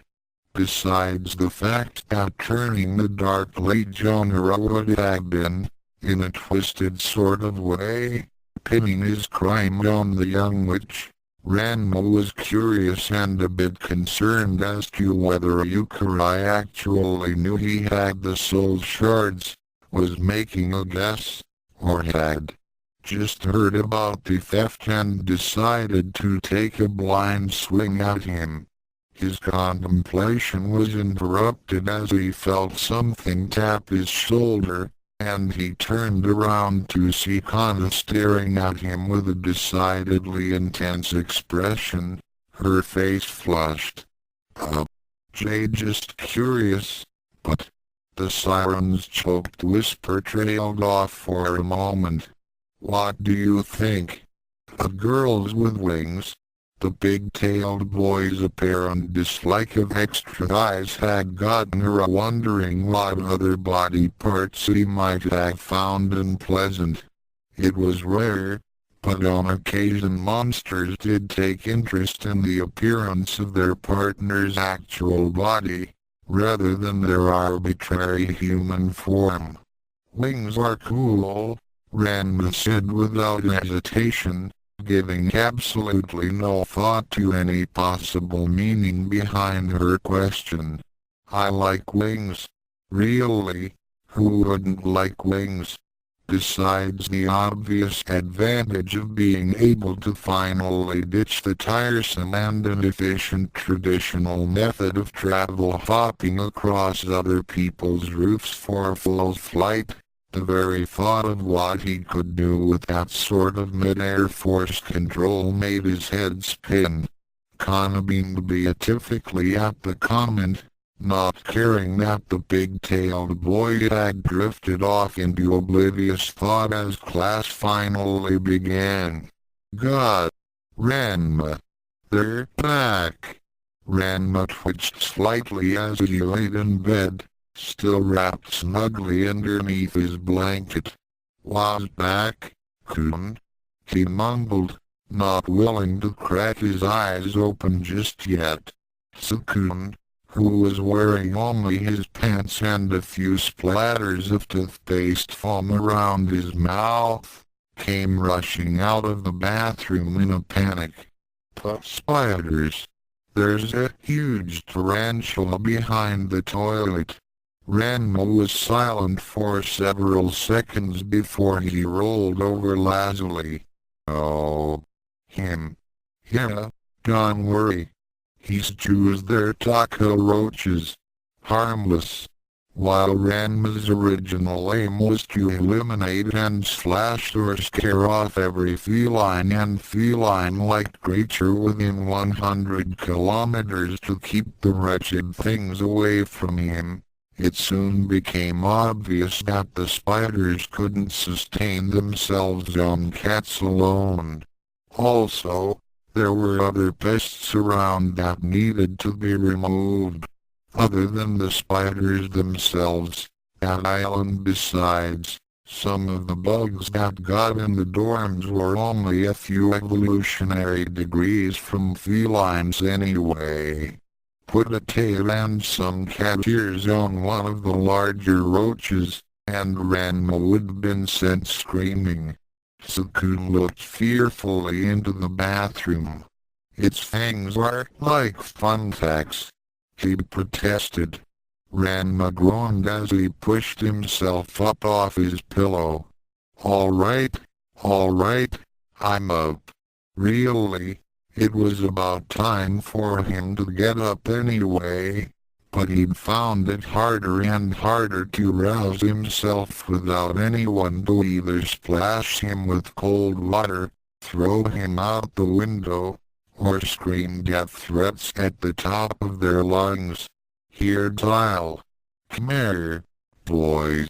Ranma snapped his fingers a few times, and Tsukune scrambled backward as the teapot-sized arachnid scurried out of the bathroom and started crawling up onto Ranma's bed.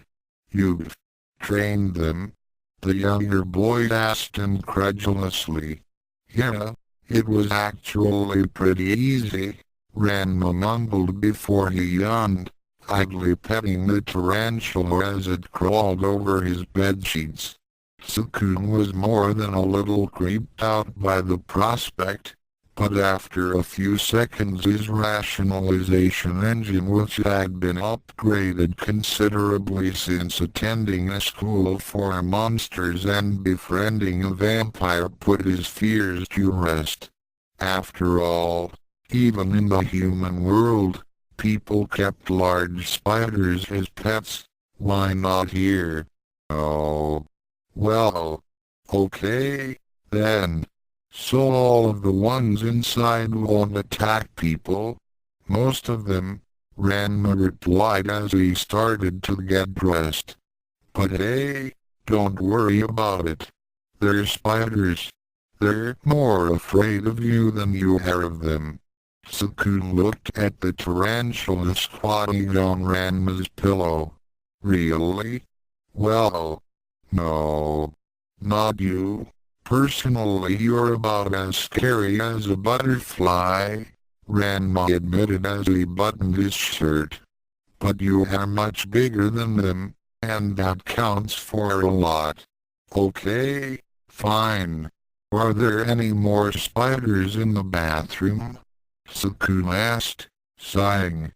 As important as it was to learn about the new, highly poisonous pets that were now infesting his dorm room, he really just wanted to finish washing up. Ranma stretched his arms out for a moment as he yawned again, and then snapped his fingers once more. Chun-Li. Vega. Come. The medicine cabinet in the bathroom rattled for a moment before it cracked open, and numerous long, hairy legs spilled out before a pair of huge black arachnids scurried out into the dorm proper. It was a testament to Tsukune's willpower and trust in his friend that he was actually willing to enter the bathroom. Either that, or he simply wanted to put a locked door between himself and the trio of fanged horrors scuttling around the bedroom. Ranma was sleepily making a breakfast of toast and tea when there was a knock on the door, and he frowned as he reluctantly moved away from his food to answer it. He was expecting it to be Mocha or Kurumu at the door, probably to escort Tsukune to class, but was surprised to see some fellow he had never seen before standing outside his door and looking extremely cross. He was wearing a uniform, but it was completely different from Yukai's school uniform, resembling a well-pressed black military officer's jacket with a cloth band on his left arm.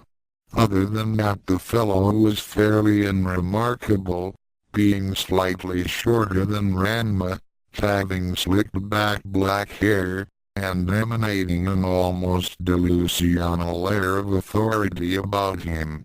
"Hello?" Ranma asked, raising an eyebrow. "Are you Ranma Saotome?" the stranger asked, frowning derisively. From what he had heard, Saotome was supposed to be some kind of monstrous super warrior that could crush trolls like insects without dropping his human form. The boy before him seemed athletic but sluggish, and lacked the fierce, piercing eyes of a true warrior. The boy before him also had an alarmingly large spider resting on his shoulder, but that hardly counted for much. Ranma nodded. "Yeah, that's me." "What's up?" The stranger straightened. "My name is Haruokiyu, of the Youkai Academy Protection Committee, also known as the Enforcers. I expect you've heard of me." Ranma shook his head. "Nope. Doesn't ring a bell." Haruo's eyes narrowed. "The Protection Committee is the source of order in the midst of the chaos of Youkai Academy, Saotome. You may think of us as Youkai Academy's standing army, and the peaceful life of the students here is thanks to our efforts alone." The big-tailed boy blinked. So far Youkai seemed to him to be about as peaceful and orderly as a soccer riot. "So, wait, you guys are like police officers?" Haruo raised an eyebrow. "Yes, I suppose you could say, perfect." "This is great," Ranma said, suddenly looking quite pleased. "I had no idea we had anything like that. Listen, I need to talk to you about a few of my teachers, especially my physical science teacher, Richard." "He keeps killing," the enforcer promptly cut him off. "I'm not interested in hearing any of your baseless accusations against our teaching staff, or looking at any so-called proof. I'm here about a much more important matter. You destroyed my window last night. Ranma's pleasant surprise rapidly drained away. What? He said flatly. Haruo took a note out of his pocket and brandished it before the big-tailed boys. This morning, I found my windows shattered and your note, which apologized for the incident and gave me a way to find you. Ranma snatched the note out of the enforcer's hands and quickly confirmed it as the same vaguely readable scrawl that had served as an imitation of his handwriting to the Dark Liege. This wasn't me, he said irritably. Haruo snorted.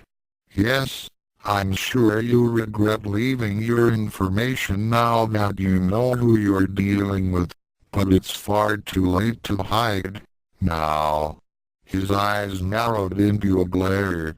At the very least, you've tried to be straightforward in redeeming this heinous act of vandalism.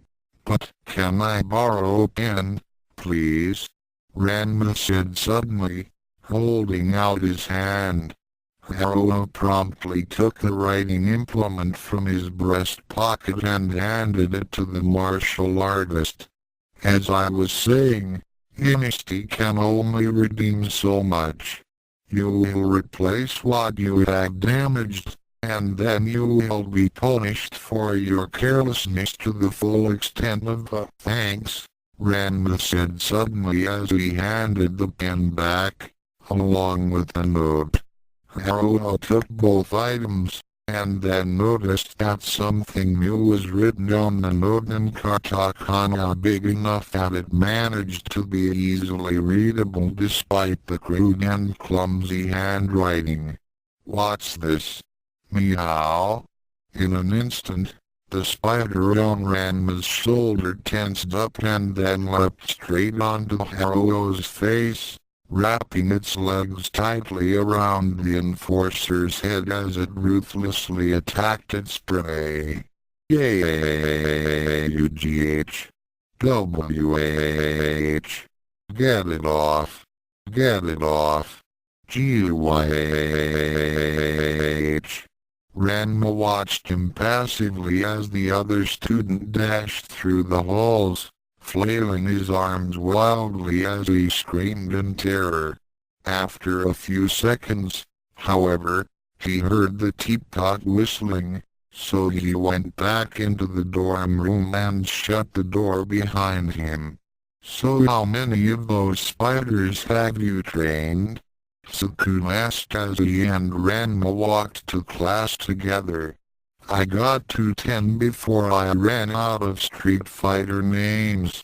I only played the second one, Ranma admitted, shrugging his shoulders. Maybe I could try using King of Fighters characters, but I never actually beat any of those games. Tsukune cringed. You mean there are 10 of those things crawling around our room? No. Most of them stay outside, Ranma assured the younger boys. I know they bother you, so I only let the really obedient ones stay in the room. There are only 4 in there. Oh. Tsukune felt extremely relieved, as much by Ranma's thinking of his feelings as by the relatively small number of arachnids. Wait. I only saw 3? Oh. Where was the other one? Ranma frowned as he thought over that question. Did you feel anything funny in your shoes when you put them on this morning? No, Tsukune responded, trying to suppress a growing sense of alarm. Then don't worry about it, Ranma insisted. Although I would definitely shake out all your clothes before you put them on from here on out. Tsukune's face darkened as they approached homeroom, but he perked up once he saw Mocha coming from down the hall. Ranma, I'll see you in class later, alright? I need to have a talk with Mocha about Youkai. Ranma raised an eyebrow as the younger boy took off, wondering what Tsukune had to talk about that involved the irritating witch. Maybe he was just annoyed with all the constant name-calling. It didn't occur to Ranma at all that Tsukune might try to intervene for his sake. People never stuck their neck out for him, at least not without ulterior motives, and frankly the big-tailed boy would have been struck dumb if he'd known that Tsukune would risk upsetting Mocha to try and protect him from her irritating and vindictive tag-along. Shrugging, the big-tailed boy continued on to the classroom, feeling more and more nervous as the prospect of spending another class with Miss Nakomo loomed closer.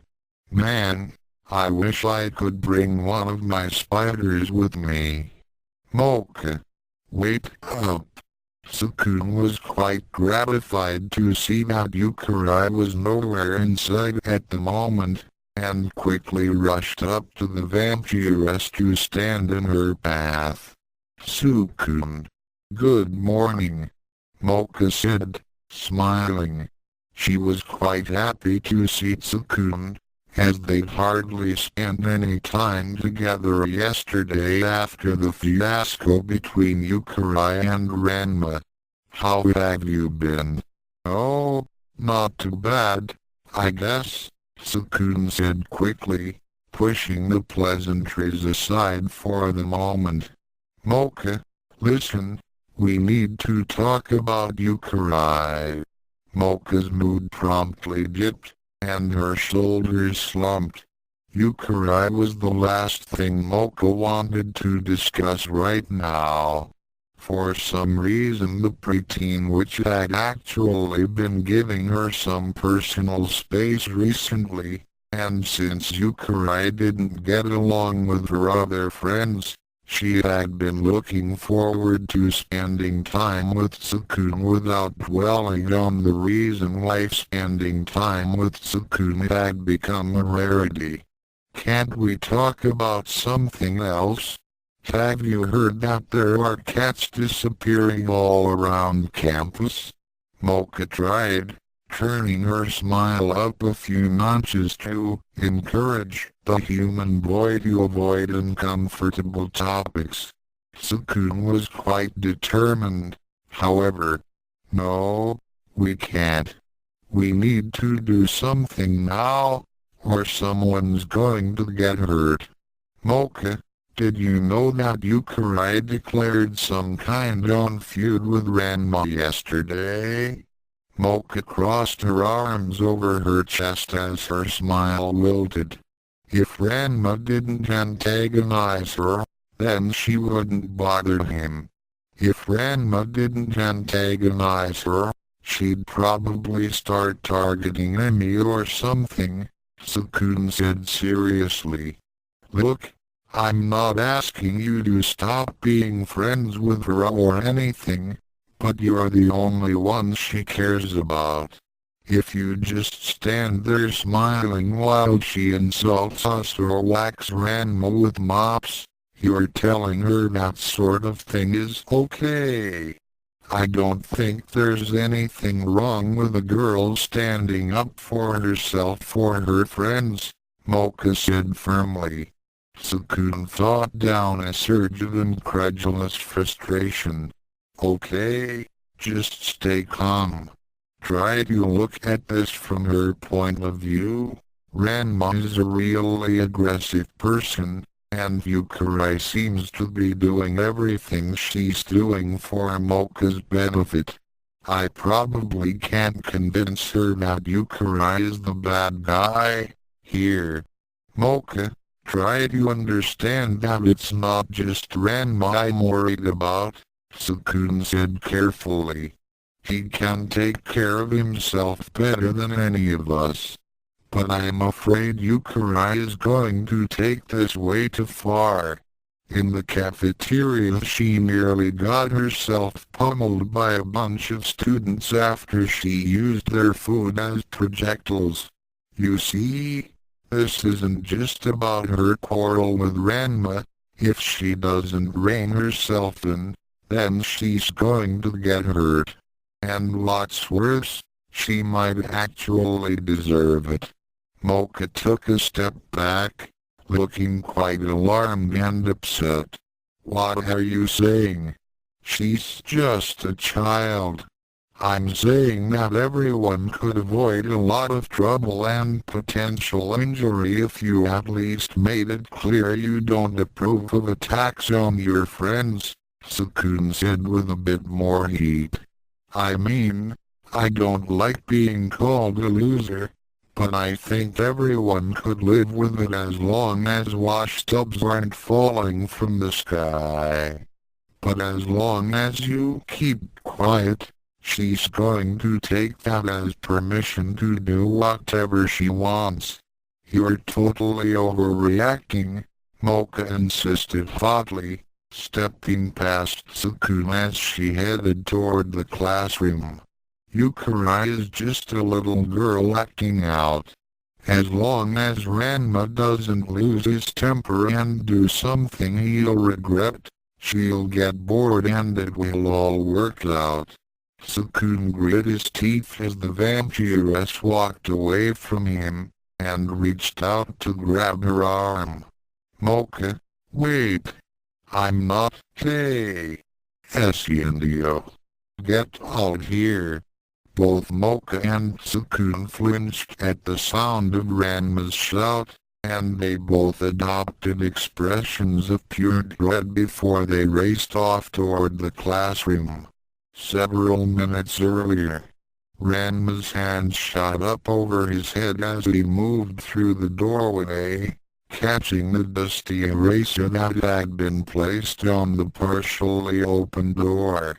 Frowning at the eraser as he moved through the classroom, Ranma reached his seat, and then quietly picked up the thumbtack that had been placed, 20 side up, on his chair.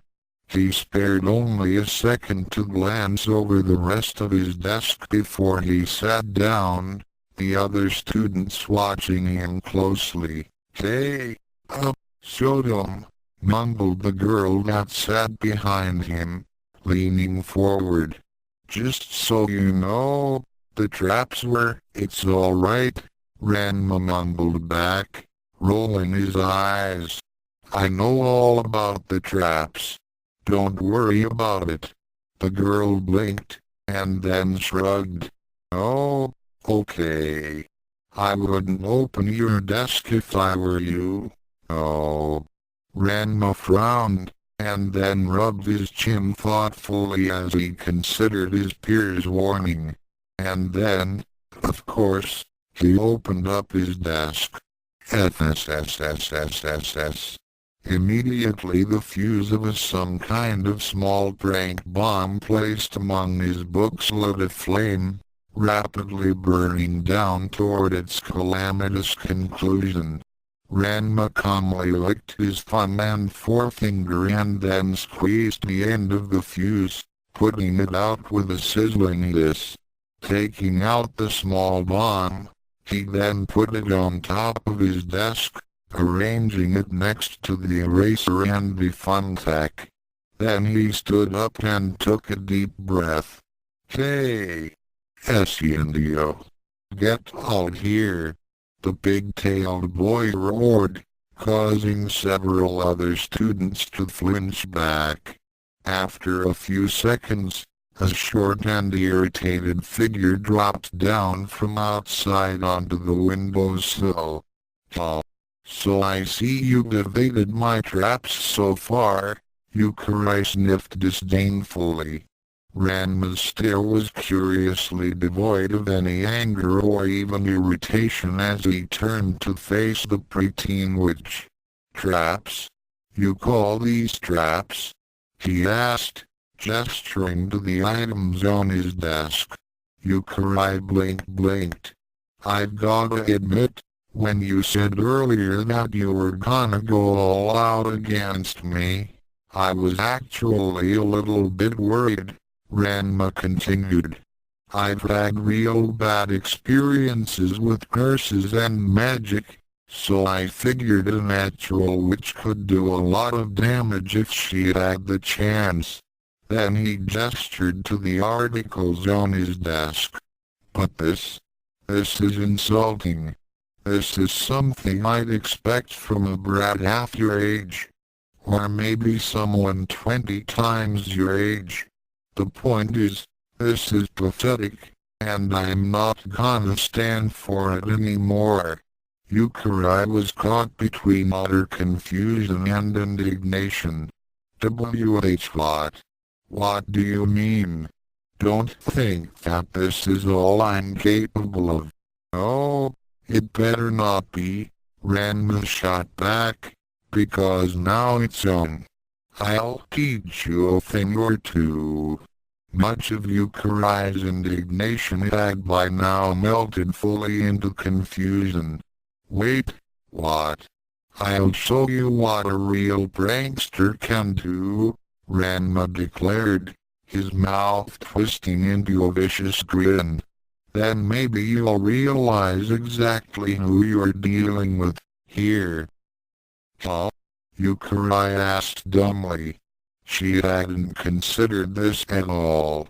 She knew what to do if Ranma had gotten angry, if he had ignored her, or if, hopefully, he had decided that never coming within 20 meters of Mocha ever again was an exciting new lifestyle choice. But this sort of retaliation, quite honestly, she didn't know what to make of it. Why would an idiot fist fighter like Ranma sink to her level, and engage in a sort of conflict where she, a genius, had an enormous advantage? Well, he is an idiot. That counts for a lot, I guess. Youkai shook her head. Whatever. I had better things to do than argue with an ape like you. Without another word, the young witch turned and leapt out the window, leaving Ranma to snort in annoyance and sit back down.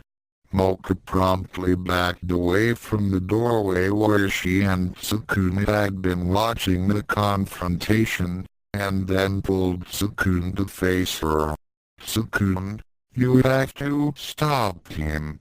Tsukune's expression promptly went from exasperated to icy. "Excuse me." Mocha looked frantic as she took the boy by the shoulders. "You heard him. He's going to do something to her. He said he was going to prank her." Tsukune deadpanned, "and while I admit that Ranma seems intent on making this mess 10 times worse, it doesn't sound like the sort of thing to start panicking about."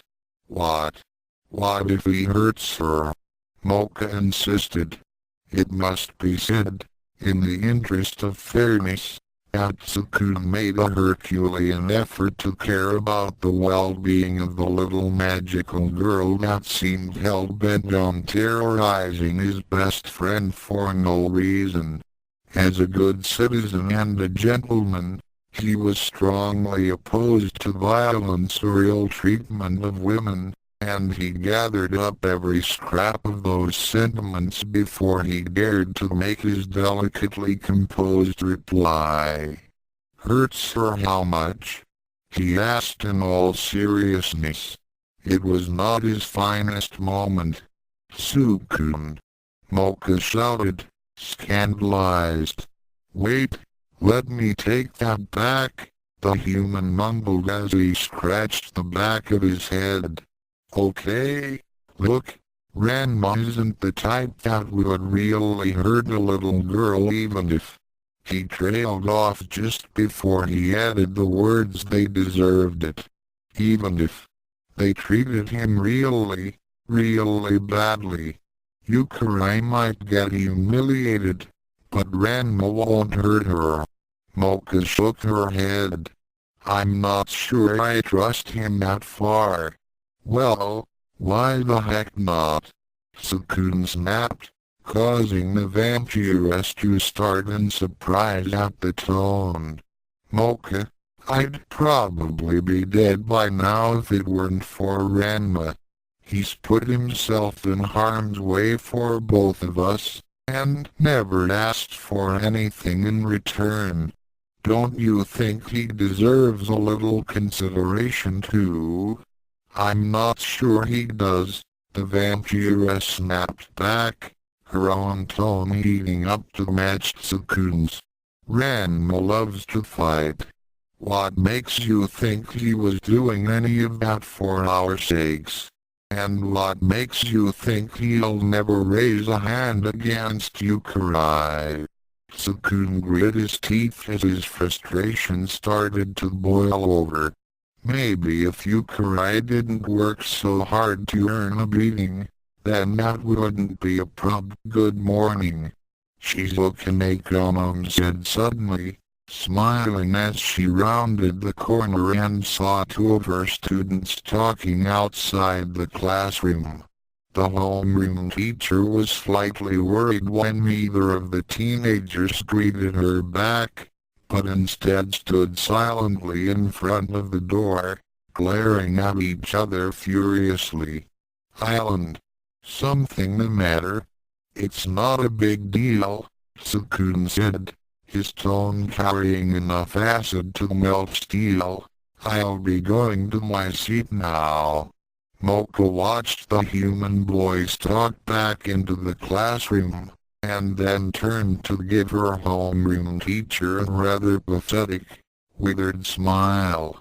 We're fine, Miss Nakonam. Don't mind us, she insisted. Shizuka couldn't help but notice that the young woman seemed to have a white-knuckled death grip on her book bag, to say nothing of the vein throbbing on the side of her head. Okay. Are you going to go inside? No, not yet, Mocha said pleasantly, the vein still pulsing. If I go in now, I may end up throwing my desk at someone. Please, go ahead. He's going to teach me a thing or two. Him? That big-tailed, over-muscled baboon? Fa! Youkai thought to herself as she strode toward her dealing with demon hunter's classroom, her wand in her hand. Not that she had the class today, but there were materials in her desk she needed. Well, I don't know what freak explosion of brain cells prompted that moronic challenge, but it couldn't be better for me. Naturally, Yukai's primary concern when targeting Ranma Saotome for her campaign of misery was that the big lug would get mad, track her down, and then break her like a toothpick. This was why she had so far mainly relied on misleading other people, or setting traps she could watch from a safe distance or not at all. In a pinch she could rely on Mocha to protect her from harm, but Youkai didn't want to trouble her beloved by putting the vampiress in Ranma's warpath. Of course, if Ranma really was intent on fighting this battle on her level, for whatever stupid reason, then victory was already hers. She would unleash hell upon the big-tailed boy, and not only would she grind away his will, but she would humiliate him at the same time by thwarting his own stupid tricks. I wonder what he can actually do. Anyway, the young witch mused as she entered the empty classroom, idly noting the words "class cancelled" scrawled messily across the chalkboard. He might not be as smart as I am, but I still haven't managed to pin down his species. That's the one area in which he has an advantage and can surprise me. Nodding to herself thoughtfully, Youkai opened her desk. PWOF.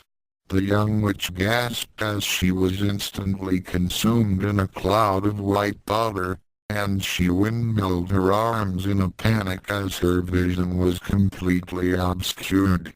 God! Clunk! Striking her foot on her chair, Youkai promptly tripped and fell to the ground, coughing violently. What is this? The witch demanded as she waved her hand about to dispel the obscuring cloud. The white powder had a dull, grainy smell that was somehow familiar, but she couldn't quite put her finger on it. Kwanji-style okonomiyaki flower bomb, came a familiar voice from the classroom entrance. Let that be a lesson to you. If you're gonna rig a bomb to someone's desk, make sure it goes off right after they open it. Youkai blinked, and then rubbed at her eyes until they were relatively clear. Once she confirmed that, yes, it was Ranma Saotome leaning against the doorway and looking quite smug. The young witch calmly pushed herself to her feet and patted down her uniform. After that, she took off her hat and beat it against the adjacent chair to get the loose flour off, and then took off her cape and shook it out to clean it. Ranma watched with undisguised interest as the preteen dusted herself off, his hands in his pockets. Once she was clean enough that she looked like she had merely baked a cake rather than looking like she'd been used as an ingredient, Youkai gathered her dignity and walked straight up to the pig-tailed boy at the entrance, her head held high, quite high, actually, given that she had to crane her neck to make eye contact. Of course, you realize, the young witch said calmly, this means war. Your move, Pipsqueak, Ranma said, turning around and heading down the hall. My move? Yes. You won't beat me, Saotome. Youkai mumbled to herself as possibilities raced through her mind. Fa fa fa. M-U-H, fa fa fa fa fa fa H-A. Ranma. There you are. Kuromu said happily as she peeked into the classroom, spotting the pig-tailed boy in the middle of some sort of martial arts routine. Classes were over for the day, so all the classrooms had either been left empty or were being used for club activities. As both Ranma and Kuromu's club meetings had been cancelled due to various injuries, that left them with spare time and empty space. Ranma had moved the desks and chairs into a ring, and it had been doing a kata that emphasized speed combined with more powerful, less precise blows. Hi Kuromu. What's up? He asked without turning toward the succubus and continuing in his movements. I wanted to ask you if you knew what was going on with Tsukune and Mocha recently, the Bluid asked eagerly. Did something happen? The atmosphere between those two could almost give someone frostbite.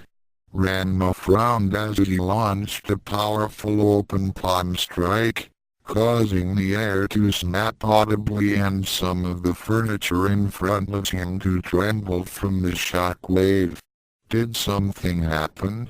Well, I know that they had some kind of talk before homeroom today. From what I can tell, it didn't go very well, because they started shouting at each other right before Miss Nakonon showed up. The big-tailed boy allowed a brief shudder at the memory of his adorably feline homeroom teacher. I don't know any of the details, but I think they were talking about Youkai. Kuromu beamed. I knew it. Tsukune told me that nothing was wrong, but he's finally starting to see the light. How can you love someone who will treat a brat like that better than her boyfriend? This is great, is it? Ranma asked doubtfully as he swung his leg up, launching a trio of kicks that could have ultimately knocked down a telephone pole. Had a skilled martial artist been watching, oh, they would have noted that the kicks seemed aimed at points that were far too high to be effective against someone of normal height. I mean, Mocha's not perfect, but I can kinda see where she's coming from with this, the big-tailed boy admitted. If there was some lonely little girl who declared me some kind of god-made flesh and I was her only friend in the world, I might act the same way. You're far too understanding, the succubus said as she wagged her finger. But this isn't really about Mocha and Youkai, this is about Mocha and Tsukune.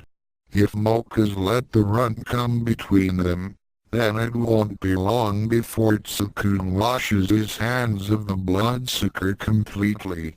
Ranma sighed and finally dropped his exercises. Yeah, well, I don't think that's a good thing. They were really close before, and it's really a shame if they let Youkai pry them apart so easily. Walking over to Kuromu, he dropped into the chair next to her, his hands on his knees. Kuromu snorted. It just goes to show that she's not good enough for Tsukune. I would never let my friends treat him that way. The big-tailed boy rolled his eyes. Well, sure, you can say that much. But part of what he likes about Mocha is that gentle, motherly attitude, you know. Ranma pointed out as he reached out with his hand and grabbed Kuromu's right breast. Kuromu opened her mouth to reply, and then closed her mouth wordlessly before her gaze dropped to her chest where she was being fondled. Ranma, for his part, blinked in surprise, and then started big sweating. That's firm. He gulped as the succubus made eye contact again, her eyes narrowed dangerously. Would you believe that I had no idea how that got there? Kuromu took a deep breath, which Ranma couldn't help but notice caused her breast to swell pleasantly within his hand. In retrospect, probably, she admitted. But for now, her nails started lengthening as she held up her hands, her eyes glowing slightly in anger. Ranma tried to flee, or at least remove his hand from the girl's chest, but found his arms and legs unresponsive, like a puppet being controlled by invisible strings. Hey! Wait! I'm sorry. Stop! GWH. Hiding outside under the windowsill enjoying the noise of the scuffle, Youkai chuckled darkly as she held the tiny straw voodoo doll embellished with a black pigtail, making sure its limbs were pinched between her fingers. Ow! Ow! I swear, it's not me. God, not the face. Ranma cried. Don't worry about it. A little more and I'll forgive you completely. Kuromu growled. Youkai waited about 10 more seconds for the bleeding to subside, and then giggled when she heard the sound of Ranma hit the floor with a groan. She promptly popped up before the window, a victorious grin stretched across her face. "Ha! You wanted to see something special, did you, Ranma?" Kurumu blanched as she saw the witch appear outside the window, and she clenched her teeth once she saw the doll the preteen was holding. "Hey! That was you." Ranma coughed from where he lay on the floor in a slowly expanding puddle of blood, his clothes shredded and deep gashes decorating his upper body. "I told you." The young witch ignored the succubus, casually tossing the voodoo doll atop the injured martial artist. "Underestimate me at your own peril, Graydon. There's plenty more where that came from," she declared as she turned and raced away. "That little brat!" Kurumu shouted, her hand gripped into a fist. "How dare she violate me like that? She won't." The succubus trailed off as Ranma lurched to his feet, the voodoo doll held tightly in his hand and blood dripping from the slashes over his face, arms, and chest. "Oh, Ranma, I'm so sorry." "Don't worry about it," Ranma said, cutting her off as he staggered out the door. "Gotta go. It's my move now." Kurumu blinked, surprised and confused. "Your move? What? Are you sure you're going to be okay?" Mocha asked as Youkai snuggled her arm tightly. "Just so you know, if Ranma does anything to you, you can tell me, okay? I'll set him straight, even if Tsukune won't." Youkai glanced up at the vampiress's disapproving frown, and her current state of glee bumped up further into near euphoria.